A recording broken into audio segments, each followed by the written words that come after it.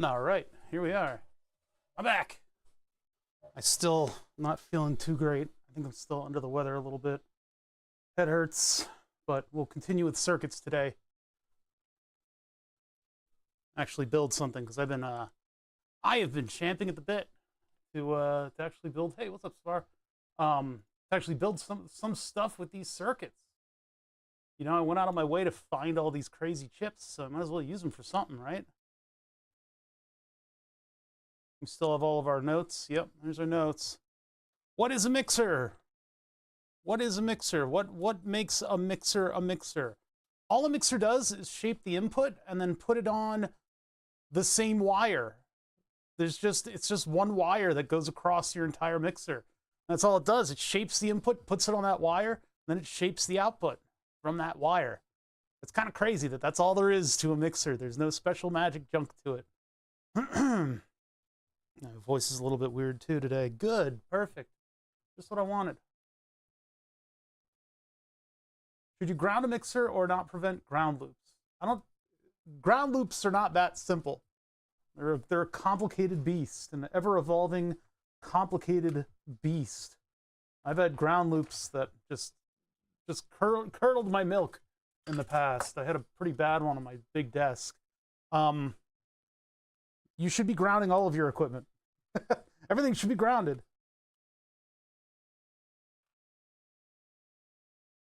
These are going to be weird because the pinout on them is a little weird.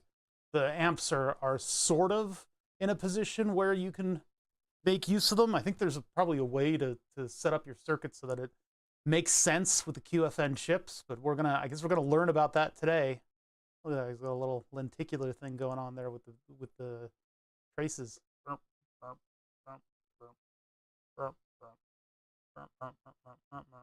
That's kind of cool. Do they all do that? They all do that. Doot, doot. Yeah, they all catch the light in that way. That's weird. I don't know how many op amps the circuit is going to end up eating too, because each of our outputs, our potentiometer outputs, are going to require, I guess, a buffer. So they all need buffers. Did I even write down my decision on the 30 and 40K? I did not. So it'd be pencil tool. Too thin.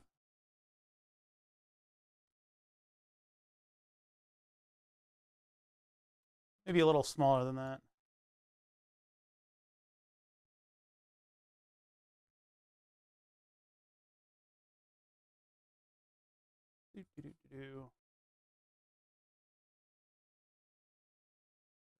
You. Actually, not an arrow through, it'd be an arrow at. And then this one's plus 12. This one was minus 12. That's about 40K.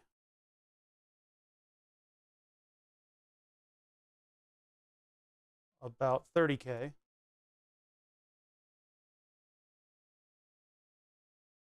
And this is 10K. Wait, is it 10K? Yeah, I think these are 10Ks that I've got down here. Hey, what's up, Proteus? That's 3 volts. Or negative 600 volt. Negative 0.6 to 3 volts. Maybe we'll put volts on all those. 2, 3 volts. About. That looks a little like a penis. There we go. Make it look a little bit more like a penis. There we go. So about 3 volts. I have like a huge headache today, so I'm going to be a little quieter than I normally am. My usual shouty self is going to be contained within the confines of my expanding brain. So that'll need to be adjusted, but it appears as though that also needs to go, oh God, it's jumping all over the place. It also needs to go into some kind of a buffer. So I wonder, I don't think I can adjust that with like a gain into a specific range, can I? I could put it into a specific range using Zener diodes, but then that just erases movement on the potentiometer. I don't know how I would do offsets and stuff like that with op amps. The irony of it is that I probably did learn how to do exactly that in school. They probably taught me in some kind of a circuits course what precisely I should be doing with the values of different parts of the op amp in some kind of a math problem. It's probably some kind of a, one of these deep math problems that you do as a part of a homework and you hate it and you're just getting through your day. But they probably taught me how to scale this a little bit more accurately using an op amp. I bet you they did. It's like when I learned about voltage dividers, I was just getting through a math course. I didn't know that I was being taught voltage dividers. I just wanted to get the answer and move on with my life and watch cartoons.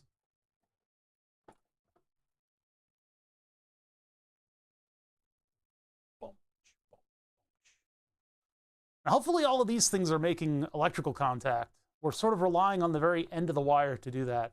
And so if we get some weirdness in our results, I'm going to have to come back in here with the iron and kind of rub on the wire in order to make sure that it electrically does contact the terminal. I guess I can get the multimeter and test that right now, so we don't get shocked. Shore shock. Rock to the shore shock. It's sure shot. What do they say? Rock to the shore shot. I don't know, man. Ohms. We'll go from outside all the way to the pin. Actually, I should use the long one on this. So long one in there. Actually, I shouldn't use that at all. What I should use is some kind of a pincher, but I don't really have one. And then if I use these with the DuPont connectors, they bend the internals of the DuPont connector. And that wire doesn't really work very well after that. See if I can find something that'll help us out here.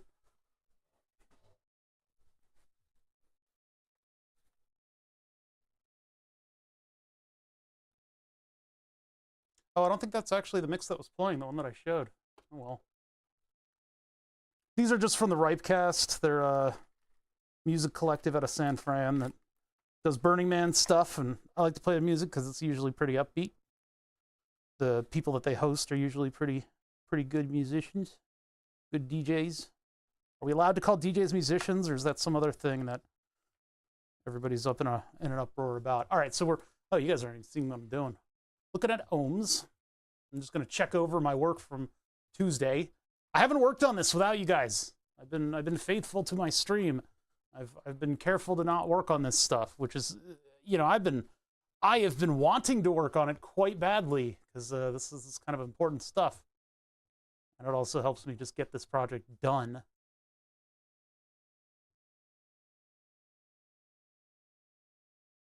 Yeah, see, like that's not making a connection. Let's double check. See, that's what should happen. I should see a jump in the number of ohms, When I poke in up here.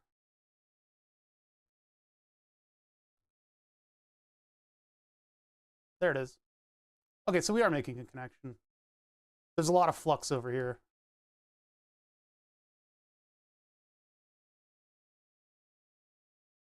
That's weird. It seems to be kind of a lot of ohms. Doesn't seem to be like few ohms.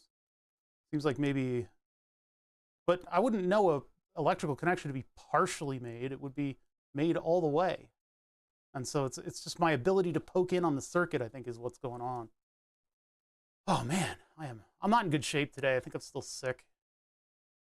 That's why I didn't stream on Thursday. But we can do it today. I can get through today. 16 ohms is acceptable.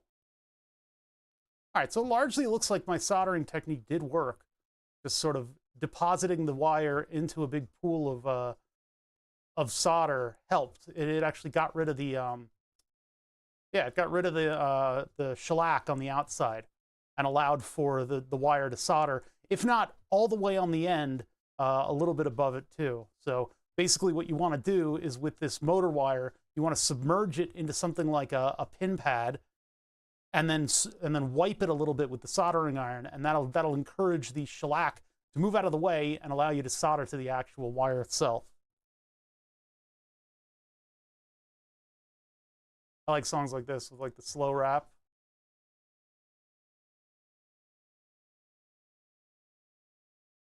Yeah, we're getting ohms in there. Okay, so it looks like that worked. Well, that's going to be the technique whenever I need to use motor wire from now on. I have a splitting headache right now. My head hates me.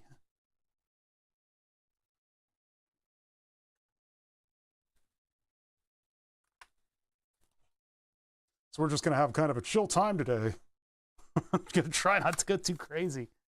Hopefully the circuits don't get me too angry, because I'll yell at them and then my blood pressure will go up and my head will start to hurt again. I'm under duress. Let me get all my tools away here. Focus the camera a little bit. It feels so much darker. It's been snowing today. We actually have snow in November here in Pennsylvania, and it's weird. My conservative friends have started appearing again and have started sharing with me memes that are identity politics, decrying identity politics. I don't even know what to say to them anymore. I just don't even know how to respond. That literally the thing that I'm trying not to do is exactly what they're just playing into things. It's ridiculous. It's snowing in Germany too. Yeah, something about I guess the air currents that we're getting from like the Midwest just made things kind of like change over suddenly. So now it's actually snowy out. I kind of hope we get a lot of snow this year. Being a person who is largely indoors and working on electronic circuits, I like the snow. I like that kind of weather.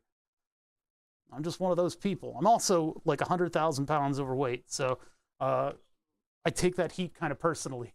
I like it when it's cold. Hey, Mahalo, thank you for tier 1 for 63 months. Mahalo, thank you. I am looking at currently, I haven't made any promises, but I'm looking at Node-RED stuff for Burn the Subs for basically the whole shop. If I can get Burn the Subs to control everything, it can divvy out information to everything else, and then we can have all of those interactivity layers back. Yeah, 63 months is a long time. Mahalo's been around for a while, and I thank for the contribution. Thank you. What is that symbol? It's like an A symbol. Oh no, have we started Mariah Carey? Arcane Season 2 premiere? Oh, that was a thing? That's funny. I recently watched Arcane, and it was a rolling headache. It's well presented. The animation is amazing. It's an interesting show. It suffers from a lot of these like new sort of shows of not having enough time to let everything breathe in the second season. The first season, I don't have too much commentary about. I think it was well done. I think the pacing is okay, if not really, really quick. It's sort of, these people talk, then one person goes somewhere else, then these people talk, and then they fight, and then these people fight, and then this person's coming back from here, and then those people fight, and then this person's over here now, and now they fight. It's like, I don't know. I don't know what to think about the rest of it. I'm also not a big League of Legends nerd, but you don't have to be in order to watch. It's a little bit manic to follow right away. It's the same thing I have about like the first season of The Expanse. The first season of The Expanse, brilliantly done, very well, great media, I love it, but it fills me with anxiety because everything is so breakneck paced. Oh, we're in space and everything's exploding, and then this person dies, and then and I'm just like, can I catch a breath? Can I catch a breath? The animation is 150% awesome, so I tolerate it, I suppose. And you sit in between all these fighting people and keep laughing. Yeah, pretty much. I laugh. I laugh as I grill. I laugh as I flip the burgers on my grill. I'm not a centrist. I just seem like one. Poking fun at myself. Oh, this is our output. Right. Okay, so that's our any speaker output that we would have. So this can go over here. Yeah. Pin headers and just stacks of crap that I just haven't dealt with yet. I just haven't dealt with it yet. We're going to be working with all this stuff today. Ooh, it's sweaty. I need to redirect the fan. It's like 70 degrees in here, right? But if the air is allowed to hold for just a second, all the heat gets to me and I feel like crap. So I need to actively be air cooled. But yeah, I did not find it hard to watch Arcane. It is very well done. Pretty cool series, but blah. Okay, so we got all this stuff here. These need to go into a bin. Let me go get that bin and put these in there. All my circuit boards in a bin. It's we've been cleaning up the house in anticipation of my nieces and nephews being around. So there's been a lot of rearranging of stuff, and this shop has remained sort of my escape from it all. But the problem is, my escape from it all is also where I've been putting all the excess cardboard boxes. So I am buried in cardboard boxes right now that I need to break down. I didn't do it. I'm having a little kerfuffle with my medication right now. They seem to think that the only reason that I would possibly take any of this medication is if I was doing drugs or the insurance is doing something. I don't know which one it is. But for some reason, whenever I call the doctor's office, they treat me like I'm an awful person. Whenever I call the pharmacy, they treat me like I'm an awful person. They're very dismissive of everything that I try to communicate to them. I'm like, this isn't my fault. This shouldn't be my fault. I've taken this medication since I was 15. Like, this is ridiculous. I don't know. Maybe I need to yell at somebody, but I don't like raising my voice because those people have a tough enough life as it is in those jobs. It's just, I've never had them be dismissive of me before. And I know that's getting into old man territory. Old man yells at pharmacist. You know? I don't want to be that guy, but they're making me into it.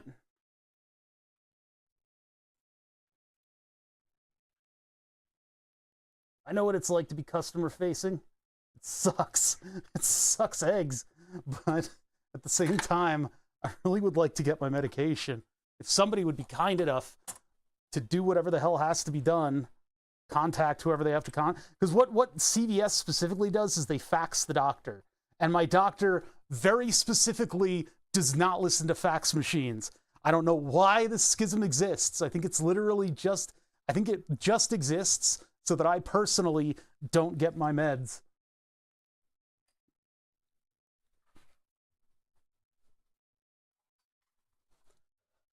And this happens periodically because they only pre-approve of medications for like a year. And I think it's that time of year. So I think I need to get somebody to write a little bit more than just a prescription. They need to actually pen a paragraph in favor of my getting my own meds. CD4016, BM96. This is a switch, basically. 6 switches inside of a chip. I've got all these little stashes of parts now that I need to actually get into my organization. I have basically every single chip that makes up an M303 I have sitting in front of me. So whatever the hell is broken on those M303s better shape up. What up, blonde dog? How you doing?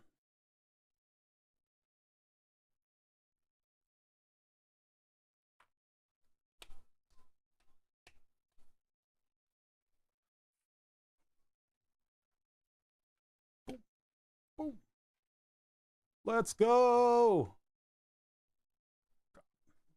That was an extremely predictable drop. Good though. All right, we got our source of 10 volts. We've got our chips down. The chips are down. Wait a minute. That means something else. Never mind. We have chips to put down though. We have our amplitude control. Maybe we shouldn't be going directly into that. Well, no, because all the op amps are on the output. So we'll put together the output and we'll put it in to the headphone amplifier and see if I can't, I don't know, plug in a pair of headphones. You're doing okay, but you're also a liar. Interesting. Interesting way of framing it.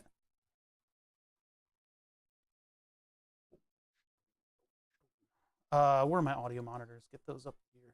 Get those audio monitors up in central. This one and then this one. Where are they? They're on another screen. Get those over to the main screen. They live on the main screen because the main screen has a little bit of extra space on it. Thing is, like, my whole setup just encourages me to be in this side, you know, scrunched up on this side, and all the other stuff to kind of make its way to the right. It's weird. I mean, these are not vital, these audio monitors. I don't need to have these up all the time. And one day I would like to get it so that I don't need them at all. Because, yeah, it's a lot. And having it not be on some kind of a machine, not be on the computer, makes me a little bit more mobile. Time to go mobile. What else do we got going on? Not much. Not much. That's RimWorld. We can close that. RimWorld. Streamlabs. This is, who are we listening to? This is Low-Kia live at Unison Campout 2022. It's a 2-year-old mix. Can you believe that? All this BS. I got my schematics all the way over there. You could tell I work as big as you guys can see. So I try to make it big and bold so that people can read stuff. I try not to overwhelm. It's already kind of overwhelming, all the stuff that we got going on here. At some point, also, when we get Node-RED running, I will be able to bring out some other interactivity things that we haven't been able to like really get to. I have this giant numerical display that's all Nixie tubes. And the numerical display is actually to display a DRO. It's like a really early rudimentary DRO. And it has a whole logic system inside of it that's just like number of ticks. And so what we could do is we could make something with an ESP8266 to take over that and then take a value from Node-RED and display it. So we can have like a thermometer readout. I can have a subs counter. I can do whatever I want very easily with just taking over the display features of a Nixie tube. And then we have, you know, the sky's the limit on Node-RED. We can hook it up to sensors. We can hook it up to all kinds of stuff. I could have it running sub counter. I could have it counting time. I could make it a clock. So I could do all kinds of stuff like that. I could measure my clock and display that in microns. Yeah, that's right. How many mil? I don't know. Those are the plans anyway. Those are the plans, is that we'll eventually get all that stuff running with a singular input thing, one source of data and numbers. And then burn the subs will also be able to do a little bit of self-censorship. In the past, burn the subs has been just a free-flowing, whatever the person's screen name is ends up on the board. And I could pull the plug on that, literally pull the plug, because there was no other way to stop it. It was just automatic. I would like to have at least a modicum of censorship on the board so that it can go, no, of certain things. I mean, we had the one person's prevailing sense of humor in that they gifted a lot of subs, which was actually a significant amount of money to me. It's not about money, but it was a significant number of gift subs that were thing underscore bathroom humor. It was just, or like sex humor. That was sort of just like the system by which I believe this person was making accounts. And then we confronted them on this, and they told me, oh, it's just because I'm one person searching a certain way. That's why all the same accounts come up. But like, I don't see any resubs from any of those accounts. They were all like week, month-old accounts. Something underscore, you know, penis. Good old something underscore penis. So I have a feeling that person was making accounts. I don't think they were just exclusively finding all of these accounts. But it'd be interesting to see what the sample's like nowadays. I know a lot, you know, obviously it's been like 2 years, 3 years, 4 years since Burn the Subs was a thing. So people have gone their way. Like, we haven't retained anybody who's specifically waiting for Burn the Subs. So I miss those times. I don't necessarily miss those times. All good things got to come to an end, right? Burn the Subs had its time. We're making a better one. We're doing it right this time. And so Node-RED was the next step. That's the next step. Getting Node-RED running, getting a modicum of oversight into the names, or at least a point in which I can say no in that path. And then we'll bring it back into the hardware eventually.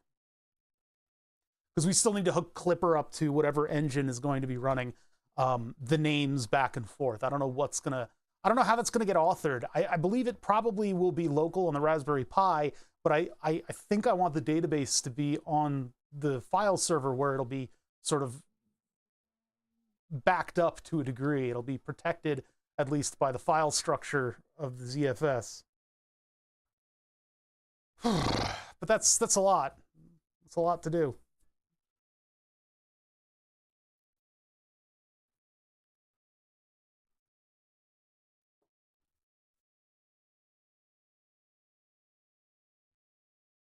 Because how would it work? It would be Node-RED would authenticate, or rather the name would go through Node-RED.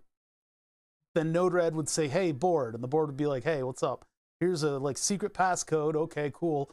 And then here's a name for you to burn.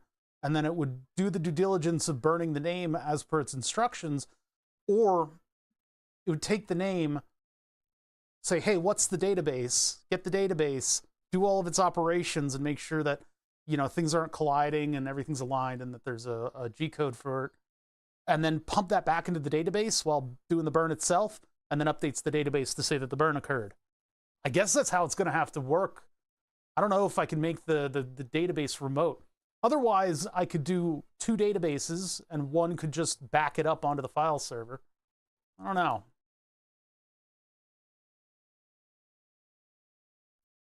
And then, of course, there's always somebody who comes in and goes, I want to program for you, Bother, just for you. I want to program something that allows you to look around the names like as if it was Google Maps. And I go, I don't like that, because that means that there is one project to do that, and then there's one person maintaining it that's not me. Because you will go and do other things. You will not just sit and maintain the Burn the Subs lookup project, because it'll get old and you won't care anymore. And then I'm stuck with this site that kind of has the database on it, but I don't have any access to, and I can't do anything with it. That kind of thing. It's like I would have to maintain whatever public-facing Burn the Subs lookup could possibly exist. Probably not all that much work for somebody who knows how to do that kind of stuff, but I don't know how to do that stuff. I don't know how to do that stuff. Let's get the data sheets open. So this is the headphone amplifier. That's not what we're looking up.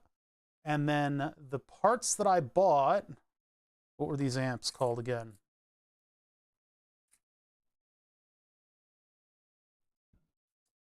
That's a TLO62. That's not the part. That's not it. Are we still? Yeah, we're still low deca. These things are small as hell.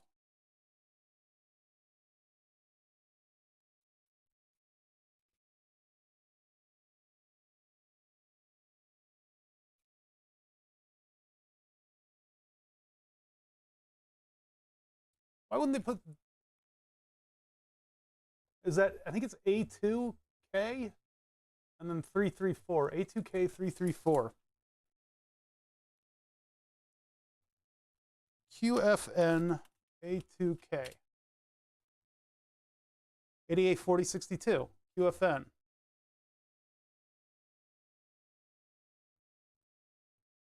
Really? 884062. Data sheet.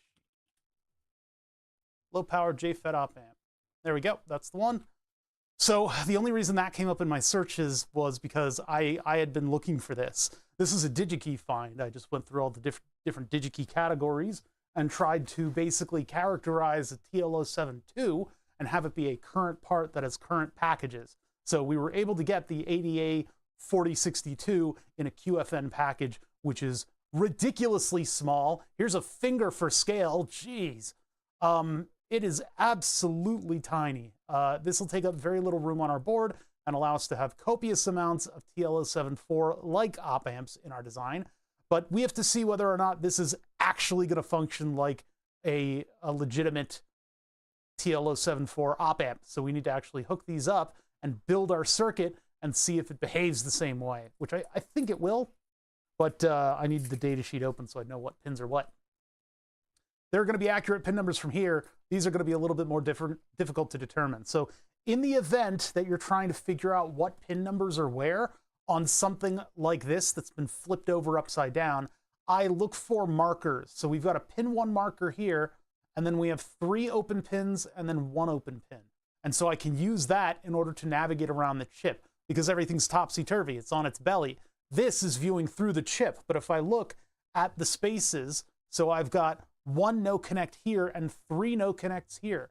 So if I go from where pin 1 marking is, it should be somewhere around there. I can look at the 3 gap and then go 1, 2 over from the 3 gap and know which one is L in plus. So it's 3 gap, 1, 2. This is L in plus. Our left side is up here and our right side is down here. Can't imagine soldering those tiny pins, the tiny hairs. It's not that hard. You hold it from a distance and you just kind of coax it into place, and the microscope is your big help. And then you put the iron on the very edge, and when it happens, it happens. You know, the two will get together. You pre-tin everything, of course, that helps out. But then you just hold it with your fingers and just move very carefully. And usually I keep my fingers down on something so they're braced against something that's not moving. And then you just kind of coax the wire into location. It's a lot easier than you think it is. But when the two combine, since one's already tinned, they're both already tinned, and they both have a bunch of solder, then they just kind of meet up and stick together. So you get the iron out of there, you let it solidify. I sometimes give it a little tug just to make sure, and then solder the other end. The other end's easy to solder because you've got the tiny one anchored there. You just have to put this one up against the post, sink it in solder, give it a little rub, and then break it with a pair of, with a knife blade. So it happened pretty quickly. Yeah, bare fingers to maneuver the wire from far away. Not tweezers, because tweezers may not necessarily grip the wire in the way that you want them to.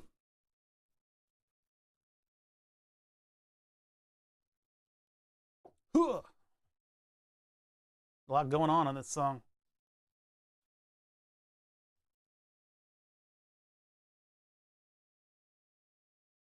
Yes, sir, yes, sir. But we're not dealing with tiny wires today. We are just going to deal with, what the pinout is. But instead, we are going to be dealing with actual circuits. Putting together actual circuits so that we can potentially make a mixer and listen to what a mixer does on the output. The headphone amplifier should be relatively simple, but we need to get it up to saturation,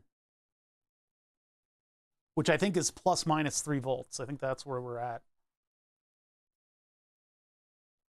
Twisting the fingertips to rotate the wire into matching position is way easier than trying to manipulate it with tweezers. I didn't find myself doing that very, very often. It was usually just moving my hand, tiny distances in order to put it just precisely into location. Twisting wasn't so much a thing.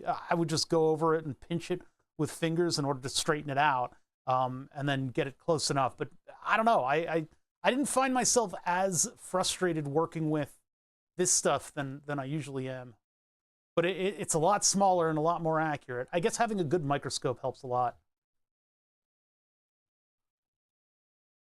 I had no sense of 3 dimensions either. I wonder how terrible it looks in 3D. That's relatively flat, just the areas that I disturbed by probing it. Twist the wire into position, then sit down the fingers to lock them in. Interesting.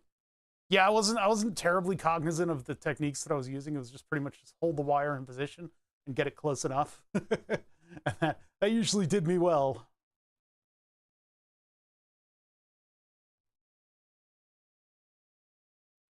Yeah, but our hardware unfortunately got very, very small. I don't like to work in super tiny QFNs. It is the reality of the technology that we're using and the fact that we are limited to a very small board area. Like, our board really isn't going to be much more thick than this breakout board. I think this might be, hold on, let's check. See if this is larger or smaller than our board's going to be. Oh, it's much larger. 10.3. So this is actually much larger than the board that we're going to end up making is. Oh my god.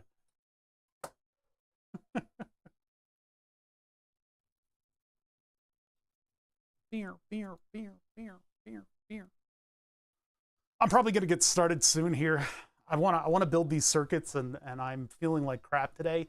I was feeling worse yesterday. I'm a little bit better today, and it's snowing out. So we're good to be kind of stuck indoors, right? Hopefully it is or isn't snowing where you guys are. I have a pretty wide audience, so I don't know. We got sort of the daytime crowd, which includes people evening time in Europe and early morning time on the West Coast. So 9 a.m. for the West Coastians. Time zones are weird.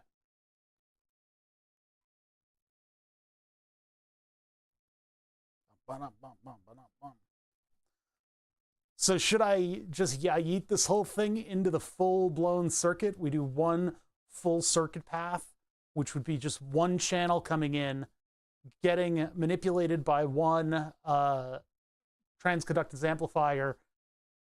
Actually, you know what? We should take it stage by stage. We'll do stage by stage. I got to do baby steps on these things because it's bitten us before. A little bit of snow, but already melted, though it's still dangerous on the roads. Yeah, it's pretty much just like wet here. It's cold and wet. That's all we get. 10 hours ahead. Want to know anything from the future? Do they still dance on the outside?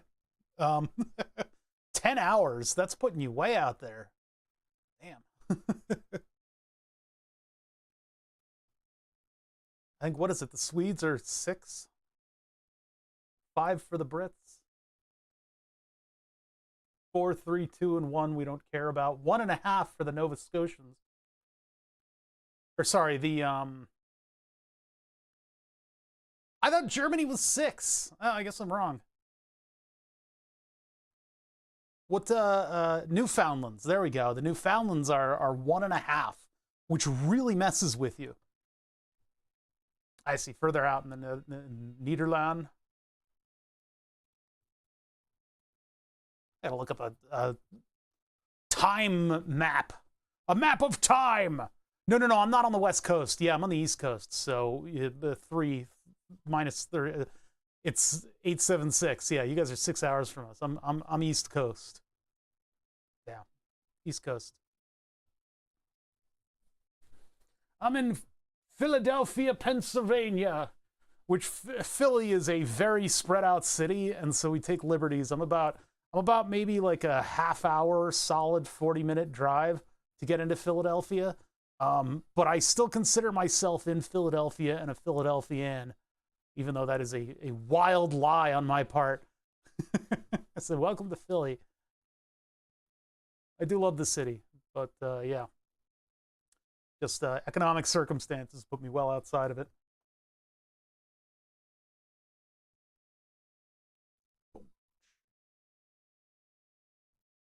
I don't know what that doo-loo-loo-loo noise is, but it's in a lot of stuff. So weirdly enough, we set up the 30 and the 40K, and it makes the perfect voltage for adjusting these amplifiers. But if I put 2 amplifiers to the voltage level, it ends up not being able to maintain that voltage. And so the 2 amplifiers don't work in conjunction. Why did they make this stupid chip the way that they did? You have this amazing tunnel that opens up to the city skyline. I've seen a video on another channel once, and I think it said it was from Philadelphia. A tunnel that opens up to the skyline. I mean, there's a tunnel that goes like kind of under I guess you could consider that. So hold on, is that this one? Let me open this in another tab so you don't see where the little Hold on a minute. Zoom way out, move way over, move back in on Philadelphia. Okay, so if what you're talking about is at the art museum, that would be possibly the Spring Garden Tunnel. But that opens up to like this traffic light, which is weird. Let's take a look here. Let me put the little man down. Man down. Is that even open?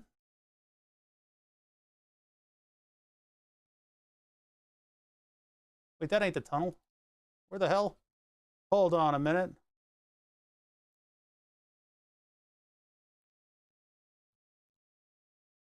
I guess this is the opposite way that you would typically take it. But I mean, the skyline is like behind us. Oh yeah, this is a great tunnel. Ugh. Ugh. Oh my God. Ooh.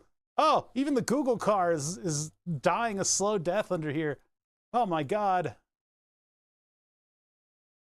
Oh, it's hideous. Oh, this is terrible. This is probably not the tunnel that you're talking about. Oh my God. Oh, it's awful. I can't even further, I can't go this way anymore. Oh, there we go. Come on. There we go. And then it opens up. It feels like a dream where we're not actually moving forward. There we go. And then we're out to the beautiful skyline. No, I don't think that's quite it. It's the worst tunnel. I feel awful. All right. We can go up on the rocky steps. Oh, in the winter too. So I guess this is what it's like up there.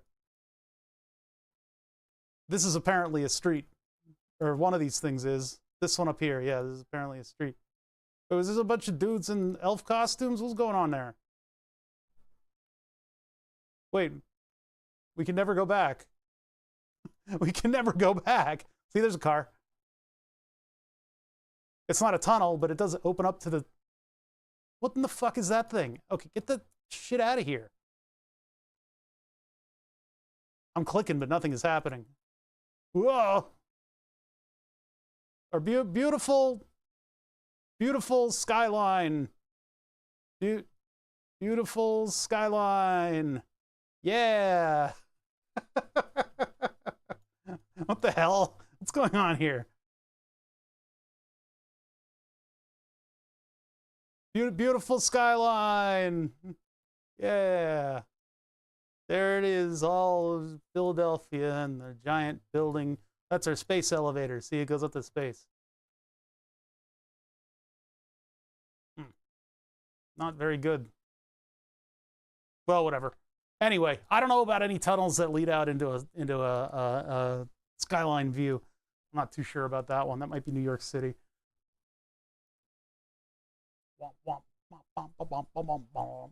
I have some break beats going on in the main music from Space Cowboys, which is just a musical collective. Is Lincoln Tunnel like that? I don't really know, Nate's. I'm not sure. Could be, could not be. I don't have the mental capacity to withhold a conversation right now. No, I have this massive headache that's left over from being sick, so. Tell me you went through a life of disappointment. There's some interesting tunnels around here, I guess. There's some like harbor tunnels and stuff. Specific Philadelphia tunnels I'm not too sure about.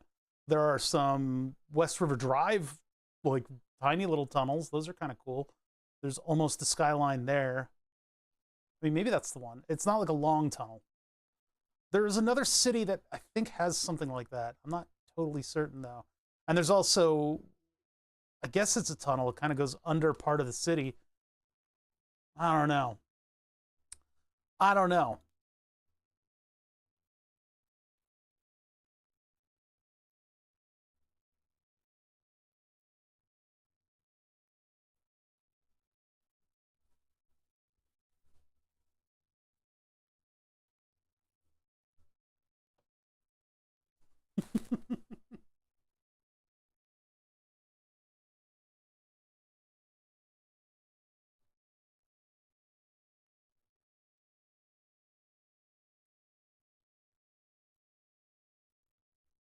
On my drive home from work, there's a mountain pass that overlooks the entire city I live in. That's cool. That's pretty cool. We got a lot of hills out here, but nothing quite mountainous.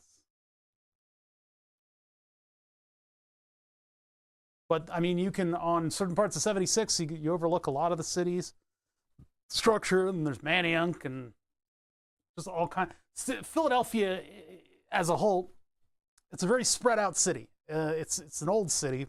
It's very, very spread out. So you know, getting a view of the entire thing is kind of difficult. But you can see parts of it. Sorry, I'm burping. Google and ChatGPT keep telling me it's a turnpike, but I learned it's abandoned. No. That's no longer abandoned, I thought. The turnpike used to be abandoned. It used to be abandoned when they were building it, but they finished building it from what I know. The people were filming all kinds of like apocalyptic things. It's like a connector road or something that was eventually put into place. But people used to go hike over to that road, and they would film their apocalyptic home movies. Yeah, I don't. The erosion of trust for things like AI when asking a question, it's pretty apparent. I mean, it's only been what, like a year or two with some of these more advanced language models, and people are already like, I don't trust anything this thing tells me. It just gives me the wrong answer like a lot. I guess if you buy let's get Truck Simulator to decide. I really should do that. I should do that. 342 years old, which is pretty young for a city. Not around here. Not around here, it's not. Well, that's because around here it is Philadelphia. So who am I to judge? The city you live in is only 100 years old. It's very young. Not by my standards. The city around me is 100 years old. What does that say? 1 = 1. But yeah, the American standards for ye old is much different. I know you guys are like, this tavern was here since we were Cro-Magnon. Like, literal dinosaurs and samurai were running around on the earth at the time that this tavern was built.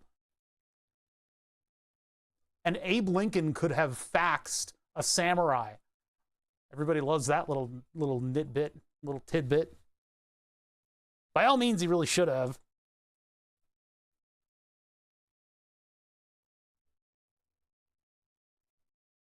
No idea what the name is. I take any chance and hit look up. Well, yeah, in older than America, I suppose.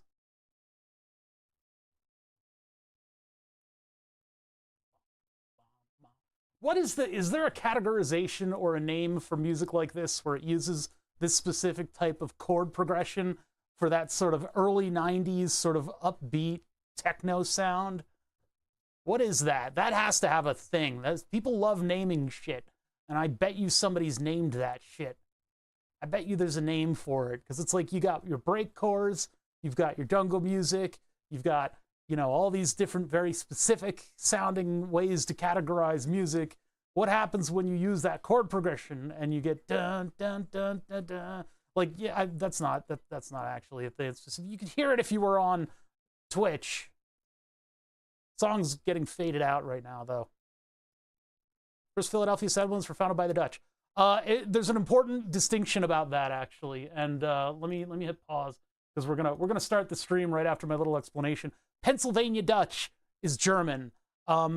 It's still confusing because the Dutch and the Germans are so close to each other, and the Dutch are referred to as swamp Germans. I am actually Dutch, like as in from. It's not Deutschland, is it? I think maybe that Dutch from Deutschland, but Deutschland is Germany. Germany is Germany. I don't fucking know. Anyway, the point is, my family can be traced back to the Blavelts, who I guess owned part of New York, et cetera, et cetera. But yeah, my family, Dutch. I am in Pennsylvania.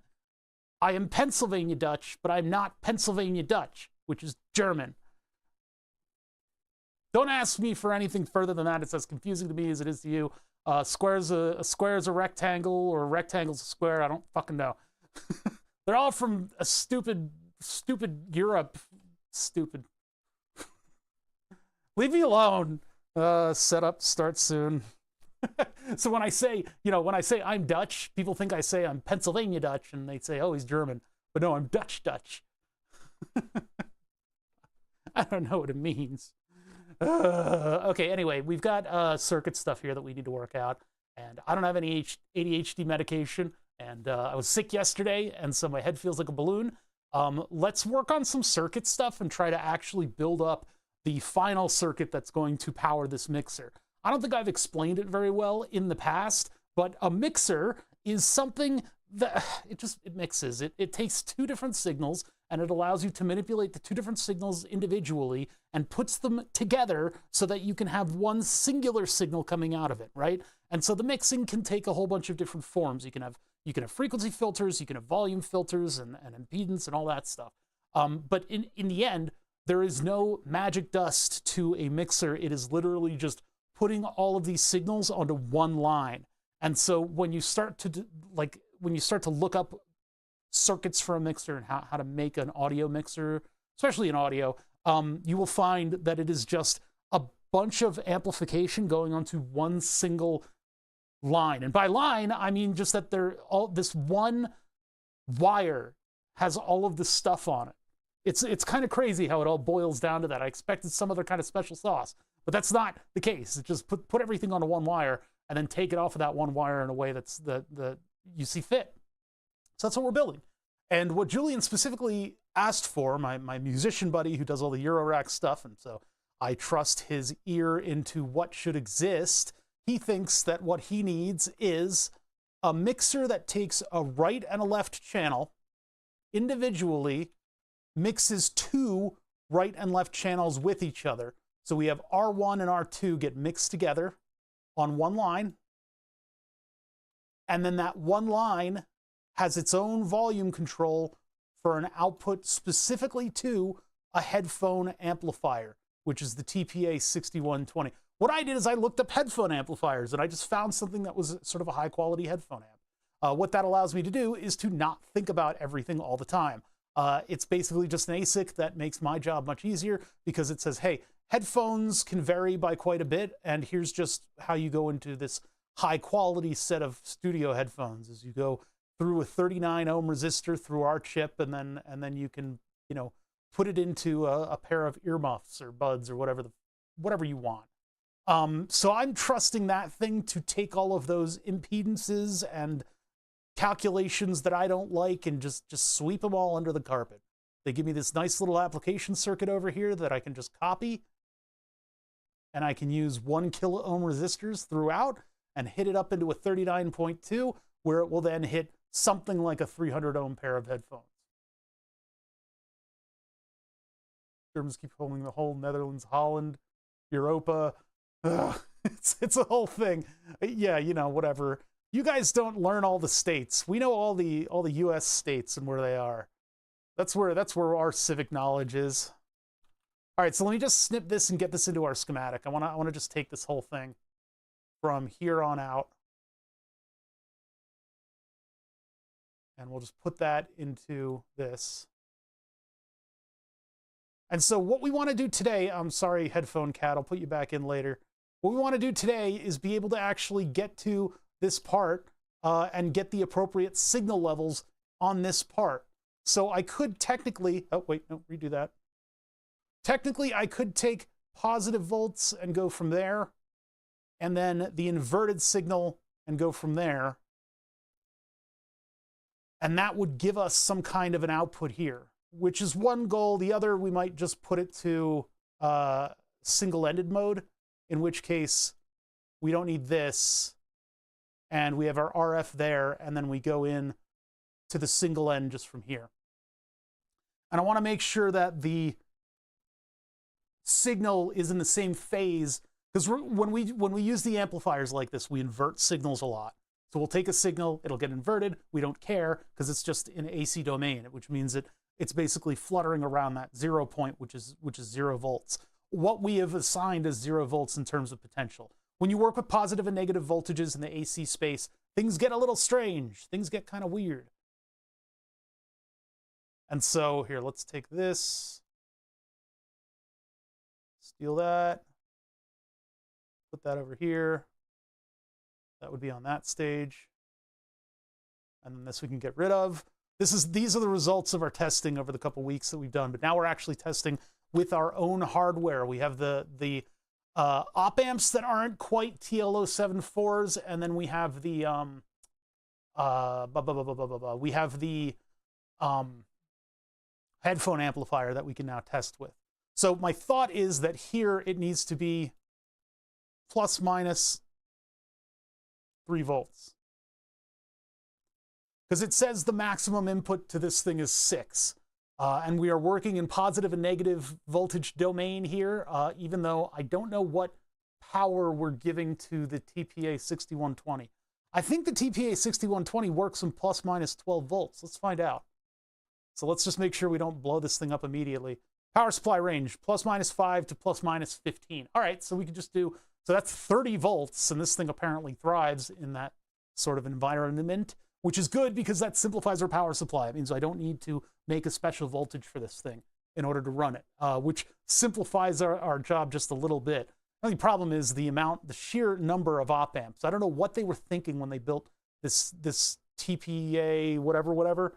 This guy right here, the little current controlled amplifier. Well, it's voltage controlled amplifier, right?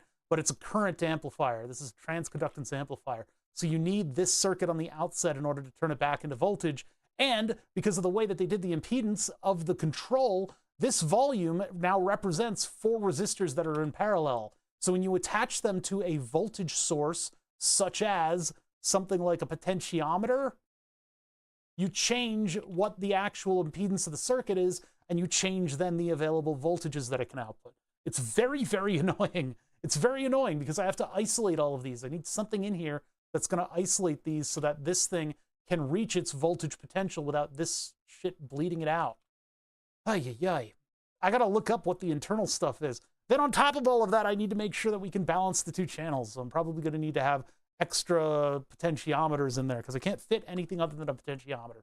I can't do like temperature compensated this and that. It's going to have to be kind of a rudimentary sort of control here. And then in all that stuff considered, keep it simple, stupid has been completely thrown out the window because Julian wants to have his 2 mixes that go into the mixer lines, and then from the mixer line out, we have another set of volume control on it. And we'll just have to see what we're able to make in the end. Anyway, we're going to get started, and we're just going to do a normal input, so no buffers on the input for right and left. I'm going to do just the resistors and capacitors on the input in this way, which is just basically making them become the current across the 500 ohm resistor. And that's going to go into 1 channel of this mixer. And then instead of fully mixing it on the outset, I mean, I guess I still have the circuits hooked up in that way, but we can have those 2 channels, I guess, get mixed, and then we can put them to 1 more channel as our output mix, our volume mix, and then we'll throw some op amps on that output mix and see if we can make the plus minus 3 volts that we need for everything else. So let's see. I think I've already got most of that hooked up. So most of that is already hooked up. It's just we're using the TL074 in the place of our sort of new thingies. So here's the current amplifier. Here's my inputs from 2 channels. So this would be the input, the 500 ohm resistor going to ground through a capacitor, making it voltage across the resistor, I guess, or something. Maybe that's what a 30K is doing in there. But so those 2 channels, those go over and into the filter. These are Donkey Kong connectors. These are mono headphone size 3.5 millimeter connectors. So that goes through the filter, and then it goes across those 2 red wires and into the first 2 stages of the whatever the hell this thing is, whatever that number is, the mixer.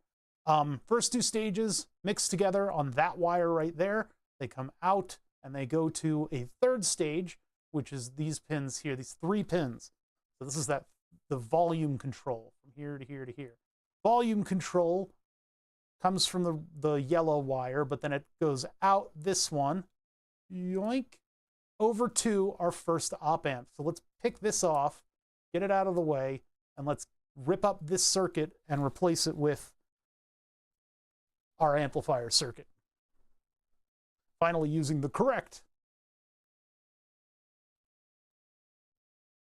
Forget the keeping it simple part. It's unfortunately we had to let that go by the wayside, but we're trying to keep it relatively simple. Julian has this one mixer that he likes, that he wanted me to check out, and that mixer is basically just one TL072, and they use the op-amp mixer with 100K ohm potentiometer things. But then you can't have complicated controls like we have here with right and left being controlled simultaneously. That is not possible. Oops, I guess okay, here's what I'll do. Taking this away, taking that away. I'll use these kinds of jumpers for our big signal line. But I'll just rip that up right now, just so we have space to operate.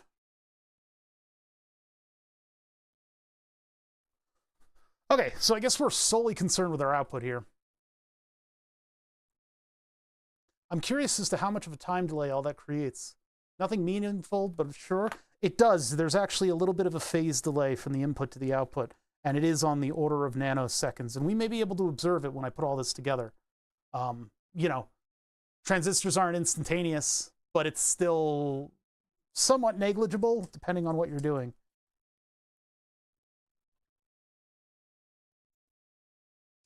All right, so we've got all the pins of this thing here. What is our pinout? Oh my God. I need to reference that pinout in order to make the first filter, which this is not an inverting op amp or a non-inverting op amp. This is a current to voltage amplifier configuration. Current to voltage. So where are we? Browser, over to here. I'm doing everything in my power to remain focused today. So V plus is on pin 3, V minus is on pin 10. Pin 3, and then, oh God, they're like in weird spots. Pin 3 is here, pin 10 is here. So we are on what side of the board? We've got the board upside down right now. So plus 12 is down here. And so pin 3 is down here, and then pin 10 goes to V minus, which should be, yeah, it's this one here. Okay. Why I labeled this board the way I did. I should probably put more labels like over here so I know what's going on.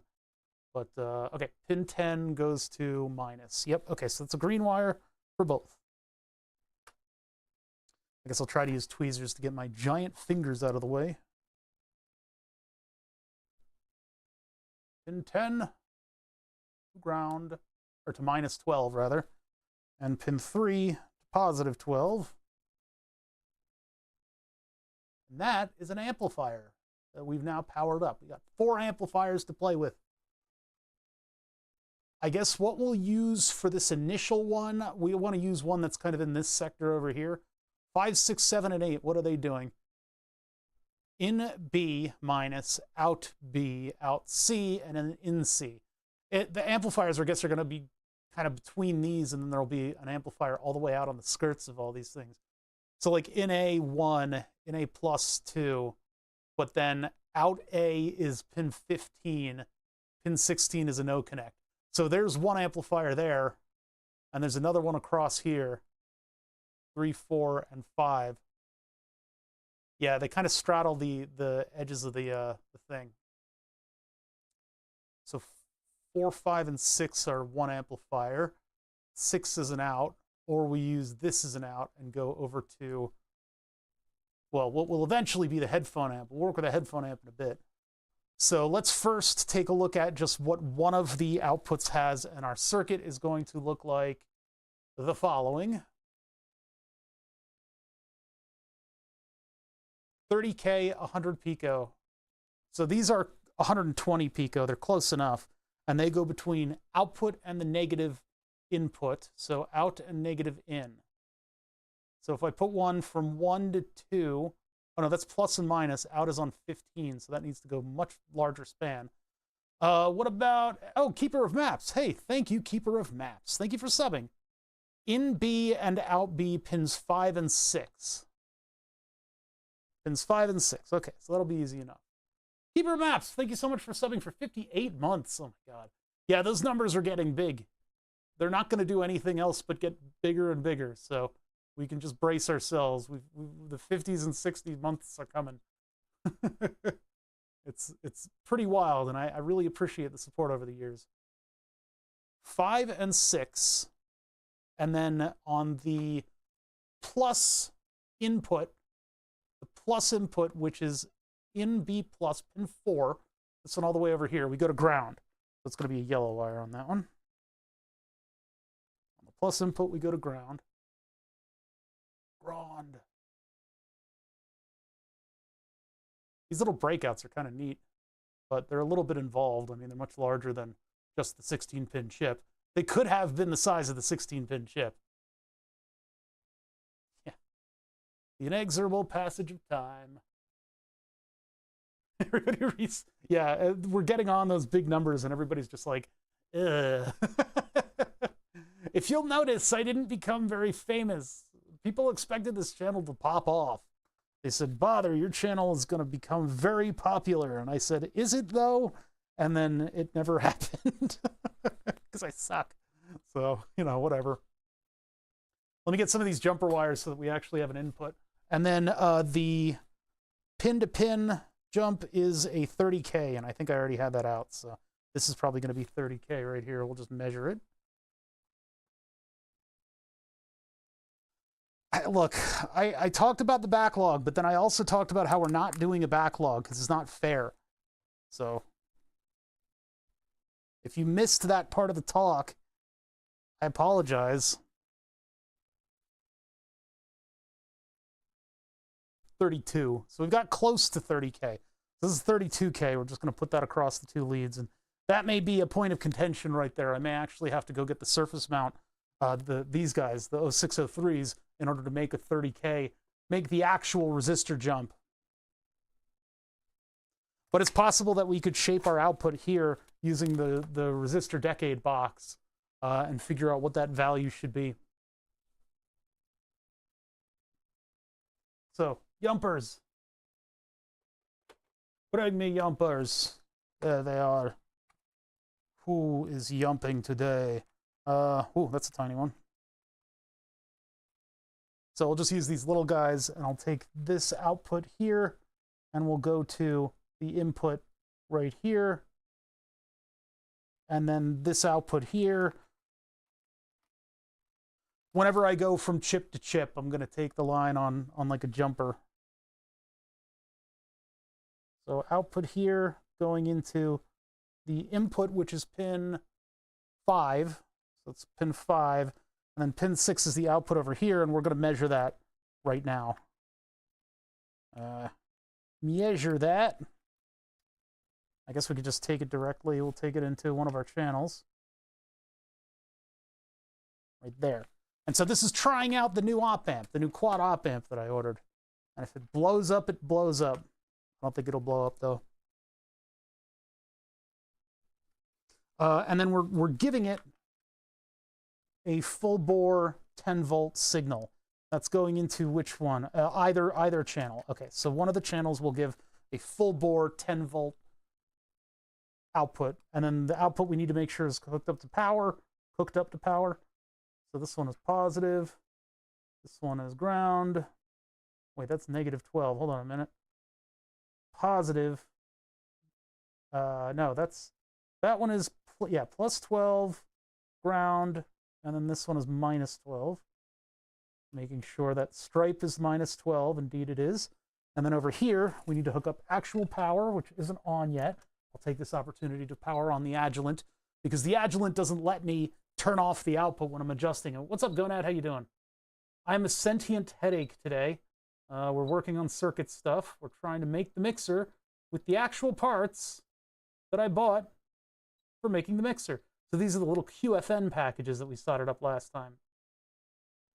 I have been champing at the bit to work on this thing. Oh, I ate too much lunch. I have like a big headache, so I was like, I'm gonna eat a bunch of stuff and then I'll feel better. That's not how that works. That's not how that works. That's not how that works. Because now the whole afternoon, my glucose level is gonna be like up in the sky because I ate too much. All right, so there's our power hookup. Now what we're doing is we are initially looking at heat. We want to make sure to keep the heat out. We don't want it to get too hot, but we want to also make sure that there's no runaway current. So really what we should be looking at is the display over here. Also, because I have thermal imaging, I'm looking at the chips to see if they're heating up a lot. Here we go. They're doing. Okay, we're pretty good on the heat. The output of the mixer is a little weird. That's actually all kinds of weird. That's very strange. So we'll need to look into that. Heat in the chip itself. Is it going to explode? Doesn't look like it. Looks like our transconductance amplifier is what's really doing all the heat work over here. But it's not getting overly heated. And then I'm not reading any output. Really, I should be reading from this out here. I should be getting something. But what I seem to be getting is very, very large noise. Here, I'll turn the scope on so you guys can see it. Where's the scope? Oh, you know what? I'm also not referenced to ground. That's the problem. So without a ground reference, things are jumping all over the place. It doesn't know heads from tails of what it's doing. So what we do is we take one ground, we hook it up to ground, believe it or not. And look, everything stabilizes suddenly. And we have our plus minus about 10 volt signal. Beautiful, beautiful. So that can then be manipulated by nothing. Nothing can manipulate it. What the hell? What's going on here? That should be going through 2 amplifiers to where it's output here. Oh, we're looking at a different part of the signal. What are we looking at? This channel's not even active. What's still plugged in? Oh, that's the signal that we're sending to nothing. That's this one here. There we go. Okay, so that's more like it. So our input is over here. Why am I seeing nothing?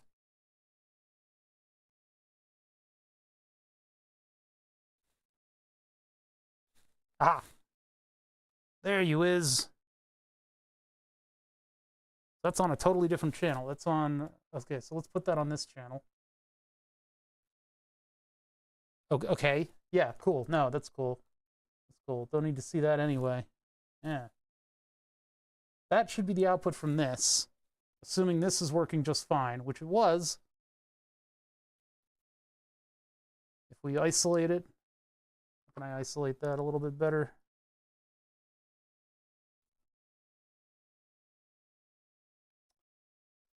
Okay, so there we go. Okay, so it was just in a weird mode.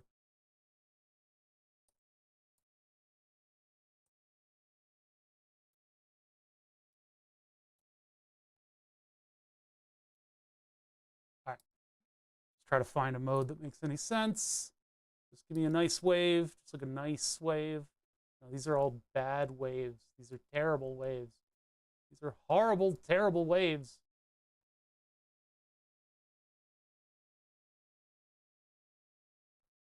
Well, okay, close enough. Yeah, this VCO had some troubles. I mean, it works overall. It just has a little bit of growing pain. It's all software-based stuff that's wrong with it too.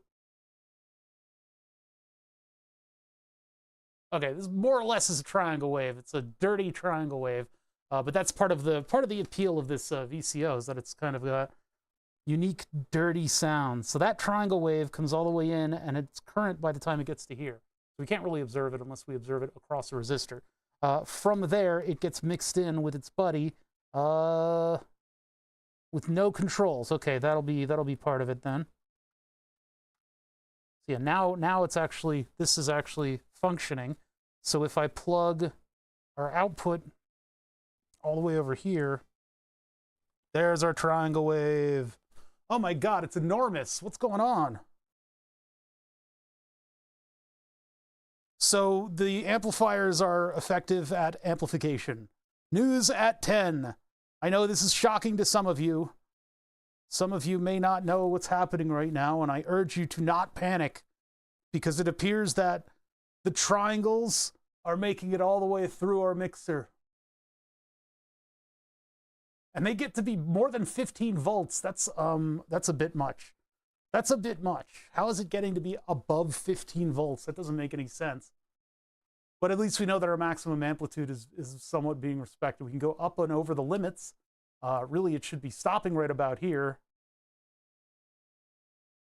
How is it able to do that? We are only giving it 12 volts.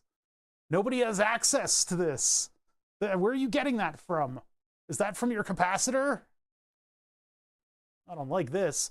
Now, we are filtering out a lot of noise, and a lot of noise is being created by the Sallen-Key filter that is powering this VCO. This VCO essentially uses a little game of Flappy Birds in order to determine what volt is being output by this thing. So as it goes up the triangle, it is giving a slightly different shaped PWM that's then bumping up the voltage, and then suddenly the voltage kind of discharges across a capacitor. So up and then down and then up and then down, and it just kind of squiggle draws the path using PWM. So I think I approve of these amps.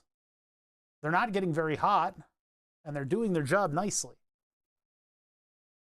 It's beautiful. Now that little like lump in the wave, that's being caused by the actual VCO. That's the VCO creating that. It's not a strict triangle generator. It's like a wave folded triangle.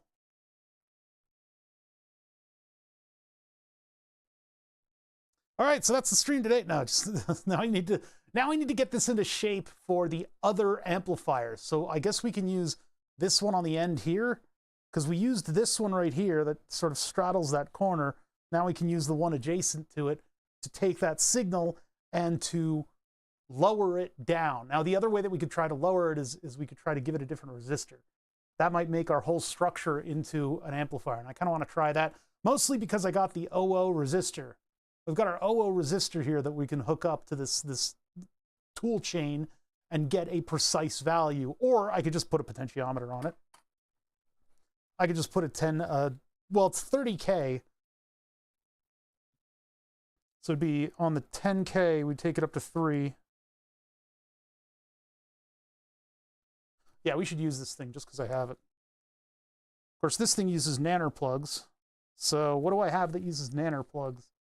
Well, I don't really have two little tiny... Wait, yes I do. They came with the, whatchamacallit. I have a bit of a box situation here. This room is being used to hide most of the cardboard boxes that I haven't had the wherewithal to break down. And yes, it'll only take 5 seconds for me to break down this number of cardboard boxes. But I have them here as a prop now. They're my co-host, the cardboard box. Let me just take a look over here and see where I know somewhere I've got the thing with the where is that thing? It's just a little thing of banana plugs that have they've got little leads on them. Those little banana plugs, and all right, that's all I can get out of that bit. That's it. That's the entirety of that bit. Banana plug to DuPont pin cable. No, I don't need that. I just need I have like the what is it? LCR meter came with these little tiny banana plug adapters, and so I just need to find those. Those will be fine. But the problem is I think they've been organized somewhere, so I don't really know where they are. That is not even, what the hell? It's RF to banana plug. What is the purpose? What the hell? It's this weird little RF guy to banana, or to sphincter plugs, to pincer plugs. What do you call those? Yeah, like I know I've got the right thing. I just do not know where they ended up. Do not know. Do not know. That's the transistor tester. I guess that's where that one came from. Where did the LCR meter go? That's my other question. If I could find the LCR meter, I could probably find this plug. That's one of the meters that's kind of taken a walk.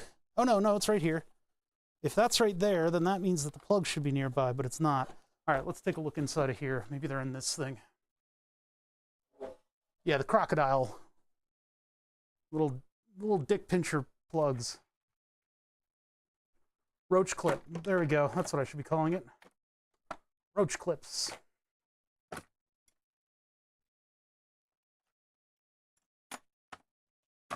Cable related stuff is here. Yeah, nothing quite nannered. Banana? I can make a pair. I have plenty of banana plugs and banana adjacents. Although getting to them is a little tough nowadays because they're at the bottom of that thing. BNC to alligator clip. No, not BNC to alligator. We're looking for banana specifically to alligator, which is its own little set of weirdness. But I think I've got just the right thing. It's just I need to get to the banana plugs, which are way down here. But, you know, I thought I already had a set that came with the LCR meter. And I do, I just don't know where they are. So finding the clips is going to be harder than just making some. That's the unfortunate reality of a shop like this. Actually, wait a minute. Maybe they're over by where they should be. What I'd like to do in a future shop someday, and I know a lot of this crap is taking up the side of the camera and you can't quite see, but what I want to do eventually is put a bunch of these wire hanging combs on a wall. And so I just have a wall of stuff that I can use. And then it would make finding things like this so much easier. Yeah, here they are. They're right here. I did it. I put them away in the right place. It's exactly what I was looking for. Hooray! Although it's not exactly what I need here. What I need here is two things to clip into so that we can replace the resistor with this decade box. Doing this with the potentiometer is, of course, a lot better. You adjust the potentiometer to where you get the proper output, and then you go, I'm done, and then you measure the potentiometer. But we're just going to do it with the decade box.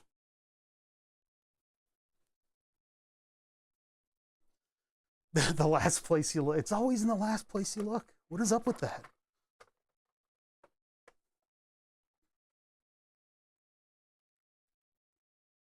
I wanted to minimize the number of jumps that this takes because I wanted it to be accurate, but I don't really think that's going to be accomplishable with this setup.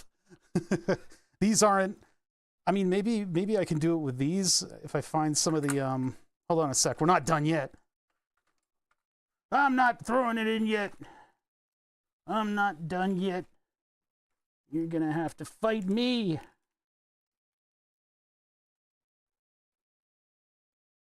I need one more of those clipped ones. I don't know if this bin contains them. I don't think this bin contains them.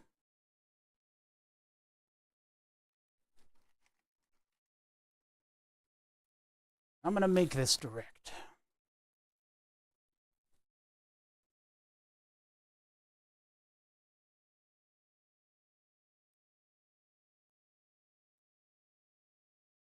Oh, or not. Oh, there you go. Yeah, it's just a soldered end. Using the biological wire stripper there, which you probably shouldn't do, but just expose that and let's double it over on itself. There's not a lot of wire there to go around.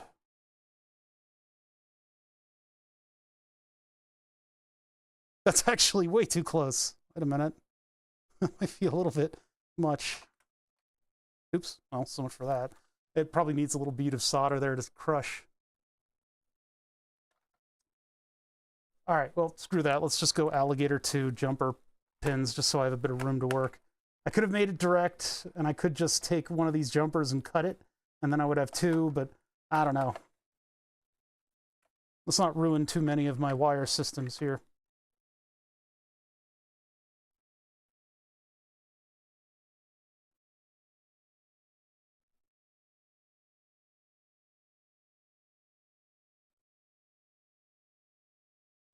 So we'll just clip on to some jumpers.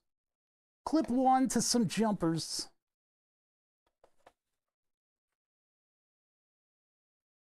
Take out the 30K. Things are going to go crazy. Put that in there.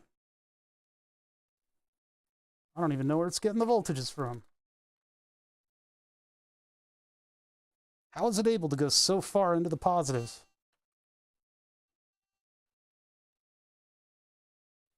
That's 30K. So 30K, this thing can go way into the positive, and it can go almost to nothing, but not quite, because these need a little bit of adjustment. These resistors here. It's the BIOS stripper. You can strip wires with your teeth. Okay, so 30K, so what if I make it 50K?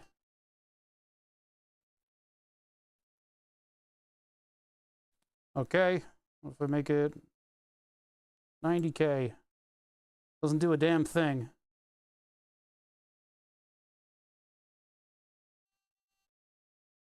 Ah, damn it, I can't operate these jumpers. They should have been switches.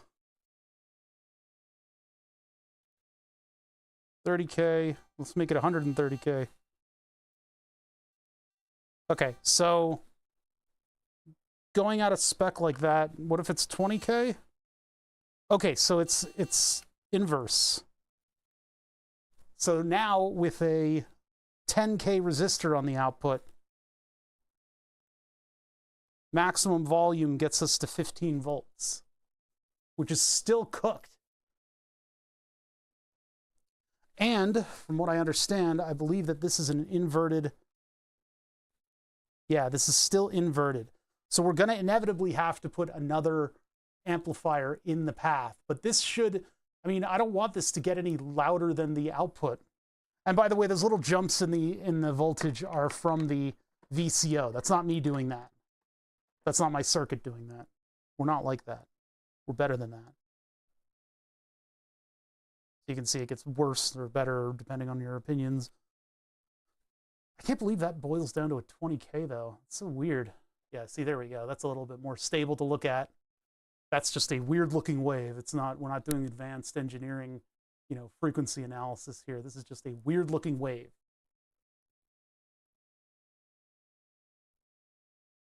So that's at the 20K. If I go down to a, or sorry, that's 10K. 19, 9K. 9K appears to match the output a lot better. That's, of course, turning down one of them. Turning down the other one of them. Oh, there was still a little bit to go for boosting the signal, huh? So yeah, I guess that's just changing. That's not really like a gain stage. That's just changing the current that's being sucked through. So maybe we want something like 20K. Whoa. Oh my goodness. Oh no, 20K is out. No, no, no, no, no.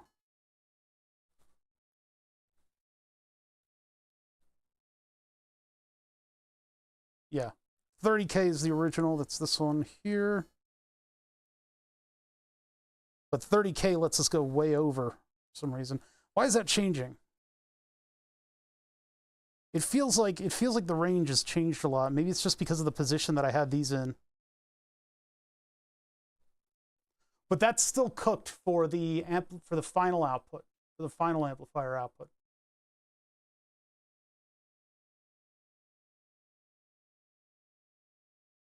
Oh, really? Yeah, the buzzing sound. Somebody commented on that a while ago. It's just grounding issues with my power supplies. Yeah, this will add stuff to my voice probably because of the frequencies that are going on here, bleeding into everything.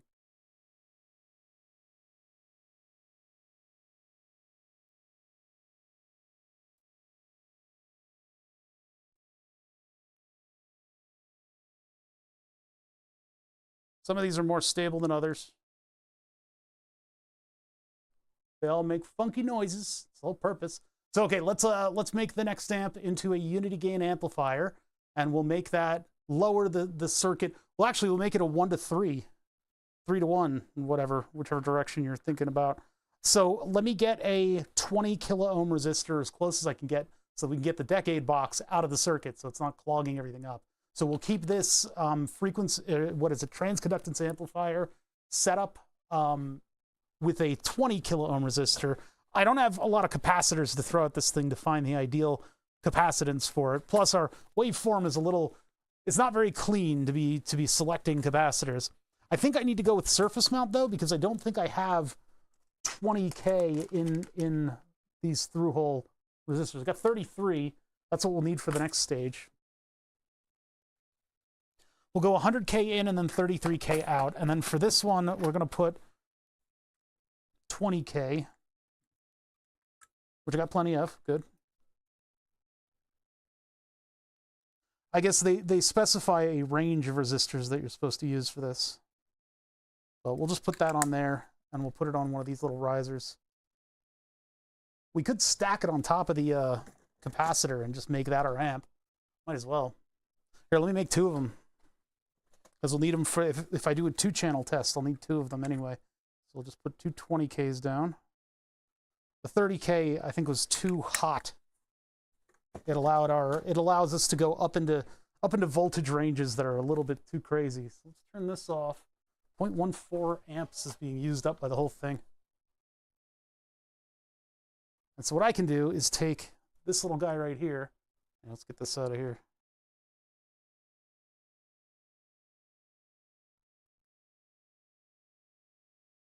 That out of there. Get it away. I'll take this little guy right here. We'll turn this into our full filter.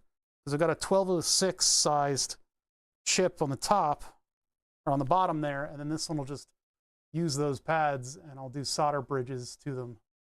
It's a little bit big for that, but I think we can make it work. With the right perseverance and luck on our side.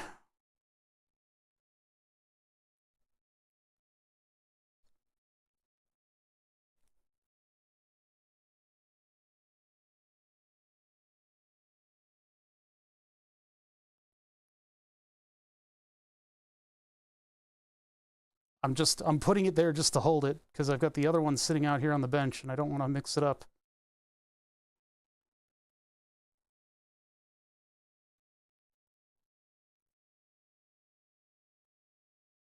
I'm gonna load this side. Actually, that side's already kind of loaded up with solder, but I'll get a little bit of flux on it from the solder itself. Hey, what's up? Mystical rock hounding?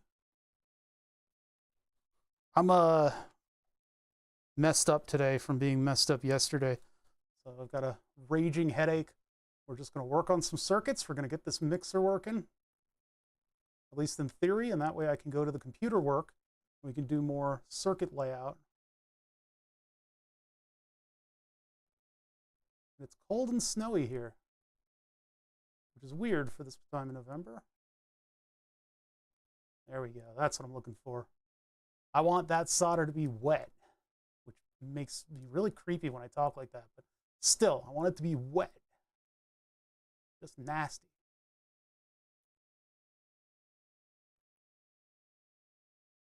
All the way up to the resistor.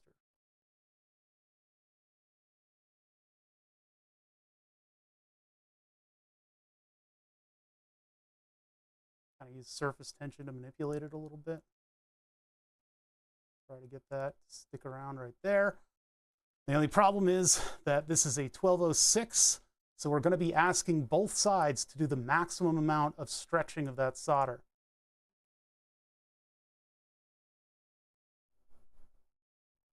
So like that, and now I can just barely get the other side with too much solder, TM, go down there, and then we'll have a 20K with a 120 picofarad capacitor across it, which is basically just the output of our transconductance amplification stages. That'll turn current back into voltage.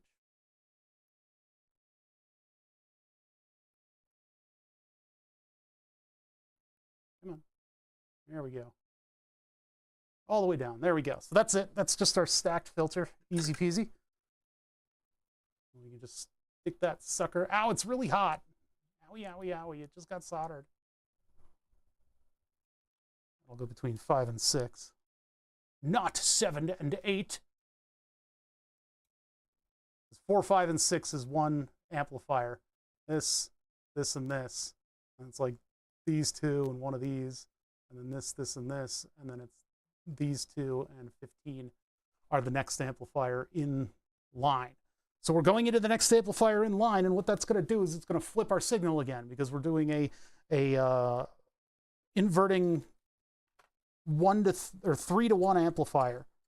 So for every voltage output, we need 3 on this other one. So we put a 100 kilo ohm resistor between the output, pin 6, and the minus input on this side, which is pin 1. So between 1 and 6, I need a 100 kilo ohm resistor. Let's find one. This very well may be 100 kilo ohms. And then we'll take one of these 33s out of the pouch right next to me and use that as our feedback resistor. That gives us 3 to 1.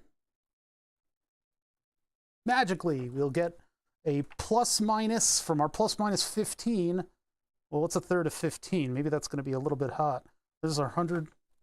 So we might need something less than that in order to get it to the right voltage.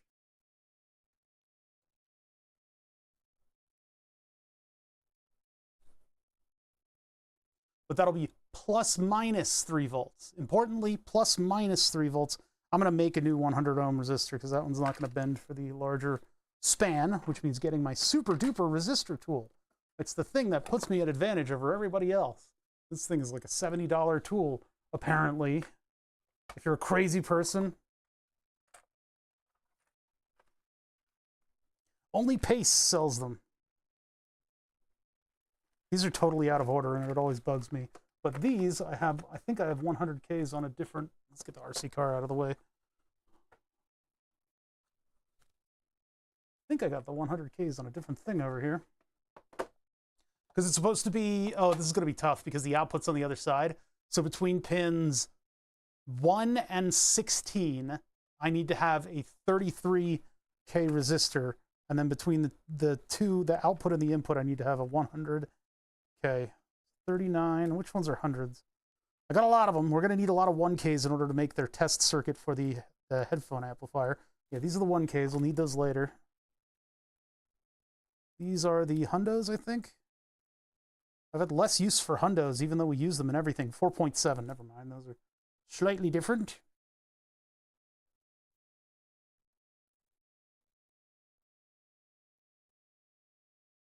Really attached to his projects, especially after he solders himself into it.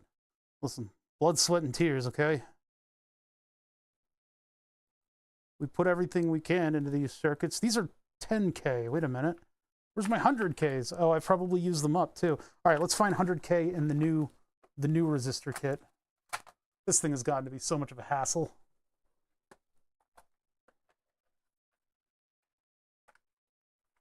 Maybe sometimes it's okay to just let the old disaster kit go and start over. 120 ohm, and then this one is 3K, 2K, 900,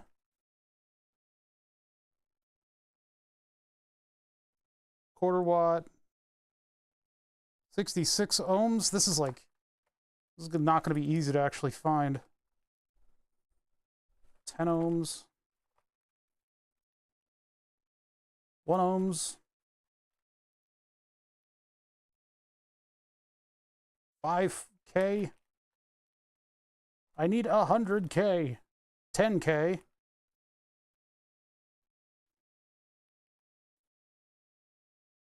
9K. What? 1M. I'm starting to feel like, oh, there's 100K. Starting to feel like these are not exactly in order. All right, 100K. Just grab that. It's not going to be a terribly accurate resistor, this I know. I wonder if I should order some 1% surface mounts for this project. I want to be the most accurate that I can be. Pin 6 is... in B, no, out B is pin 6. So I want pin 1 to pin 6. You sunk my battleship. So from here to here, come on. Pin 6 is right here. Pin 1 is right here. There we go. That's our span. Lock it in.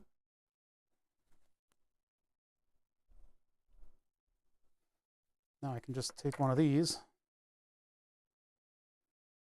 Oh, I already did. Oops. Oh well. Drop it down, bend the outs.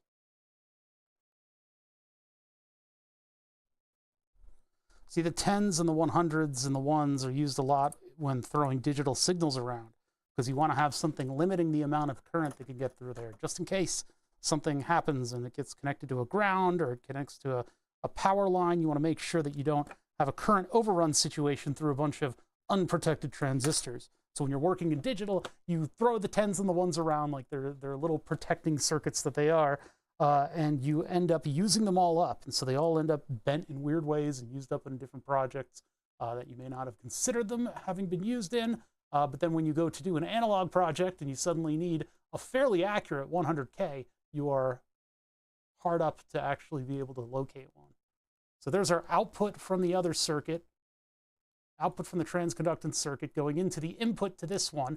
The output of this one is over here. We will observe that in a minute. We now need to have a 33K across that output. So to do that, we're just going between pin 1 and 16.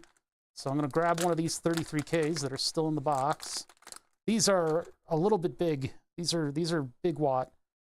It's way too much resistor for this project. I'm just going to bend this one directly down and just cut it myself.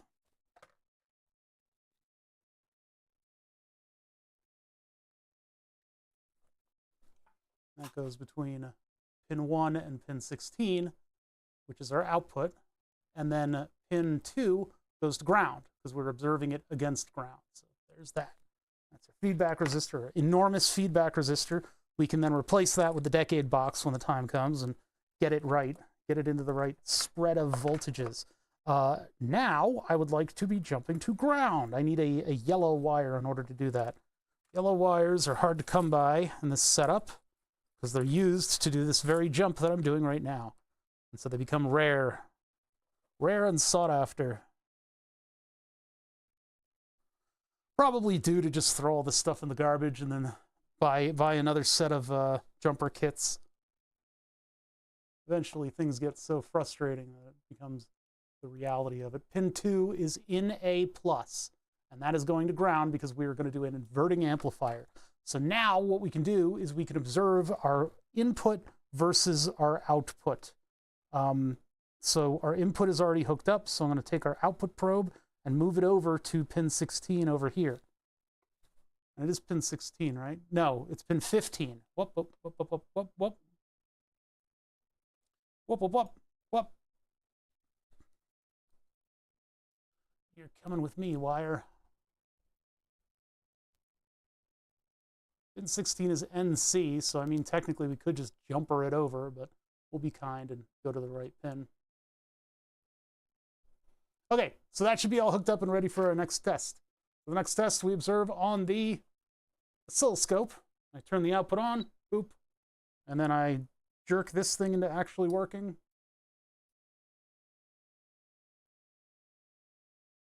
And now here are our two waveforms that are being manipulated.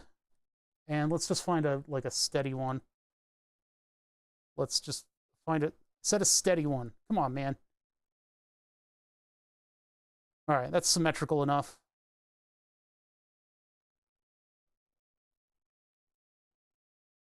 You turn it down, you turn it up, turn it down, turn it up.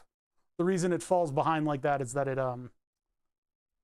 the trigger position changes. But you can see here's the phase differences between the signals. Here's the delay of our system.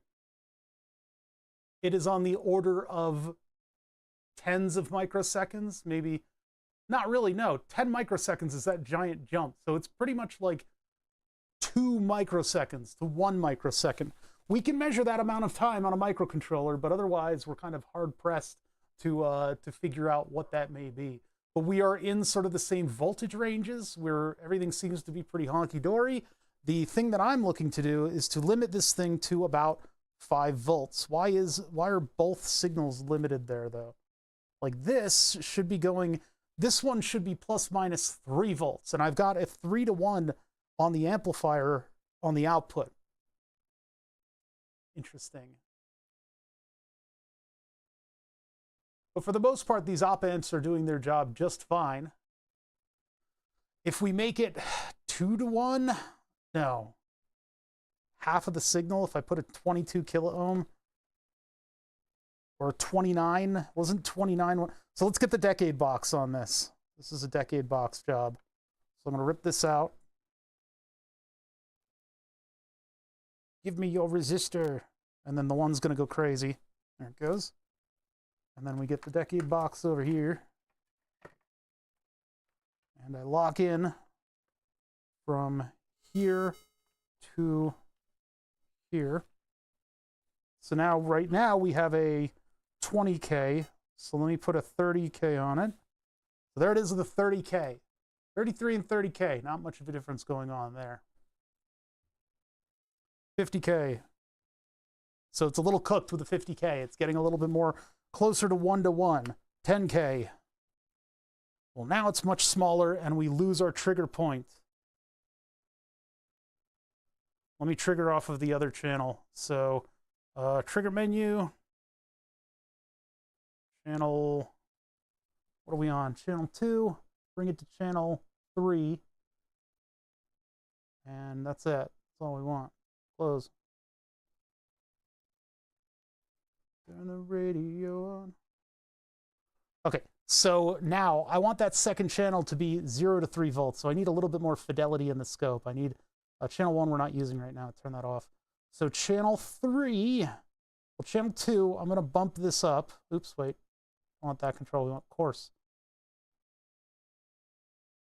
So there's 3 volts there. Channel 2, or sorry, channel 3, I want on the smaller scale as well. There's our 4 to 6 volts. This will give us even more.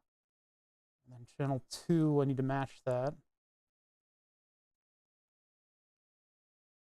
Okay, so our maximum voltage, we have a little bit over 3 volts. And we'll turn those all the way up. Yeah, because those just limit that output. And so what I want is for this to go up to positive and negative 3 volts. So right now we have it on 10K. Turn up to 15. Not quite. Ooh, yeah, there's definitely an effect when I poke it. I gotta be careful about that. We want a smaller resistor, don't we? No, larger resistor, smaller effect. So I want this to be all the way up there at 3 volts.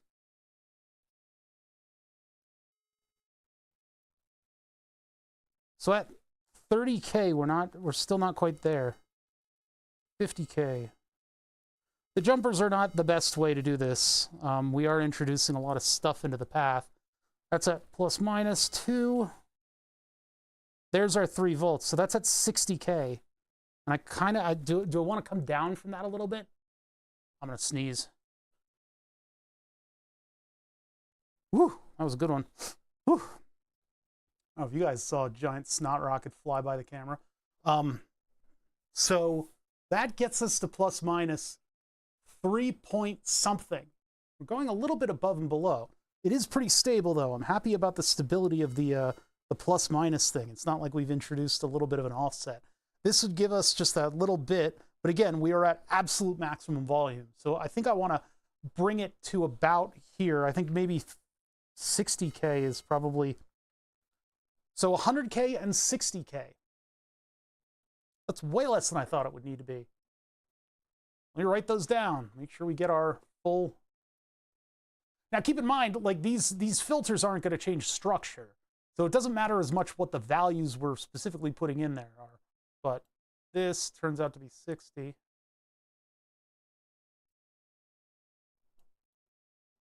Now I've got in here 6 volt peak to peak. That's not for 6 volt peak to peak, that's 3. Whoa. 3 volt peak to peak. For 6 volt, what value do I need? Well, for that, we're going to need to zoom out a little bit.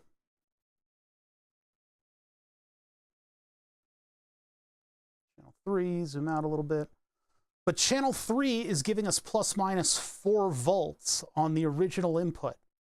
why would we need to go into this thing with 6 volts? Is that really going to be the maximum there? In which case, we're going to have a boosting amplifier. We're going to need to take this the other direction. Well, it's going to be closer to 1-to-1. And I guess if we're only on 60K, what if we put it up to 100 and just make it unity? So this will make it unity. And then 0 for this one. So 6 volts at unity. I can put this to 200 and it'll get even crazier. That's too far. 110. So 110.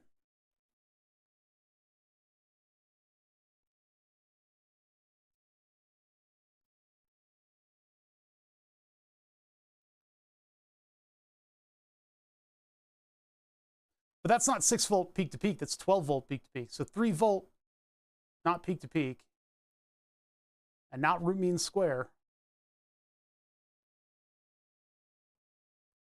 So plus minus 3 volts, we need 6K. Okay, so yeah, that actually, we were at plus minus 3 volts. I said 6 volt peak to peak. Yeah, so the end of this stage goes into the headphones. So we just need to make sure that it's the right voltage levels for the headphones. So let's turn this back to 0 on this one, and then we were 60K on the other one. That brings us back to 3 volt peak to peak. And the phase is correct. So now we got to go into the headphone circuit, which will be across a 300 ohm load.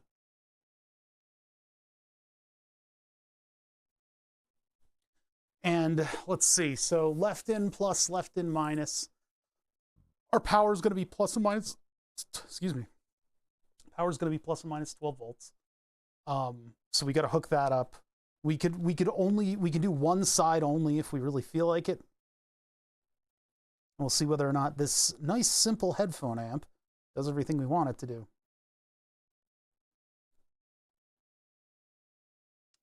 Let's see. So we got a 1K feedback across the negative. We got 1K going to ground. We're not going to take, if we were going to take the opposite, then we could put in a unity gain inverting amplifier into this thing in order to create that opposing level. But I don't think we're going to do that. Having just the one amplifier taking us to plus minus 3 volts, I guess it's just what we'll do.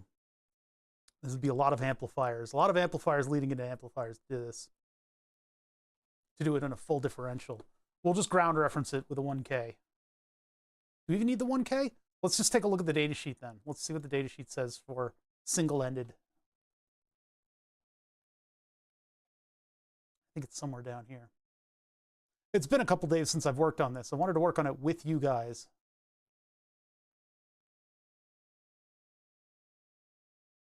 Frequency response.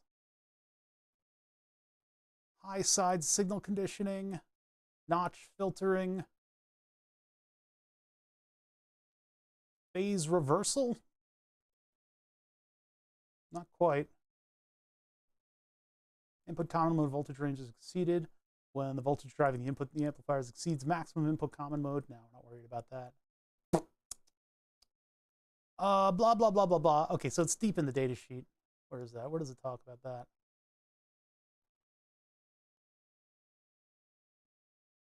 Oh, wait, are we in? Oh, we're in these are the op amps. Sorry, we want to be in the headphone amp. I flipped data sheets and didn't realize it. So let's see. Yeah, here's their full adapter circuit. Basically the same thing that they showed above with the DAC, but for single-ended, they do have the 1K going to ground. So inside the negative, single-ended input with a non-inverting gain of 2 volt per volt. Well, that's not good. So if I, so if I put it through this, then it is going to, oh no, this is non-inverting. Okay, so I won't be inverting the phase. If I could only do it with inverting, then I would have to put in another op amp in order to invert the phase again. We want the phase going in to be the phase coming out. It's not totally super important, but it might do something if we don't stick to, if we invert it, then it might cause problems. So At least this way we can wipe our hands of anything going on here. So what we want is 1 kilo ohm to ground. Well, that's easy enough to do. We're just going to look at which pin is which. Hold on, which pin is which on this frickin' thing. This thing is so confusing. We want our R plus and our R minus to be hooked up correctly. So let's do that. And then our in minus of whatever side I'm using needs to go to the right thing. So let's see what we got here. Our pin 1 is located there. So we'll use the one on the bottom. We'll use this one here. And we need L in minus is here, the one in the middle. And that should go to negative 12 volts. So that's going to require a longer jumper. Something like a white wire. If I could find one. There was one kicking around. It may have fallen on the ground. I think it fell on the ground. Okay, so slightly longer jumper here. Although it is easier for us to access the pluses and the minus from the top side, so maybe I'll just do the top side. So that means that we have the 3 there, and then we have pin 1 is on that side, so we're going to be over here towards the 3. This is right in plus, right in minus. Right in minus there, that requires a green jumper. Easy peasy peasy.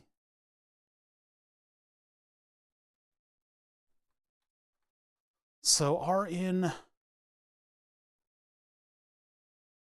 minus is the one that's on, hold on a second. The 3 row. R in minus is down here. L in minus is up here on pin 2. So there's L in minus on pin 2. Pin 1 is the next pin over, and that's L in plus. Wait.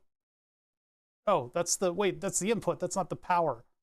LVCC minus is this right here.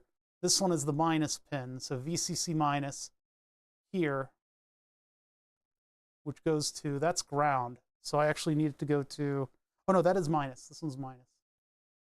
Oh, and of course it's on the break pin.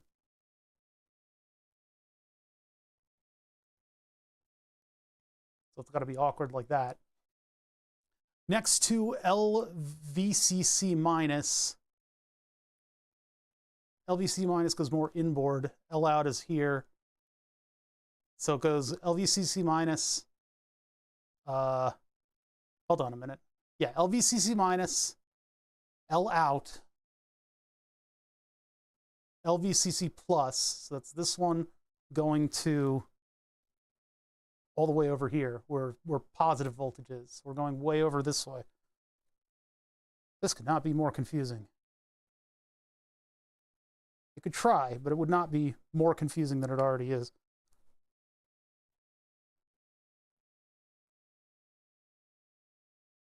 VCC plus, it's going all the way over to this pin. Okay, so that one's now hooked up to power and ground, albeit a little bit sloppily.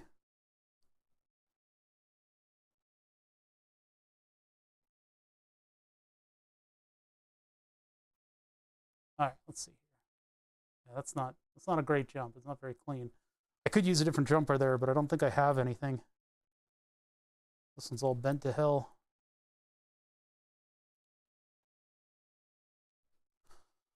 All right. Picked it up there. It's so small. Yeah, the chip itself, very, very tiny. So now we have 3 remaining. Output, plus, and minus. So in this case, plus goes to a 1K to ground. So let's get a 1K. Let's measure this to ground. To ground, not minus. So I gotta be sure. There's 2 different things here. There's ground and there's minus. This is actually, maybe we need to go to the other ground. We need to go all the way over here. Go all the way over there, and that'll make this one. Here, let's bring you guys over here. Chutes and Ladders breadboard. Yeah, it really is.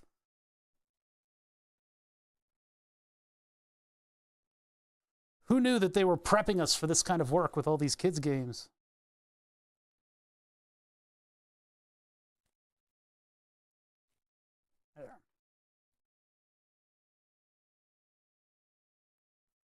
But once we do this, we'll know what our circuit is supposed to look like.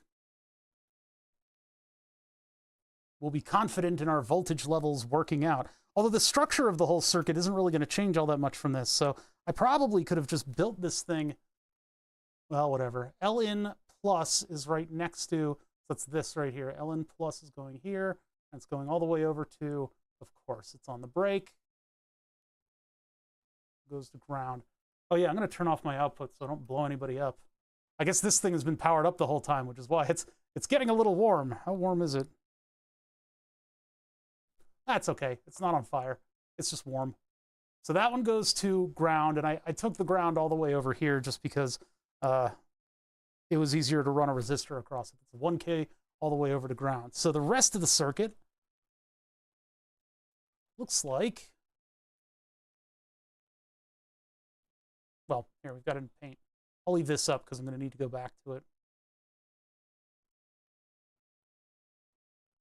Well, it's essentially going to look like this. So 1K there, and then we've got, on this one, it has a 1K. What does it have on its other example circuit? Has different values on stuff. Now, 1K, 1K. Okay, so we're going 1K in, 1K feedback, and then we've got a 39.2K, and then a 300 ohm to ground. So 1K, 1K. So we're using more of these things. So we go from our signal output, which is here, to in minus, or no, we're non-inverting. Wait a minute, we want the non-inverting circuit. The non-inverting circuit was in the data sheet.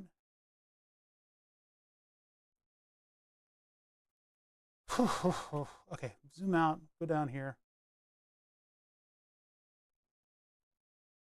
Now they put a 50 ohm in there. Oh, because non-inverting gain of 2 volt per volt.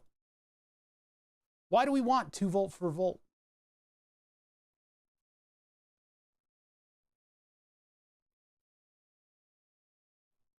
Most basic configuration for resistors to be considered, not including the load impedance.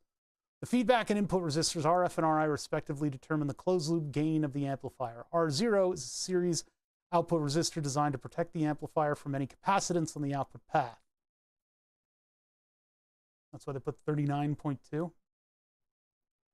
That would be a very loud output. Really? What am I mean, we're looking for like 1 volt, aren't we? And so we're plus minus 3. Headphones are like maximum a volt, I think. What did we determine the shit audio was? Here when choosing the feedback resistor, TI recommends a low 800 ohms. The feedback resistance. No capacitor should be in the feedback path. The feedback resistor should be chosen, figure 17. Figure 17. Oh, here we go. Jeez. Gain can then be set by adjusting the input resistor. The smaller the feedback input resistor, the less noise is introduced into the system. However, small values move dominant pole to higher and higher frequencies, making the device more susceptible to oscillations. Higher feedback resistor values add more noise to the system, but pull the dominant device more usable. One way to combat this problem is to increase the value of the feedback resistor. It's not recommended that the feedback resistor exceed a value of 10K. Typical value for feedback resistor for the TPA blah, blah, blah, is 1K in some cases where the higher impedance load is used along with a relatively large gain and capacitive load. It may be necessary to increase the value of the feedback resistor from 1K to 2K, thus adding more stability to the system. Another method to deal with the oscillation is to increase the size of RO.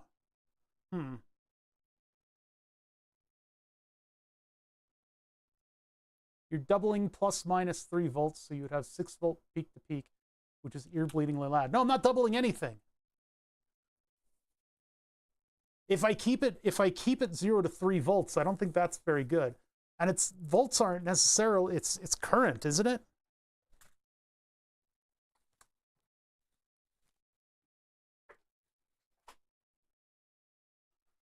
Headphone volts. Damn it. I mean, we're assuming a 300 ohm.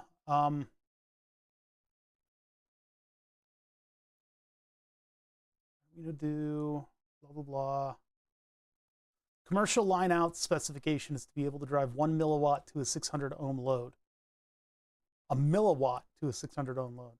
For a sine wave, this means a voltage of 0.77 volts root mean square, 2.2 volts peak to peak, and a current of 1.3 milliamps.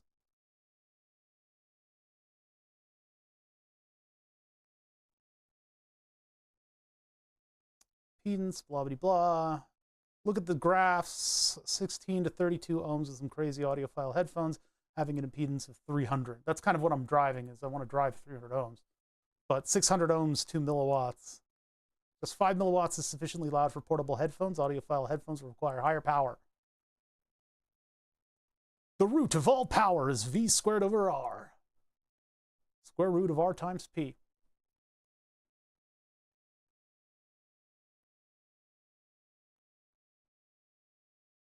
So I guess if we leave this up to the decade box, so we'll leave the feedback resistor up to the decade box. Right now, I've got this one set to 60K. So let me get a 60 kilo ohm resistor and replace out the decade box from one end to the other with a 60K. Let's see if I can find something that's somewhat around that range. Don't store that. What are you doing? There you go. Sorry. Agilent Power Supply decided to weigh in. All right, so let's get something in the range of 60K. 1M5, 220, 75, that's getting close. 68. Well, it's 56 or 68, so I guess we're going to take 68. I think that limits us downward. Yeah, the larger the resistor... No, the larger the resistor, the closer to unity it gets. So actually, 56 might actually be our better number there. So let's get 56 instead of 68. We'll err on the side of quieter, at least just for this value. We'll probably have to reconfigure all of it when I get it all on a circuit board and it's down to replacing individual chip resistors.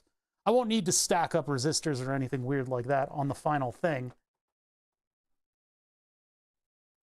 And then these should be like one tweezer length out. So that goes and bends this way on both of them. And then I'll go the same distance, but now go down.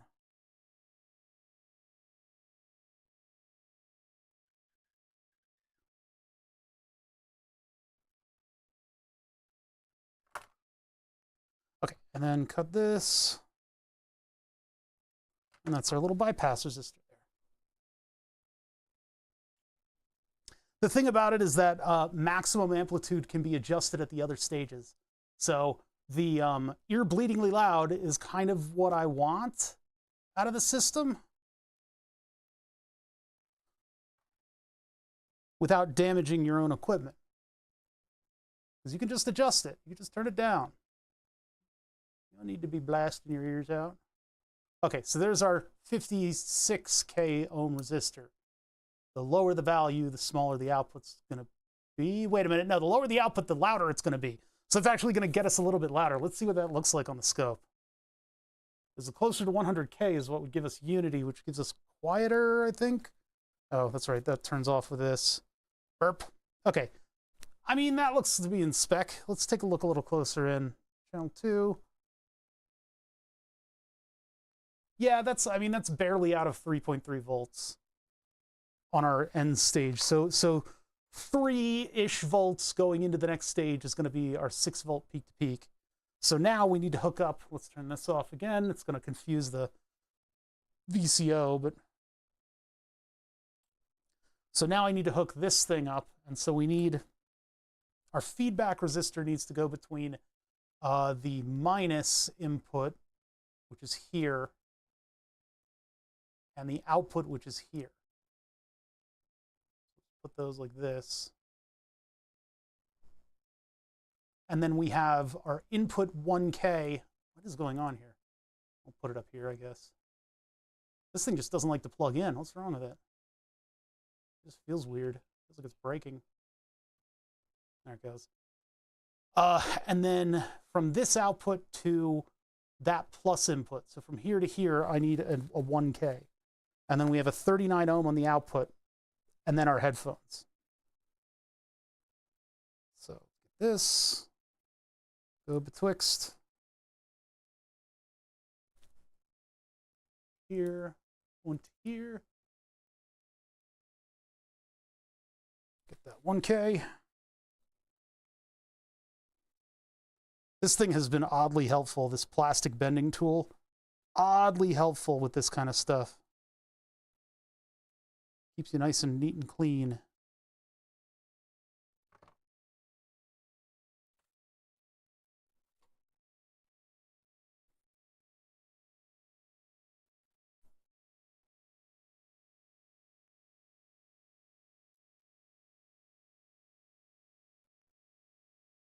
Between this one and this one. Go. There's our 1K input. And so now over here on the output, this one will also be at, well, they have 50 ohms on their input, but I'm going to do 1K. We can play with that feedback resistor. So we got, instead of 50 ohms, we got 1K. And then RF is our variable resistor. So I'll take that one to 1K. So let's take it down here. That's now at 0. Then we take it to 1K, just like that. Ta-da, bada bing. And then we need a 39K going to a 300 ohm to ground. So these are 4.7s. I thought we had 39K. We've got something in the 30s that's weird. 180, 75, 56, 47, 22. Damn it! I mean, just for the purposes of testing. No, for the purposes of testing, I actually want to have the value. So maybe I can find a surface mount 39K. What did you buy? The Decade Jobby? my OO Decade thing. It was oddly a little bit more expensive than I would have liked it to be. It's just a little bit more expensive than I would have liked it to be. But I had to get it because it had OO on it.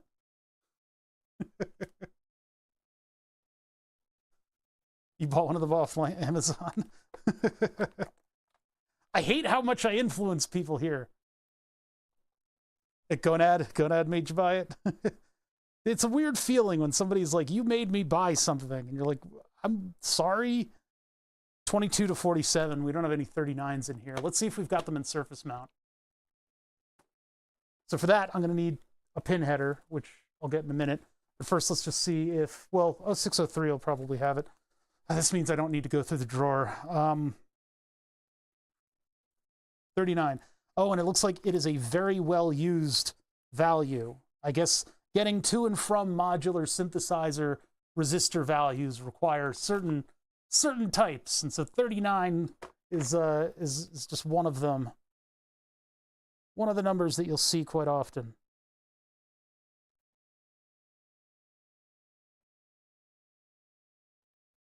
That's a lot smaller than I thought it would be. Maybe I should have looked for it in 0805s.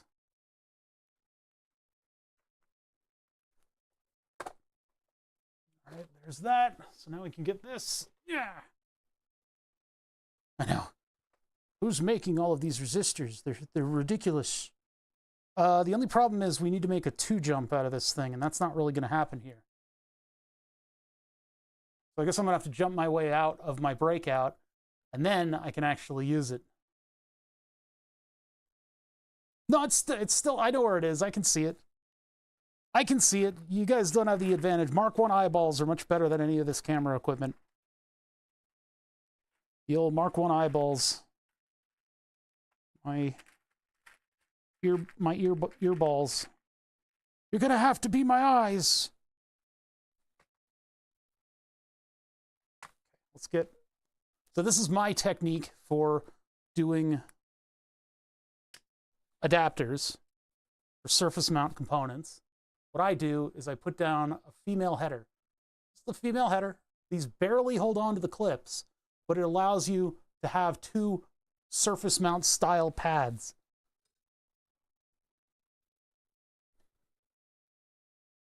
So what I can do, solder up to that. Working my way around all this plastic that'll melt if it hits the soldering iron.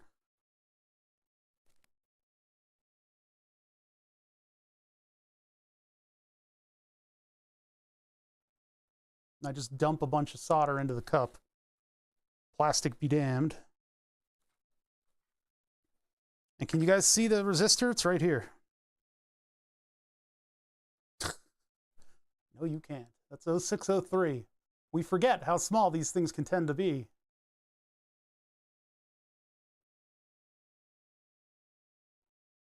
I'll read chat in just a second. This needle tip is very annoying. This is why I advocate for just getting the biggest tip you can fit onto the thing. It makes soldering much easier when you've got all of that inertia in the heat. You've got a bunch of heat waiting to go somewhere, and it all transfers into your thing. If you've got one of these little needle tips, then it doesn't have a lot to give initially. It's the wattage of the soldering iron that's going to have to make up for it.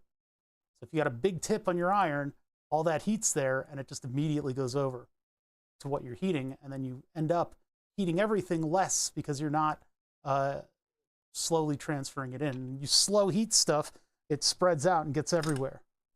Why barbecue is so delicious. Okay, so there's a 39, and that's going to burn my hand. Owie, owie, owie, owie, owie, owie, owie, owie. And then I need to just jump my way out of there with this yumper. With the yumper. That was terrible. I should never do that again. So here's our output here. Bada bing. And this one here. And then we take a 300 ohm resistor and we go from here to ground. This is ground because this is positive 12. This is ground. This is ground. This is negative 12. So we just need a 300 ohm resistor right here, and this is where we're going to measure our output. What's up, Celia Russell? How are you doing this day? Okay, so it actually snowed here. we had flakes coming down. I can't really show you guys, but we had them. That was a thing.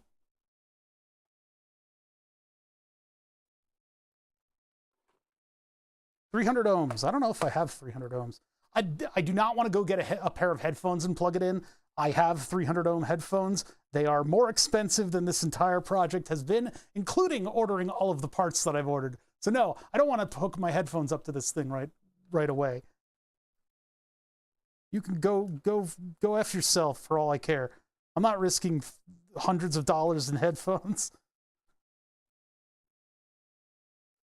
300R is what I'm looking for. So that's 8. There's 220 right there. 220, 270, 330. I guess we'll measure it across the 330 ohm. All of my devices are like close, but not quite. Did you make headphones? No, I did not. No, I bought expensive headphones because I can't be asked. You can't do it all. You cannot do it all. You can't do it all yourself. You really can't. And that's kind of what we're running into right now. VR accounting. Wait, what does that mean? That's way too small for a resistor to go across. Oh, did Celia say something? Played some VR Accounting Plus and tested my new controller idea. I can see it in VR. What are you kids up to these days? Accounting in VR? Yeah, VR. It's just that this is a Simpsons joke. That's just a Simpsons joke. It's just a Simpsons joke. That's the house chores, VR. Mow the lawn in VR. You guys just lived into this joke. I want to build myself a pair of corded headphones. Honestly, like, I mean, as fun as that would be, I can't do everything. I can't do it all. I can't do it nose to tail electronics. Sometimes you have to relegate stuff to somebody else. You just got to say, you know what? I think I'll just pay money for something and I'll let the rest of you figure it out. Go play Washing Up Simulator followed by Yardwork VR. Yeah, and then you get into Truck Simulator. And, well, no, you do Construction Simulator and then you do Truck Simulator. And then when you arrive at your destination, you do Forklift Simulator. and then you go to your job doing all that stuff. God, enough. Let me be a spaceman. Do affording your taxes simulator just after I get back from my having a life simulator. Well, no, there's that bar fight simulator. So there you go. That's pretty much everything in life. They've taken it all from us and made it all VR. All right.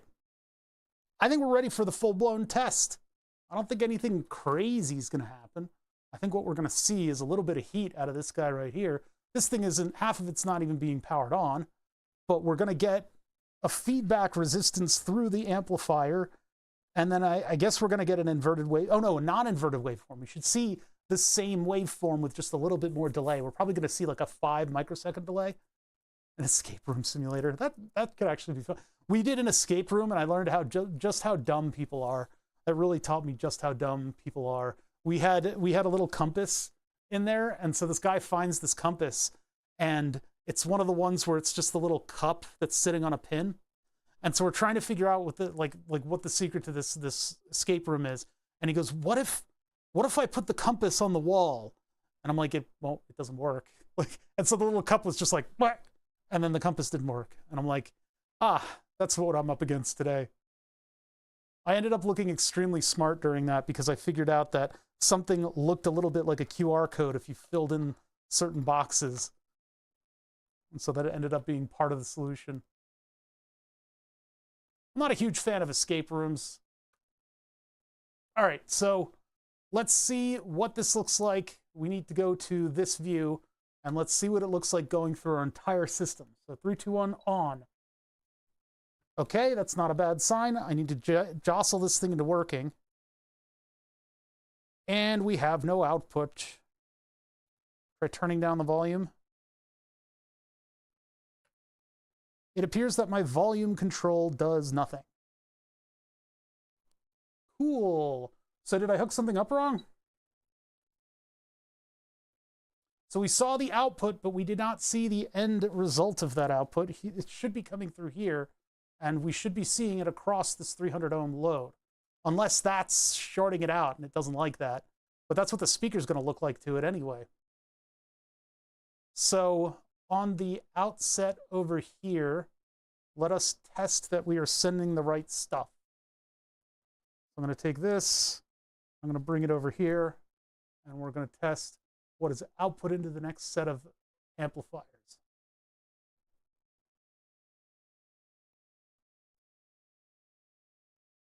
That's a good sign.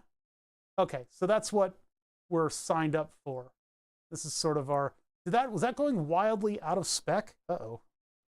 We may have spec'd it to a waveform that's a little bit too crazy.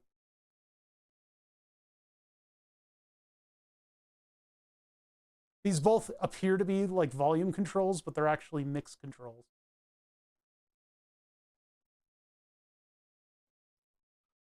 My work forced us to do one as a team building event. Oh, I'd hate that. It was all right, but I made sure I wasn't actually locked in and could leave. Yeah, they had this big lock on the door, and I'm like, I think this is actually kidnapping. I don't think you're allowed to actually do this. Okay, so that's that, but we're not getting anything on the outset from our from this amplifier. So let's look at the output here. Whoa, okay.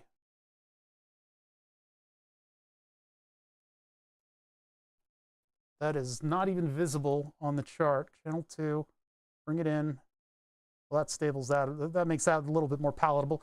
But channel 3, nope, we want channel 3. No, that's channel 3. Channel 2, bring it in. It's just a very negative voltage. Let's turn it off again in case we're actually harming something. I can see a lot of heat building up in the headphone amp. Let's just make sure that everybody is plugged in the right way here. So this is a ground over here. It's a 1 kilo ohm resistor, and that goes up to our decade box, which is currently set for a 1 kilo ohm resistor. So our decade box goes from the negative pin. Let's make sure that's the negative pin. Let me pull my pin up out, up. Pin up, out, up, up, up, up, blah, blah, blah, blah. Let's see. The pinout is like designed specifically to confuse you. And keep in mind, this is a dead bug setup, so this has been flipped over on its head. I did ohm out some of the pins. They were on the other side of the board. It appears as though my technique of plunging the motor wire into the pin solder and then rubbing it a little bit is enough to make electrical connection. All those electrical connections appear to be perfectly fine. It's not making a cold solder joint. It's actually making an electrical connection to a very thin wire. So that being assumed and the chip heating up, we need to make sure that VCC minus and VCC plus are going to the right place. It appears as though they are. But that means that the one with the singular no connect, the single side no connect, the two pins that surround that are the VCC minuses. So this goes to here, which goes to this one. And because of the way I've organized this, negative 12 is there. Positive 12 is at the top of the board all the way over here. Negative 12 is at the bottom. And then the ground's in the middle. It's a little confusing, but that's how we're doing it. I should probably put like a mid marking on this and just label that as ground and stuff. What I really need to do is make like a little thing that plugs in as like a label, and then I could plug something into the track and it would label the track. That would be kind of a good way to do it. Maybe just make a power supply, for fuck's sake. Okay, so minus all the way out here, which is the second pin up, going to minus. Plus is the first pin on the 90-degree face. So this one and this one, closer to the ones with a singular no connect. That one is positive. Positive vibes coming from over here. That's what should be. Does dead bug just mean it's upside down? Yeah, it's like a dead bug. You don't want to, like a bug dies and you find it on its back with its legs in the air? Because it's like, oh, my final moments. That's sad, actually. Kind of spider all curled up. Anyway, so yeah, that's that. So next to that is the positive input. Positive input coming down to the second to last pin. Positive input gets a 1K to ground. And then the, oh, that's not right. Wait a minute. It's the negative input that gets the 1K to ground. Haha, that is our mistake. That is my mistake, and I shall have to take it all the way to the grave. Or just fix it right now. I mean, that's fine too. You just, oh no, where did that resistor go? Here it is.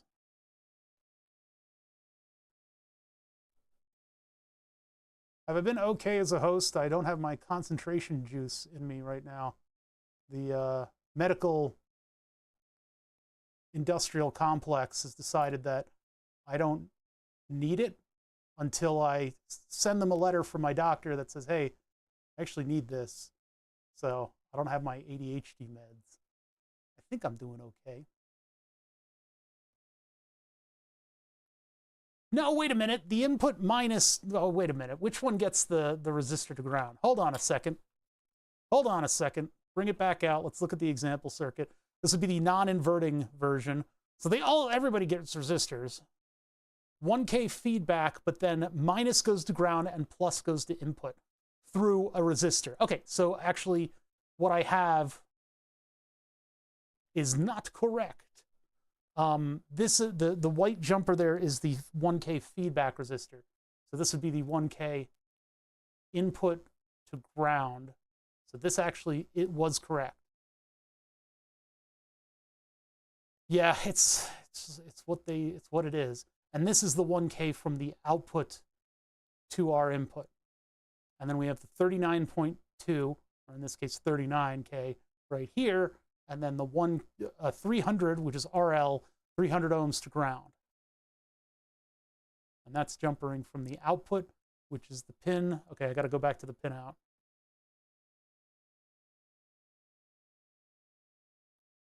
Output, looking for the output. Where's that pin out?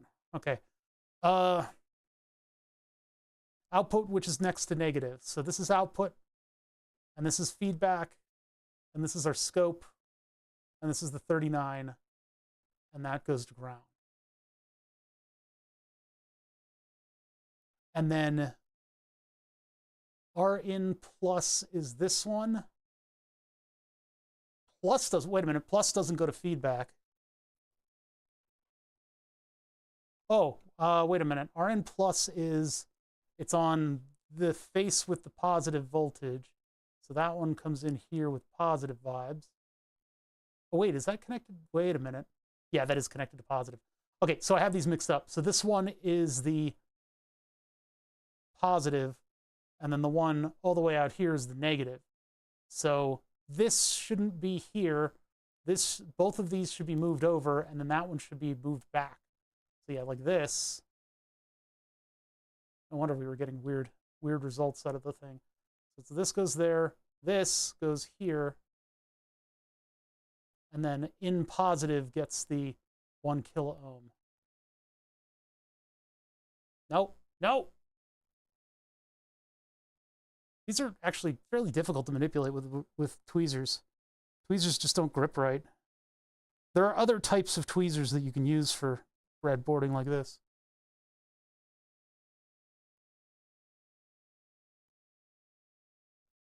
Let's go to pin 15. Come on, man. There we go. And then when you get it partially plugged in, it actually tilts the whole thing. And you don't get them both plugging in. Come on. There you go. Okay, there we go. So now it's configured correctly. So now we should see both signals, and they might be, okay. There we go. Let's input to output. Now, I'm not seeing any clipping, although I don't think I would. Why did it suddenly die? What the heck?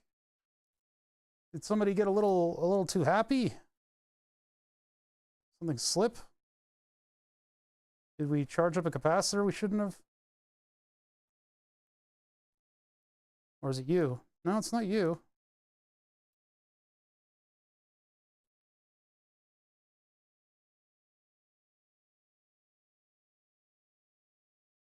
What the heck?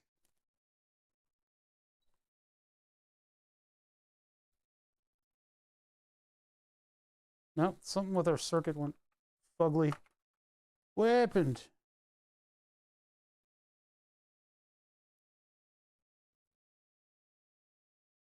Well, it was working. There was a lot of heat right here.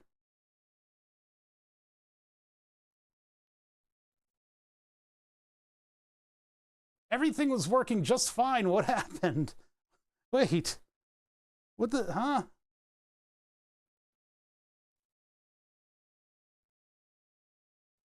We got like 2 seconds out of the thing, and then it just went, eh. I think something could have, I wasn't even touching it at the time, too. I was adjusting the volume, I guess. But it, like, something went weird. How much voltage are we? Ooh, 50 milliamps is going through this thing.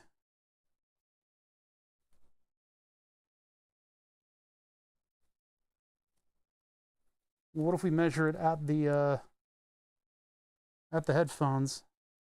We get like nothing.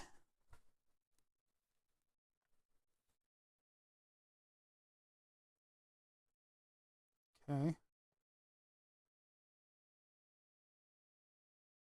This thing has 7 settings in here, so look for one that's just a little bit more. There's frequency. Oh, I see, that one inverts it. It's in the wave folder, and that's the frequency. Julian's comment on this thing is that it needs way more range. So did we pop an amplifier? Is that what happened? Could we have broken this chip? Or could it be this thing not connecting?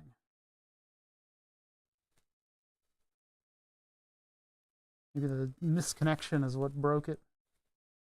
Did we just see a chip die in real time? Is that what we just saw? I think we might have just seen a chip die. It's not on, it looks hot, but I poked it with my finger a couple times. This really isn't. Yeah, there's not significant heat on it.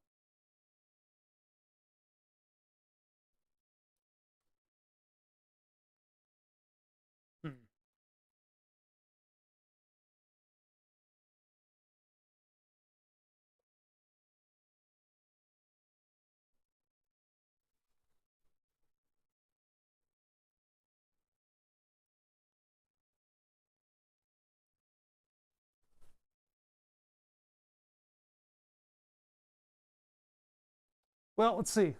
Let's check the ohms across the power supply pins. Because all of our inputs and stuff should have been okay. I don't think we were cooking it that hard. And it shouldn't need any kind of a heatsink on the initial run. It would be over an extended amount of time that it might need the heatsink.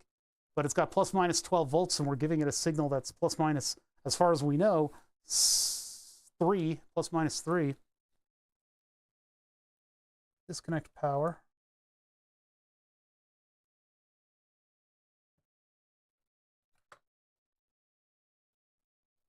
And then go to ohms on our multimeter. Go from the positive to the negative. Negative would be this one over here. So negative over here. We're just testing ohms. Negative over to positive. 1.6 mega ohms. That's pretty promising. I don't see any reason why I would have killed the chip.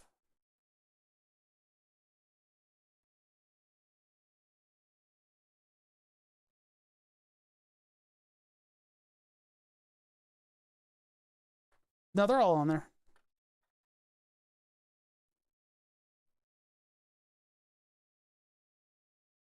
No, they're not. This one came off. Oh, we'll just make sure that this one, maybe that's what happened. Maybe that broke that connection. They're not all on there, so we can fix that with a pair of tweezers and a steady hand. Clean that off. Way down in there and fix it. I need to be a little closer. It always comes down to the micro soldering, huh?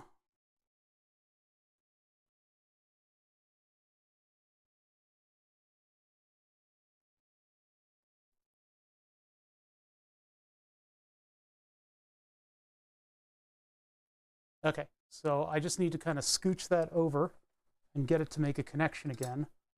That means I need to switch hands or turn this whole thing 180 degrees. Well, I need to make room right here. So I'll move that out of the way.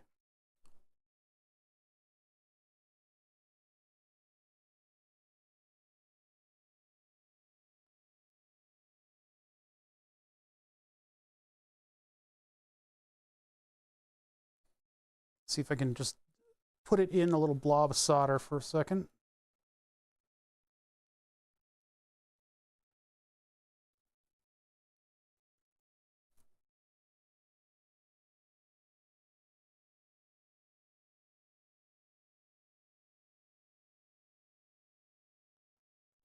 Okay. And now, gotta go left-handed. It's gonna be even harder to control lefty without melting all these wires that are in the way.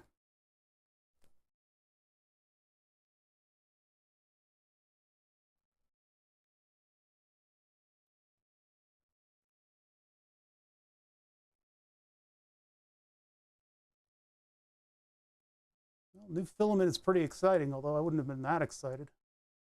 That's on you.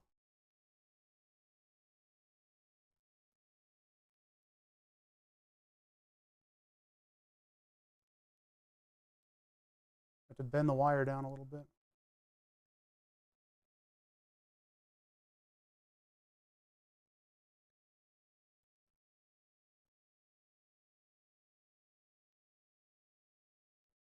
Yep, that's on there. Okay, so there, maybe that was the issue.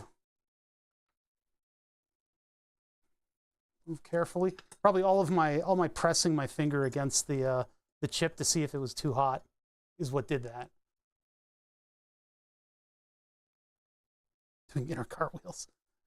I don't know. I don't find new filament to be that exciting, but I'm happy for you.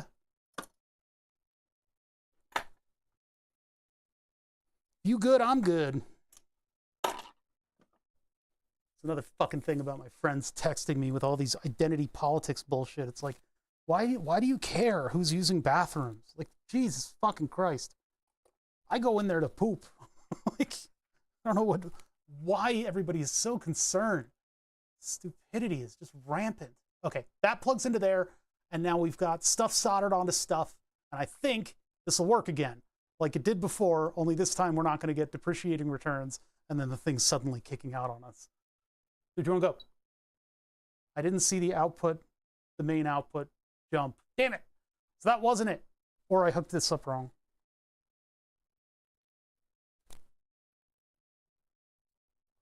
Yeah, no, that wasn't it.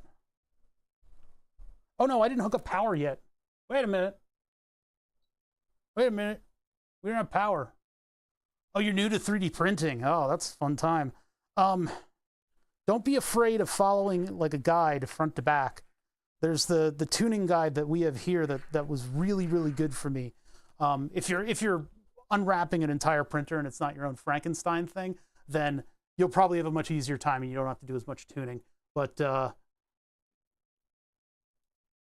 when my printer does me bad, I've gone back to this guide. I've only had white filament.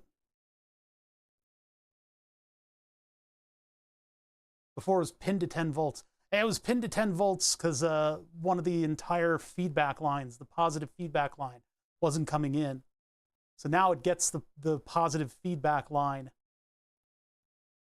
that's not connected. Yeah, wait, plus comes in. Wait a minute. Oh, this needs to be 1 over. I did this wrong. This goes here.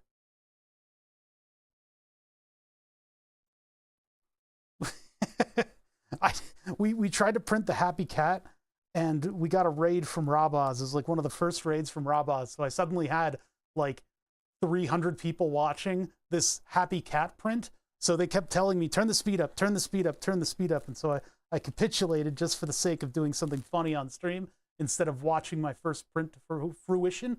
I didn't just sit there and watch the whole thing. So we sped it up and we sped it up and we sped it up until finally it broke off of the bed. Yeah, it's what it is. It's a cat with one of its paws up, like it's just a statue of like a cartoon cat. And so we went to print the cat because it's in the files. Other people have tried that. I think there was a subreddit for the people who have tried that. The beginner spool that they give you does not have enough filament in it. God, I am hiccup burping like you wouldn't believe today. It doesn't have enough filament in it to actually finish that print. So the people that choose that for their first ever 3D print get this half-printed piece of garbage. And so there was a whole subreddit for that sort of half print. Man, I try to rant to you guys and go on these discussions and it just hiccup burping into my own freaking crap.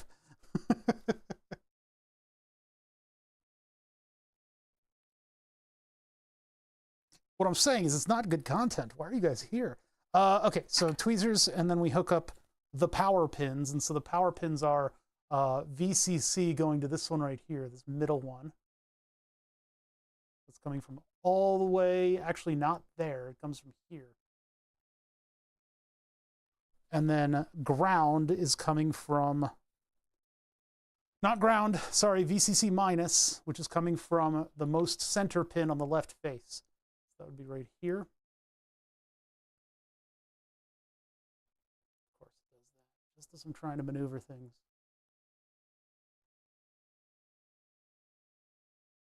Before that, it's all about the devil is a 3D printer. Yeah, Satana exists within 3D printing. We are not even good at printing things in 2 dimensions. What kind of audacity do you have to think that we can manage 3?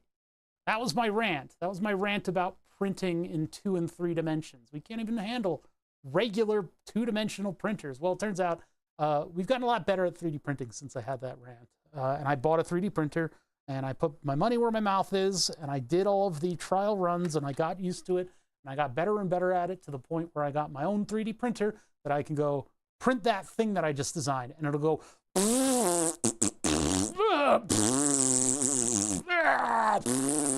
and then I have the thing in my hand. It's actually plastic. So it works pretty well. I modded out all those farting noises on my printer. My printer doesn't make farting noises. But, you know, that's how they work. They apparently work pretty well, too. All right. Now with power. Oh, come on. Turn that off. Why are you not do? Why not do thing? Why not do thing? Why don't you do thing? Oh, because I just connected it to ground. Oh, I connected it all wrong. Oh, that's all wrong. RVCC minus, that green wire should be going to the one above it, because that's the one with minus 12. So we were ground referenced. You got to mod out all the grunting noises that it makes. 3D printers are the devil. What works yesterday without zero changes doesn't work today. And then you get on a forum and everybody tells you about humidity. Ah, it's a humidity. Have you dried your filament? Dry your filament. Get the filament dry. Dry your filament. That's what's going on. What's going on is that you didn't dry your filament. And then you go, all right, and you try all this stuff. And then in the end, what fixes it every single time, keep in mind, I have a soapbox here. I get to rant about this stuff, and it legitimizes my ranting. That's an effect that streaming has. I could be told by 50 people in chat to do one thing. I do the other thing, and it works. I'm right 100% of the time. That's how that works. So keep that in mind when I say every single problem I've ever had with my PETG printing, I have fixed by turning up the temperature. I turn up the temperature, and it just works. That's it. That's the only thing. Bamboo, Bother has the new Bamboo Super Pooper one. And I'm going to have it until they send me a free printer. Turn the output on. I emailed them about sending me a printer, and I haven't gotten anything back, so I don't know if that'll happen. God damn it. What is wrong with this thing? What's your problem? Oh, that's just the 300 ohm being driven. We don't see it on the 300 ohm to ground. We see it ahead of the 39 ohm. And there's our volume control. What is going on with the cleaning up of the... Whoa. Hello? Turn this off. Let it cool down. Maybe it's getting too hot. Is it thermally shutting down? Oh, that connection desoldered itself again. Wait a minute, what's going on? Wait a second. What? Huh? Wait. Oh, huh? I spat on the back of my hand. I was like, did I just get a giant burn? No, it's because I hawked something up. What? How is it desoldering itself? What is going on? That shouldn't be possible, but it happened twice. Is this thing getting so hot that its leads are wandering?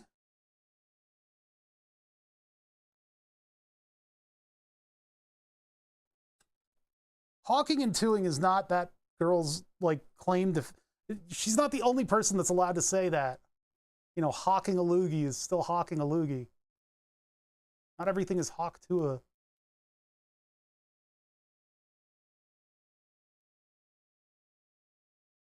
Oh, no, that wasn't sitting down. I need to come in from a lower angle so I can push the wire down.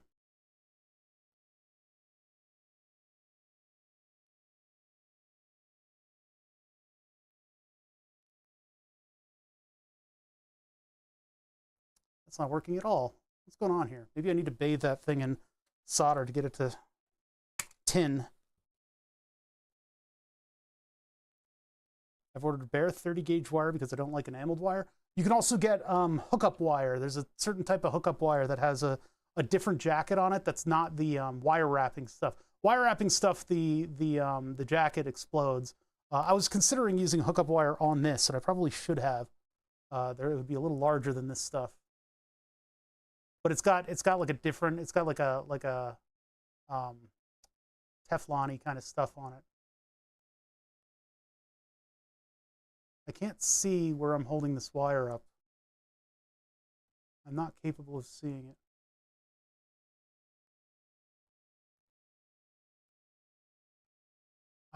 What? There it is. Nope. Where is it?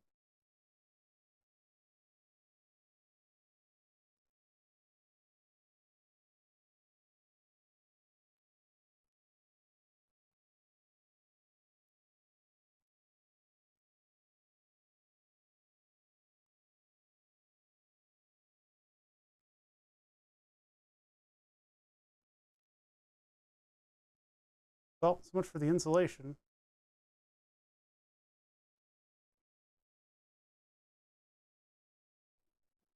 All right, hold on. I gotta manipulate this wire.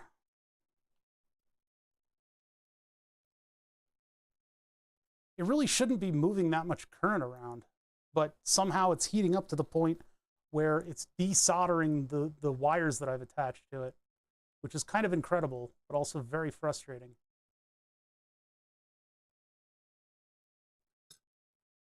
This, of course, would be easier if I was doing this the other way around.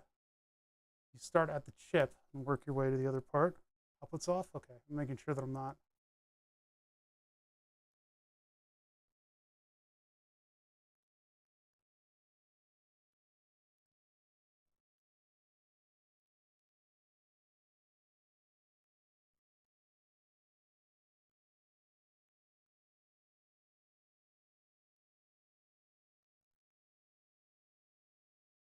Damn it.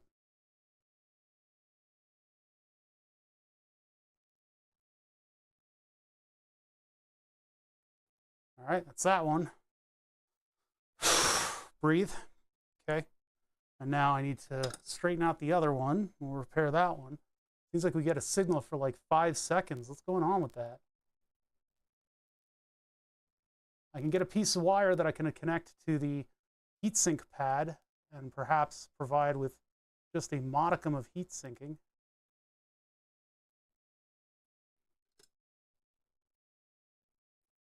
I don't really have any provisions for that here. Guess we're not using enamel wire in the final thing, but the same type of enamel wire might be in the speaker that this thing ends up driving.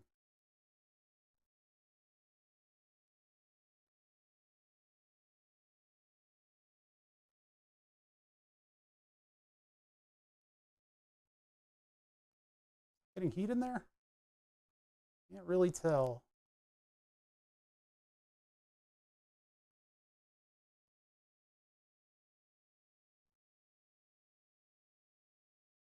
Nope. I think I need to get solder in there somehow.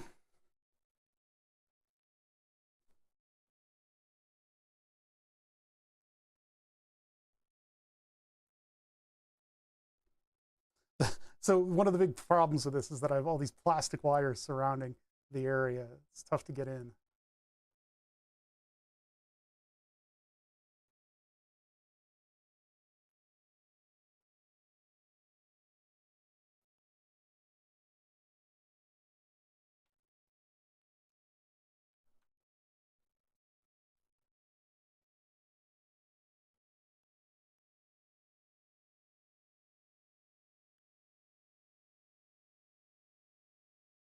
Right, so I'm just bending the end into position. Now I need to get heat on there and then get this guy.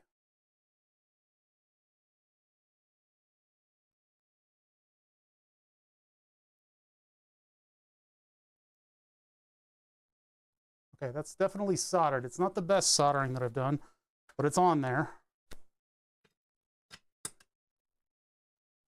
And I'm going to turn on the output again, and we're going to pay attention to what happens right there.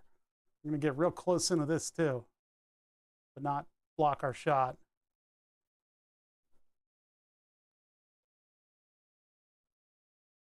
All right, 3, 2, 1, go. Oh, do you see that flux moving? Oh boy. Let's put a waveform into it. Oh, no, it's still not connected properly. I don't know, maybe it is getting way too hot. If we're feeding it too much, but it's through a larger resistor and it's in unity gain. So what wire just walked? The one that we just put in? Oh my God. It's immediately getting up to soldering temperature. What the fuck?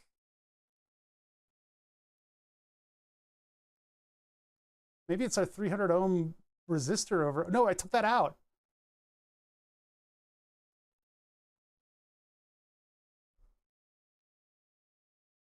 Oh my God. That is very crazy.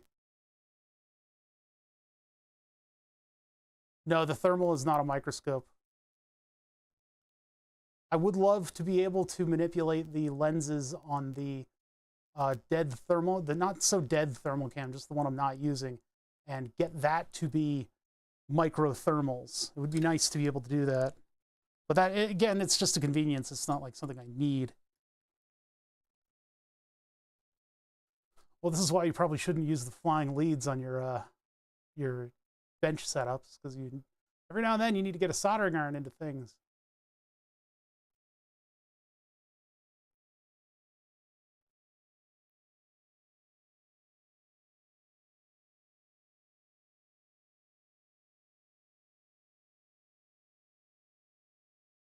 All right, give that just a little soaking there. Here, I'm actually going to pick this out and move it to another part of the breadboard where I can actually work. Don't have to worry about melting everything and smashing everything, and I can get my right and my left hand to do what they should do.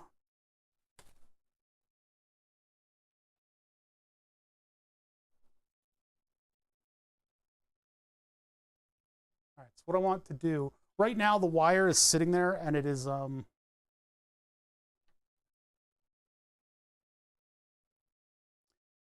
so I've got this wire and I'm trying to solder it in place, right?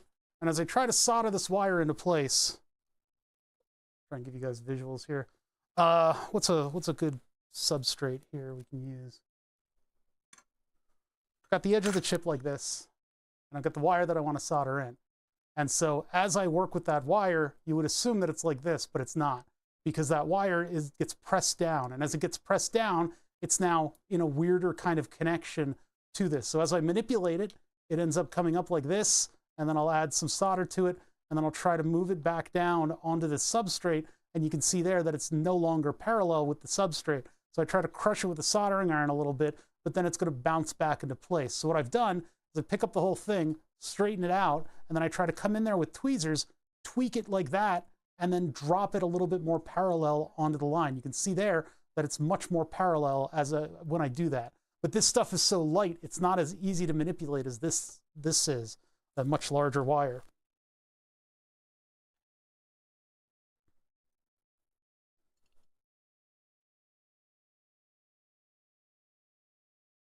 Like that, and I can kind of give it a little knock. And this is easier to do when the wire was still long and not attached on the other end.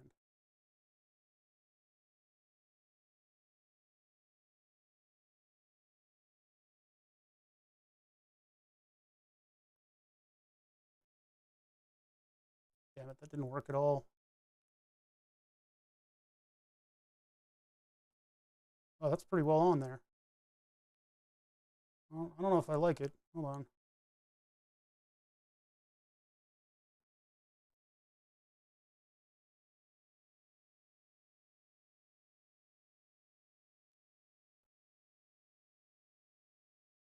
Here I'm just grabbing it by the front and sort of forcing it down onto the pad. We're not as zoomed in as we were yesterday, but I think that'll make a connection, but I think it's also going to spring away as this thing heats up. I don't know what we can do to mitigate the amount of heating on this thing. What do they say here? Heat.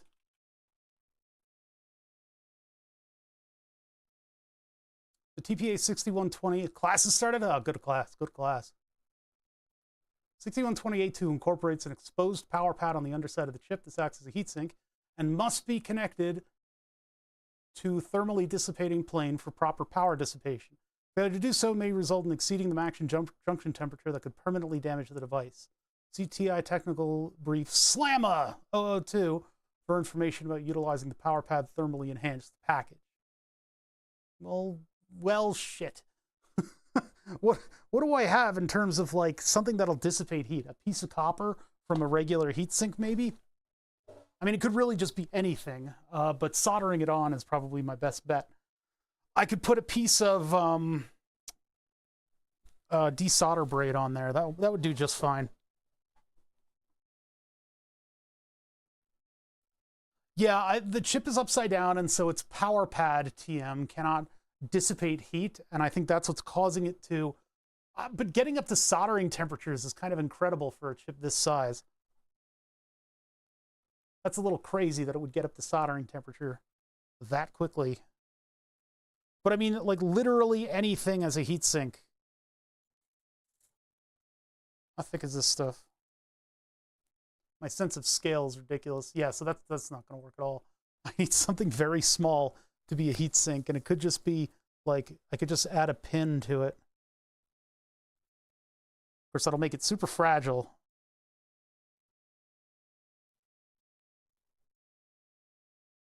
Just that, like this. Actually, I could utilize the no connects right here and just do it like this. And then that'll just pull heat away, and it'll hopefully keep me from brushing up against this thing and destroying the rest of the circuit. So we'll just solder it on like that, and that'll be our heatsink. It's the center pin getting hot, but the one that keeps disconnecting is the one right below that pin that I've added.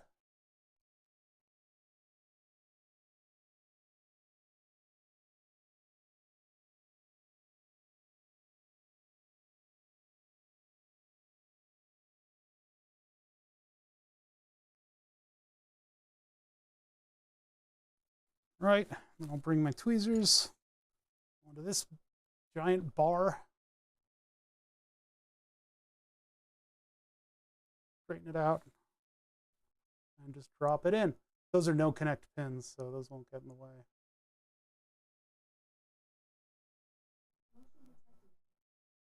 Packages are being delivered. 'Tis the season. Come on. Drop in. Do your thing.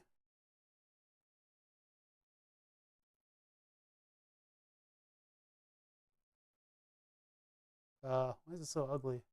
Oh, it's because I'm using this tiny tip.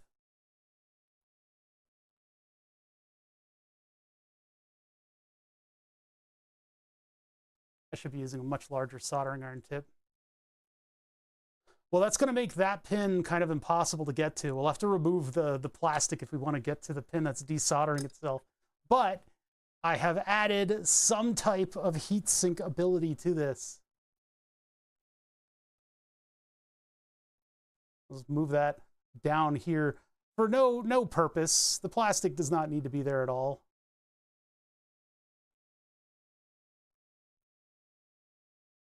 Going to make this pin much more annoying to resolder, but we'll try it. We'll try it out.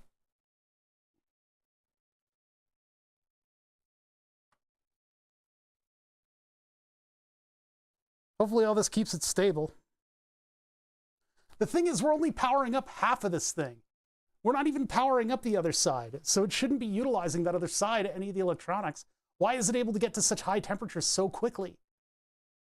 And it's using 50 milliamps in unity gain. And I removed the 300 ohm load. There's no load connected to this thing, so this is as if it's unplugged. So there's no high current stealing load connected to this thing. We are well within the plus or minus 15 volts, and it should have 16 ohm impedance. So 16 times 12.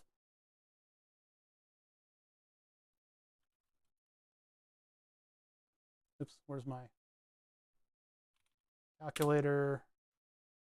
I mean, what the V is equal to IR, W is equal to watts is volts times amps. So is it 16 ohms, 12 volts? Would it be 12 over 16? Use 3/4 of an amp. That's not how much is going through this thing. No, that's not right at all. Oh, whatever. All right, let's see if I can power it up again and if it actually like starts to melt stuff. I don't know why it's getting so hot. Why are you getting so hot? What right do you have? I guess we should view it on the microscope. That way you guys get a much better idea of what's going on there. I can bring us over to this. You see the waveform way there in the background. No waveform, but we're at 10 volts again. Why are we just stuck at 10 volts? And then is the chip superheating? Yes. Okay, is something wrong? Am I giving it like backwards power or something? Let's double check, because my circuit should be pretty similar to this. And none of my external components are getting that hot. It's just the chip itself is just getting super duper hot. These trials are all part of the process. We're learning how to utilize this component so that it doesn't blow itself up, and we're learning a little bit about what it can handle in terms of power going through it and it dissipating away its heat. I want this thing to be able to exist inside of a modular synthesizer without risking the whole biscuit.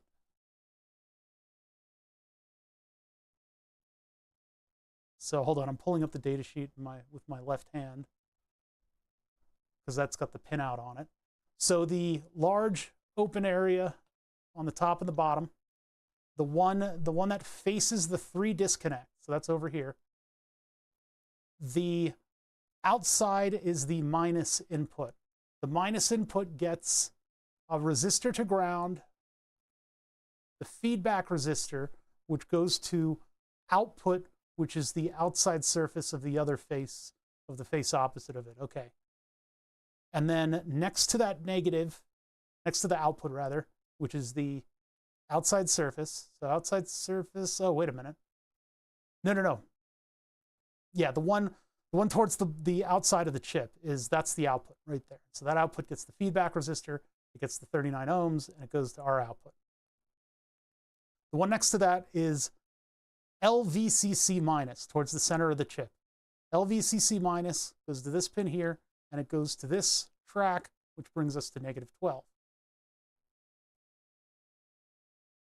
Going further up on the one that's closest to L out and LVCC, we have LVCC plus.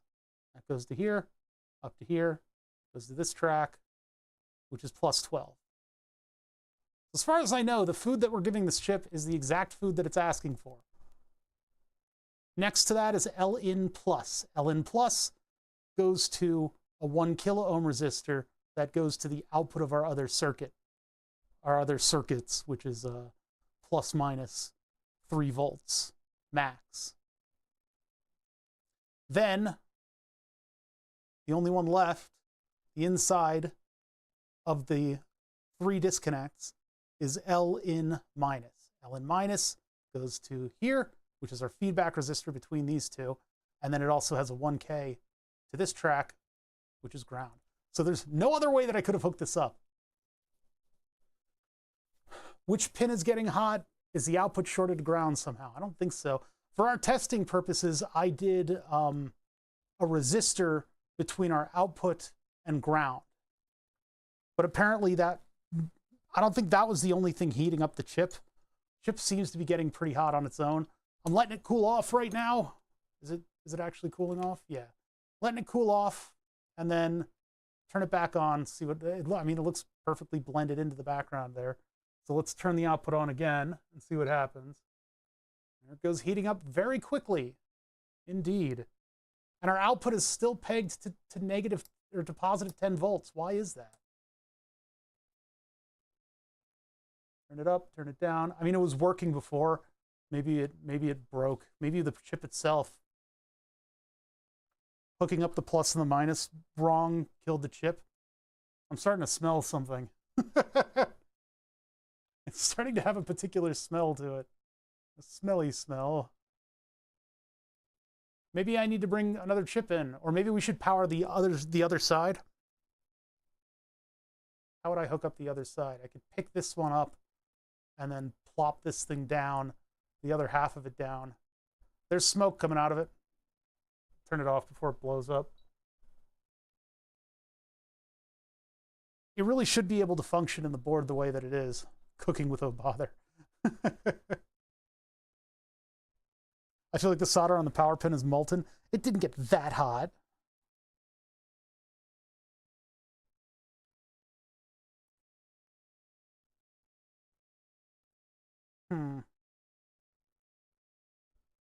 See, the thing is, this chip is symmetrical. So I guess what I can do is bend these 90 degrees and plug it in all the same. If we think the chip's dead, I've got to make another adapter anyway. So I'm just going to take these individually and bend them down like this so that I can plug this thing in at 90 degrees. I need to use a tool to do it because it kind of hurts.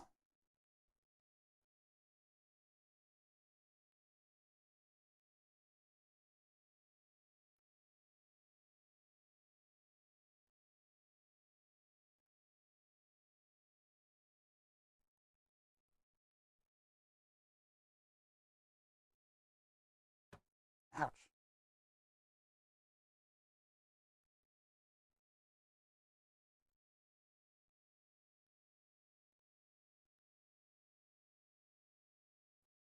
Owie.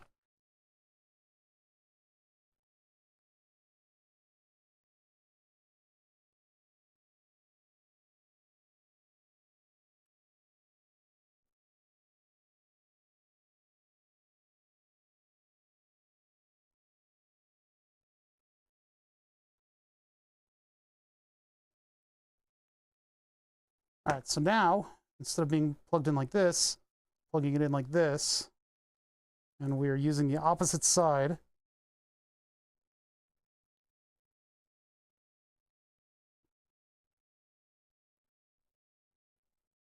Ugh, I need to straighten these out.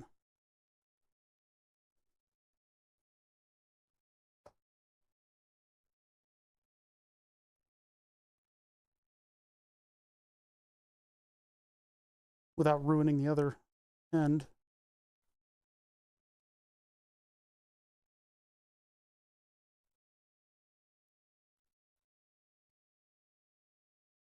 You know, I don't want to kill the whole thing all at once. I want to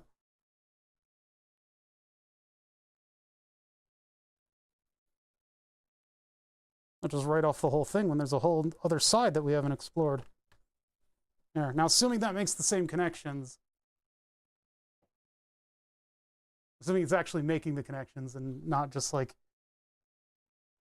I think everybody went in though, so looks pretty decent. So now that's all hooked up to the same stuff. It's a symmetrical chip, and we turn it on, and maybe we don't see such rampant heat. 3, 2, 1, go. Well, no, not again. It's the same story. Something internal might have broken in the chip, or it just might not be hooked up properly. Some of the pins might not be making contact. It's not heating up like the other side did, which is a sign that it may not be connected. Oh, I'm off by quite a bit. Hold on a minute. Power off. Lucky enough that nothing made contact there. Now it's hooked up. All right? Yeah, now it's hooked up. Okay, so it should be hooked up the same way, whatever side it's on. And let's take a look. 3, 2, 1, go. Oh, it's getting hot again. Well, I think it's a proper fucked chip. I think our chip got blued up. Yeah, it's a dead bastard, isn't it? And it's like nothing specific is actually heating up. It's the whole thing. If we look at our output over here, yeah, there's our full output compared to the input. That's the signal it's getting, but apparently that's enough to smoke the chip.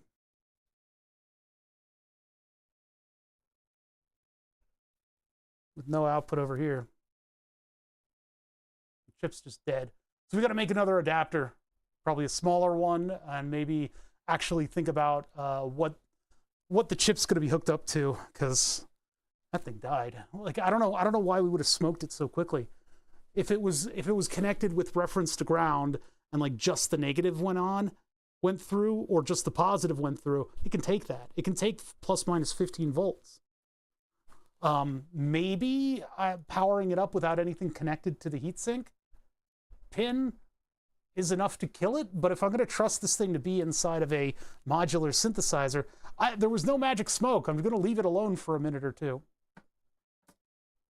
What happened was it kept desoldering one of its pins. The negative pin, the output negative pin, kept desoldering, but we're not giving it that cooked of a signal. Our signal is actually quite polite. Plus, on our output, there was no distortion. I saw no distortion on our output. This is what we're pumping into it. It probably shouldn't be this hot. It needs to be a little bit weaker than that. But I can, you know, we can turn it down like this. So that would be the signal that we've been giving it.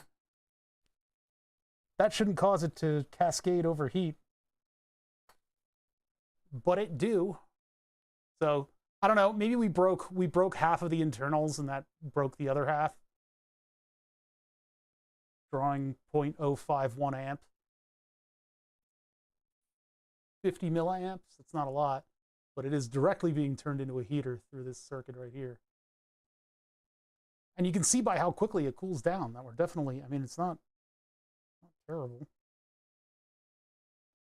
Wait, that's not even warm. So I guess we broke part of the chip. If I had soldered that pin on there earlier, we probably could have rescued it. Because like it's not that hot anymore. It's getting warm, but it's really not. It's not like heated. Yeah, like I don't feel nothing. So I'm gonna have to make another adapter. This time I'll use hookup wire. How much time do we have? We got plenty of time. All right, yeah, let's build a snowman. I mean, the other way I could try to do it is by using the breakout, but then the breakout doesn't have, well, we won't be able to see the pins on the breakout either. That'll be kind of annoying. All right, so this is $3 of hot garbage right here. This is a $2 chip, I think, in the quantity that I bought them. $2.95. Very annoying, but that cost us. That cost us $3. And this goes in the garbage. It would have been glorious. The things we could have accomplished together. Turn that off. And then let's move our whole test setup while the output is off. I'm going to move that up. I'm going to get a new perforated prototyping board so I can maneuver a little bit more easily. It was kind of annoying to have the whole setup connected last time. And then we'll see about which type of breakout I really want to use on this. Where is that other breadboard? Where is the other breadboard? I do not know. How's it going, Dins? When you touched the output, it was much more interesting. Well, it's not supposed to be, but that's my leakage to ground. The ground situation in this shop is a little bit bad. I should probably bring one of my cases over here just to store these modules somewhere. I've got modules that are just like rattling around on the desk. And I really could use more VCOs. I need to build up a couple more of those. I need to make the circuit board level fixes on the VCO, though, before I go into making more. Which, you know, I might as well work on the module testing module. That's sort of the better thing to be spending my time on. Once we get this mixer done, it'll be a good to clock a win, and then we can work a little bit more with the module testing module. Is that resistor board being used as headphones? No, it's the that's the feedback resistor. I was going to mess with the feedback resistor using that. The headphones were a 300 ohm resistor, and then I unplugged the headphone, and so it should have just been floating, and no current would go through the amplifier, but that ended up cascade heating, and then the pin fell off. And so the theory is that it's getting way too hot and then desoldering itself. I've got a choice here. Could try to use some of these amplifier boards, but then I won't be able to access the pin. Like, these are the same pitch. And if I solder them down, oh no, you know what? It wouldn't make a connection. I thought I looked at that before. Where is one of those chips? I had one of the chips that was up here. One of the ones just floating around. Floating. Floating. You are floating. Where is that thing? How's everybody else's Friday shaping up?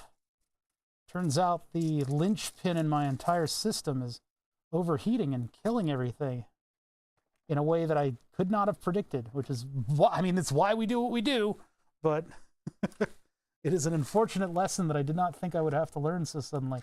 Where did that chip go, huh? It's not under there. These things get picked up by stuff on the bench and rearranged, and each one of these is precious. They were expensive. But I butted one against the other to see where those pins were located, and it doesn't appear that they're located in a place where you can kind of like solder it down to a board like this, especially without a heatsink on this board. And it looks as though those pins would also short it out. Did I put it in a special spot in order to keep it from getting destroyed? Doesn't look like it.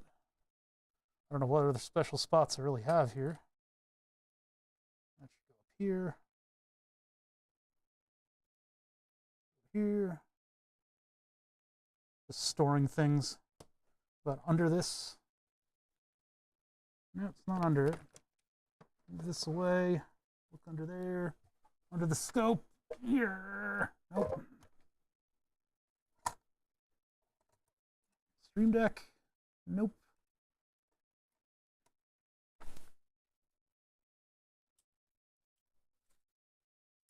Goes back right there.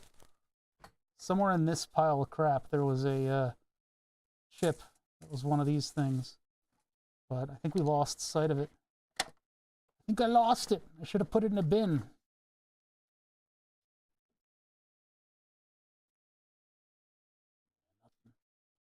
Nothing doing.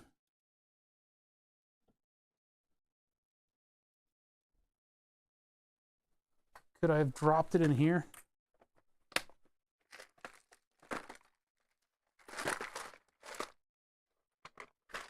That rearranged these a little bit. Oh well. These are not the most organized. Don't see it. I don't see it.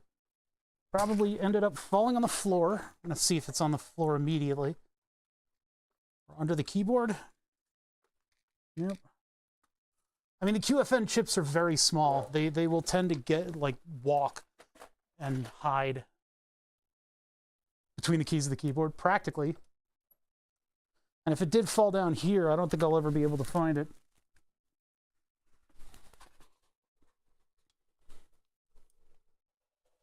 That was an expensive chip, too. I thought it would just hang out in that space, but it, things can tend to walk. I need these. Also, a lot of dog hair down here. That dog does shed. She does, she does. She doesn't even come down here that much anymore, and yet... Yeah, it could be practically anywhere, to be honest. It's such a small thing. A little QFN chip alone, rattling around, going wherever it can. So how many pins on each of these do we need? We have 2 power pins and then 3. So that's 5 and 5, which is not something you often see. 4 and 4 would be for the SO8s. That could have been a good adapter for it, but that's not going to be the case here. We need 5 and 5. Wait, what's this? Oh, this is 5 and 5. Where did I get this? This came with that kit. Oh, it's perfect. So we can have our power pins and everything just on this one. It's a lonely ant on a bench. It's, oh God. It's not going to survive the waterfall. This is why we don't anthropomorphize our electronics, all right? Electronics are a lot like bugs. Bugs lead these very, very boring lives that are punctuated by absolute eldritch horror.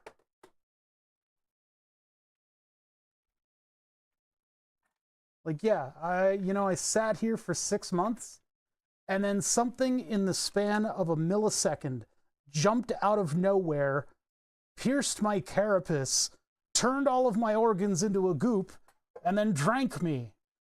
Like, it's like, you live like this? Damn. I wish I could find it, because that's a $3 mistake. Oh. Yeah, try not to think about it too much.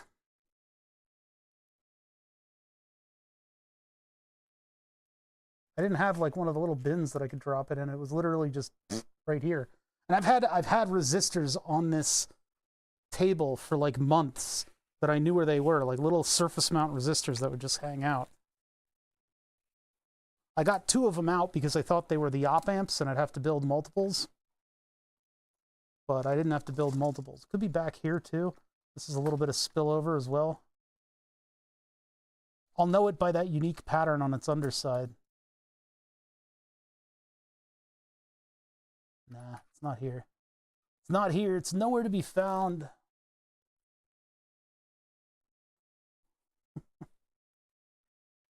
It is nothing. It is nowhere. All right, well, if I see it, I see it. If I see it, I'll put it into a bin. We'll get a new one out. This is why we order 10 at a time.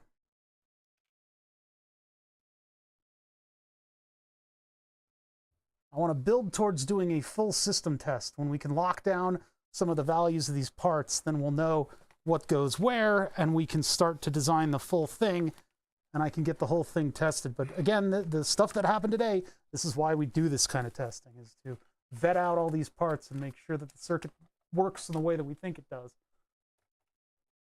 We run into all these little problems, and we just keep rolling.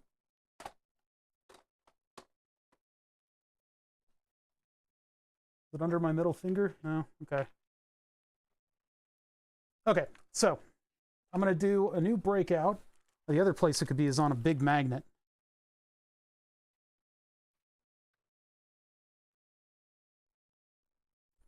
Doesn't look like it. Nope, we should be so lucky. It's an active workspace. Things get kicked around all the time. So we're doing 5 and 5. And we're adapting it upside down, and then we're putting a big heatsink on it, just in case. And the big heatsink in this case is just going to be a pin. That's all that's really necessary. It's just a piece of metal that's going to move the heat out and add surface area to that little area on the chip. So let us make some standoffs. Go grab this, because those are, we'll basically be connecting to the standoffs. We're not going to connect to the pads as they are on the board. So just 5 and 5. Each pin is going to have a purpose now. And remember, this chip is symmetrical. Is there more room on the other side? So that connects that way, huh? I don't think that'll really help us. Okay, well, 5 and 5. I use wire cutters to separate these things because the wire cutters seem to split the center a little bit better than the flush cutters. Oops, I totally screwed that up. Hold on. Start over. I wasn't even in the middle of that. So 5 pins. And 5 pins. 2, 3, 4. Yeah, that's right. 5 and 5. And then we plug it into our breadboard. What is this doing in there? There's like a resistor in there. Plug it into our breadboard, which is going to dissipate the heat. This is the one that I don't pull out often. The breadboard that I don't pull out often. This one has clear plastic, and so you can actually see the clips that they put the stuff together with. They're just metal clips that are designed to grab on to a pin that's been put into the clip. So hold on, show you guys this, like that. There you go. So it just holds on to them with these five position grabby arms. Cool stuff. All right, anyway.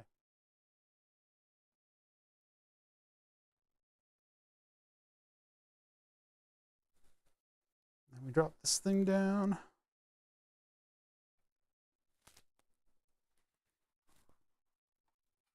That's where we're going to be attaching it, but we're not really going to be using the pad beneath. Now, which one is the audio amplifier? I can't believe I lost one of them. I'm so mad. It's so annoying that it's gone. It's gone forever. Wait, is it up against the seam over here? Nah. Nah, it's long gone, huh? That's so annoying. It's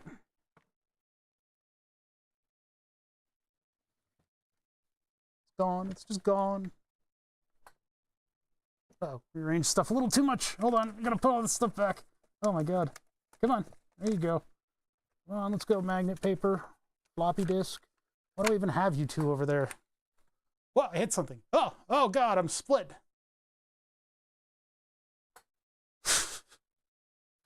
My various views. Oh, did I put it on the... This is the same audio amplifier, by the way. It's just in a different package.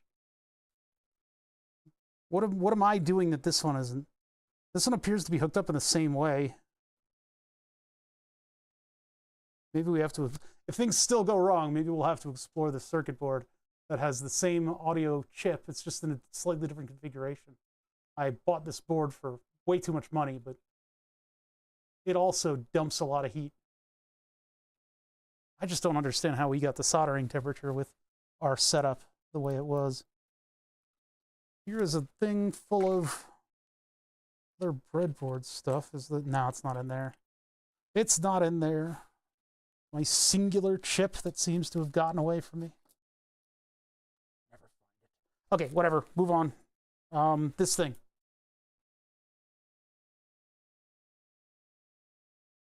$6120A2. I think that's the amplifier. Or is the...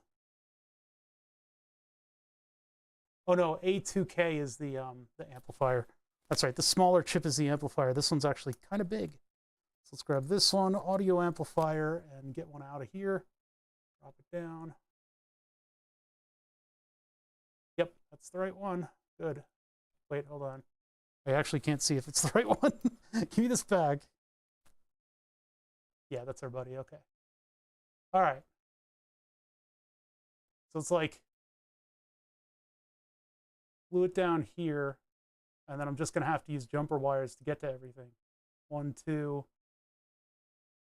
1, 2, 1, like that. Okay, so let's get pin 1 is there. That's just where it's going to be. There's no alternative. And I can just glue it straight down. It's not like I need to interface directly to these pins. Yeah, that's just the way it is. Okay, so let's get super glue. Super duper glue. Just drop the glue. This is getting in the way. Drop glue down right in the center. Close enough. Tweezies.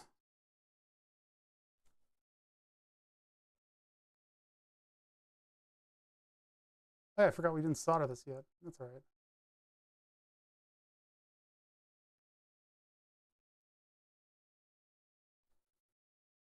And I'll just tap it with the pin tool to make sure it's flush with the board there.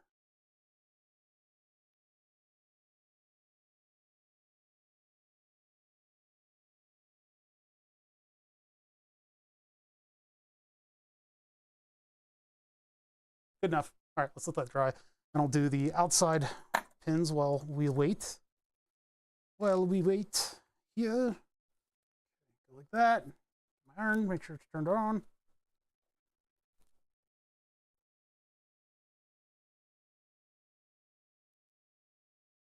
We're going to use hookup wire on this one, which is like a Teflon coated wire.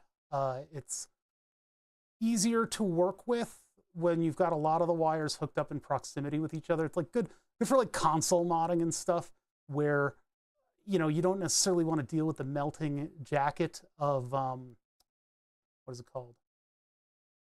Wire wrap wire. And instead you just get this stuff which has a heat resistant jacket on it. But it is more expensive than the other stuff. You get a lot more wire wrap wire for your purchase. Hookup wire is divvied out to you in little tiny samples by comparison.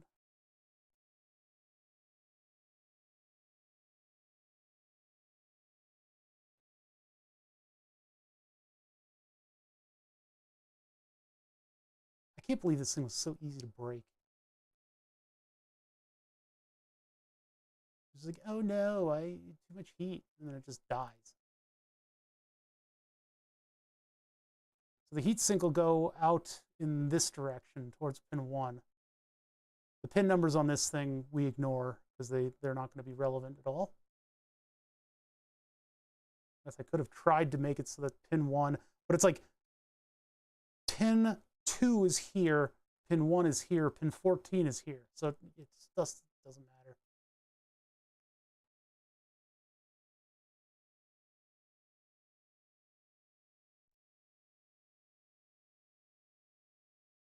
pre-tinning all of these pads with the shakiest hands in the world.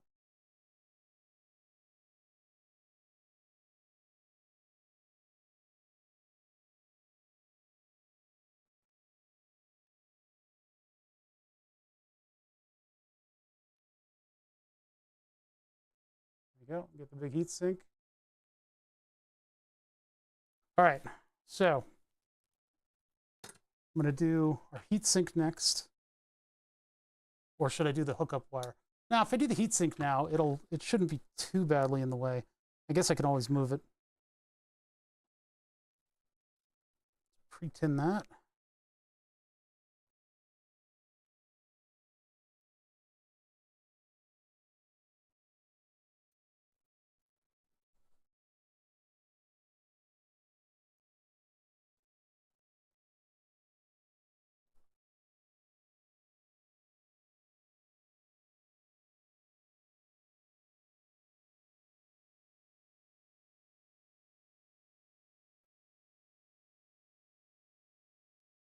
Ooh, definitely want to move that away. I mean, it doesn't look like it's causing any problems right now, but it's definitely too much solder.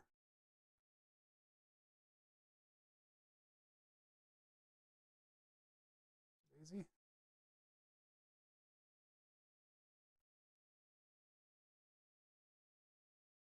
Oh, my hand it's my left hand, so it's going nuts, shaking.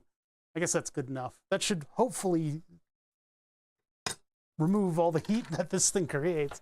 Let's get the hookup wire over here. Where's that hookup wire? What I purchased many weeks ago. There it is, hiding behind. Now, is it going to be possible for me to use this stuff effectively here to hook these things up? It's a little bit tight in terms of layout. Rubber band. Oh, I see. I was keeping tension on the whole thing. Put it back down there for tension again. Jeez, it's not really going to work. Oh, whatever. Okay, so this stuff should survive the soldering iron. We take a little clippy here, and then how am I going to strip the end of this thing? That's a tough ask. This stuff is a little bit more rigid too, but it will be very difficult to hook it up to individual pins without getting a side view of what's going on. Getting it into there especially is going to be difficult. Let's find out if I can work with it.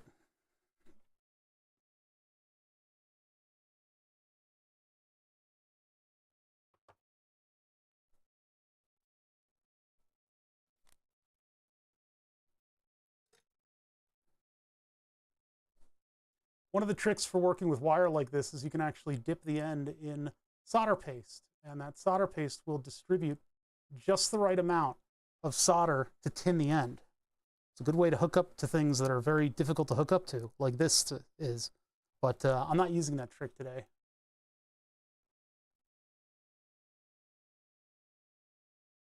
We should get the heatsink out of there. Hold on, I'm gonna get the heatsink out of there.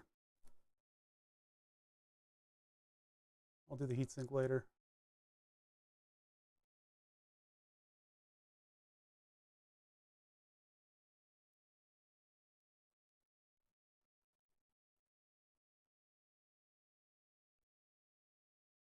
Did you read in the data that if there's only one amp powered up, you have to be the left one?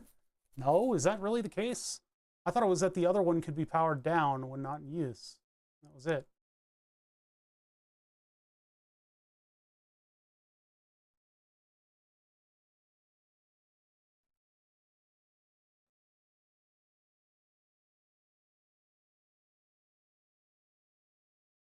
That is very specific.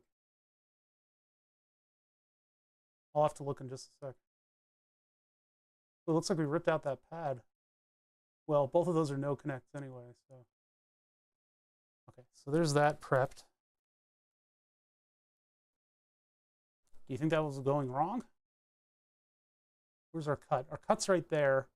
So that means pin 1 is here. And that means the 3 no connects are here. And this one is the 2 no connects. So I want to go to this pin right here. I want to get closer. We need to get closer. I need to be able to see what's going on. Closer, closer, closer.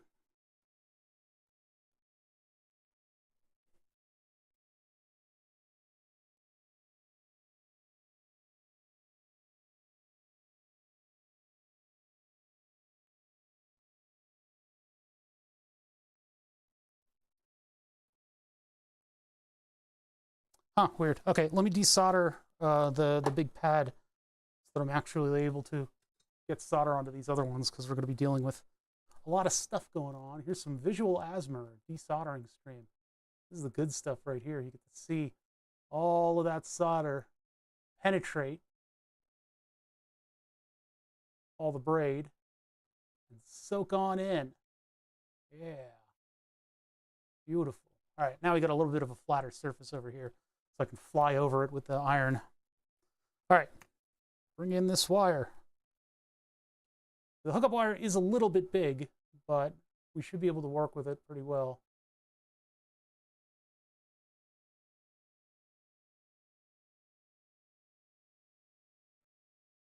Nope, nope, nope, hold on. Clean the tip. The voltage supply to the left amplifier is also responsible for the internal startup and bias circuitry of the device. What the heck? We might have been using the right-hand side then.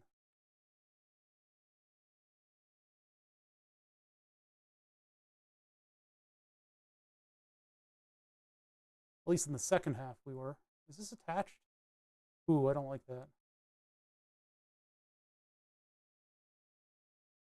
Dang it, come on, man.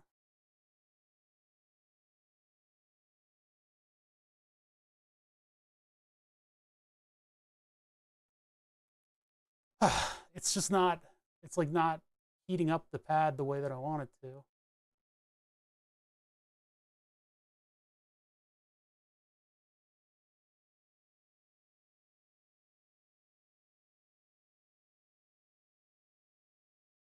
I definitely feel like I'm on it. It's just the solder, there's not enough stuff there to get to the wire.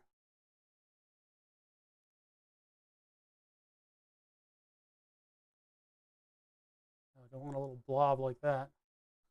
There we go. Get that blob. Get my blob on. I'm gonna blob this thing so hard.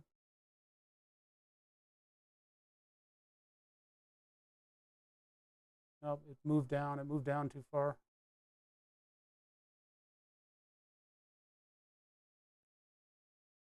Once that surface tension kicked in, the wire started kicking around. Oh, that might be perfect. I don't think I trust it, but oh yeah, no, it's bad. Oh, did I just, oh no. I don't think I want to use this wire because I think we just lifted the pad. Oh no, we didn't lift the pad. Okay. It shouldn't be that fragile.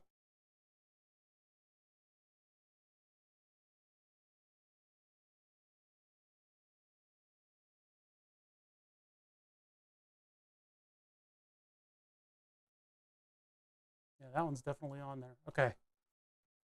So then that goes to here.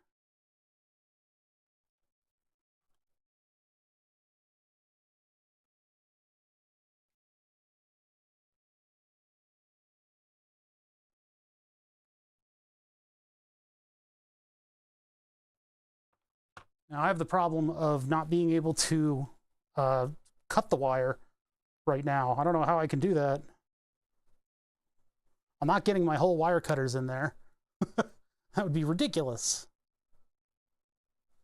Could I use like a sharp scissor? I don't really have a sharp scissor. Just a knife.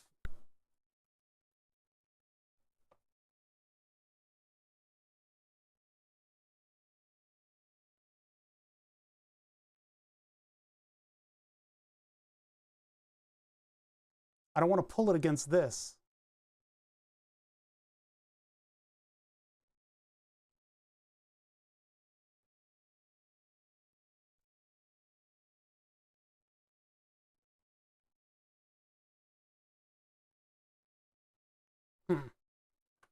Might have to.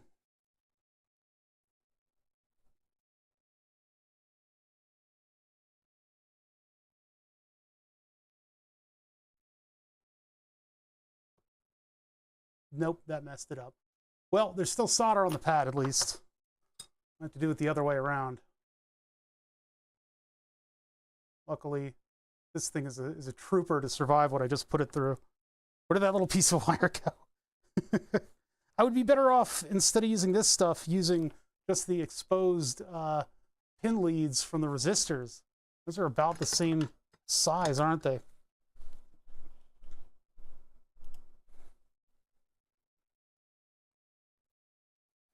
I mean, if I just grab, what do I have a bunch of? Grab just any old resistor.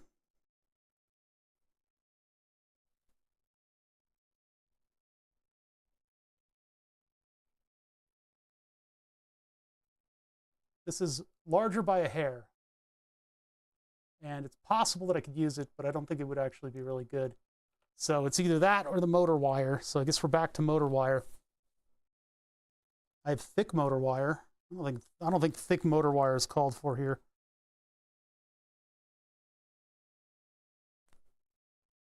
Dr. Plugger. Yeah, thick motor wire is too much. Hey, Dr. Plugger, thank you so much for the sub. Appreciate that very greatly, indeed. How's it going, Dr. Plugger? I haven't heard that name in a little while. In a little while. I guess we're back to using this stuff. So this stuff is directly off of a motor. It is actual enameled motor wire, and it is pretty easy to work with in a circuit like this.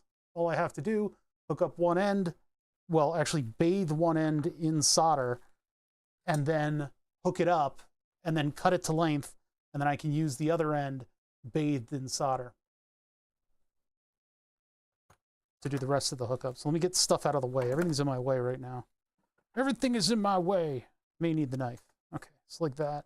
And then we bathe one end. So I'm going to add solder to this end. Now in super zoomed in mode, everything looks way worse than it actually is. You're ever self-critical of your soldering skills, just if you think you're all that and you can solder anything, zoom in and you're gonna feel completely inadequate. So things will look kind of nasty for a minute here. So there I am, just bathing it in the solder. And now if I let that solidify and give it a tug, it is actually connected. So I'm going to take that end and I'm going to straighten it out again because I just whacked it up against the side there. And I'm just going to go up to that edge of the wire and just give it just a little bit. This. Oh man, come on. All right, I got to grip it a little closer in.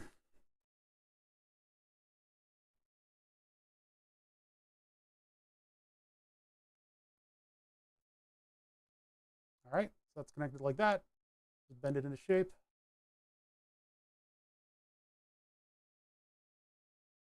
And then burn your fingertips. Owie.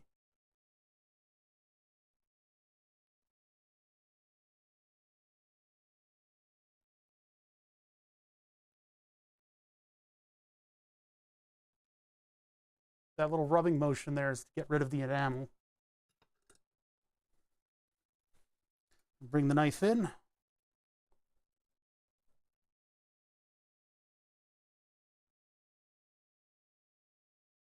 I'm ready for the next one.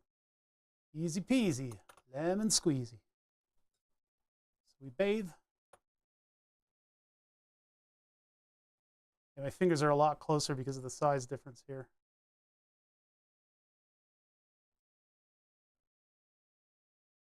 This stuff has been pretty easy to work with, actually. This enameled wire, pretty simple.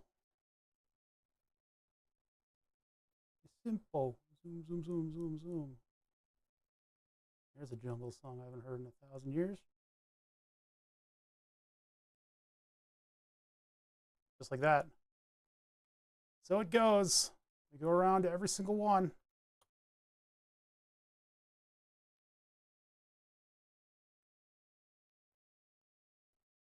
Come on. Come on. There you go.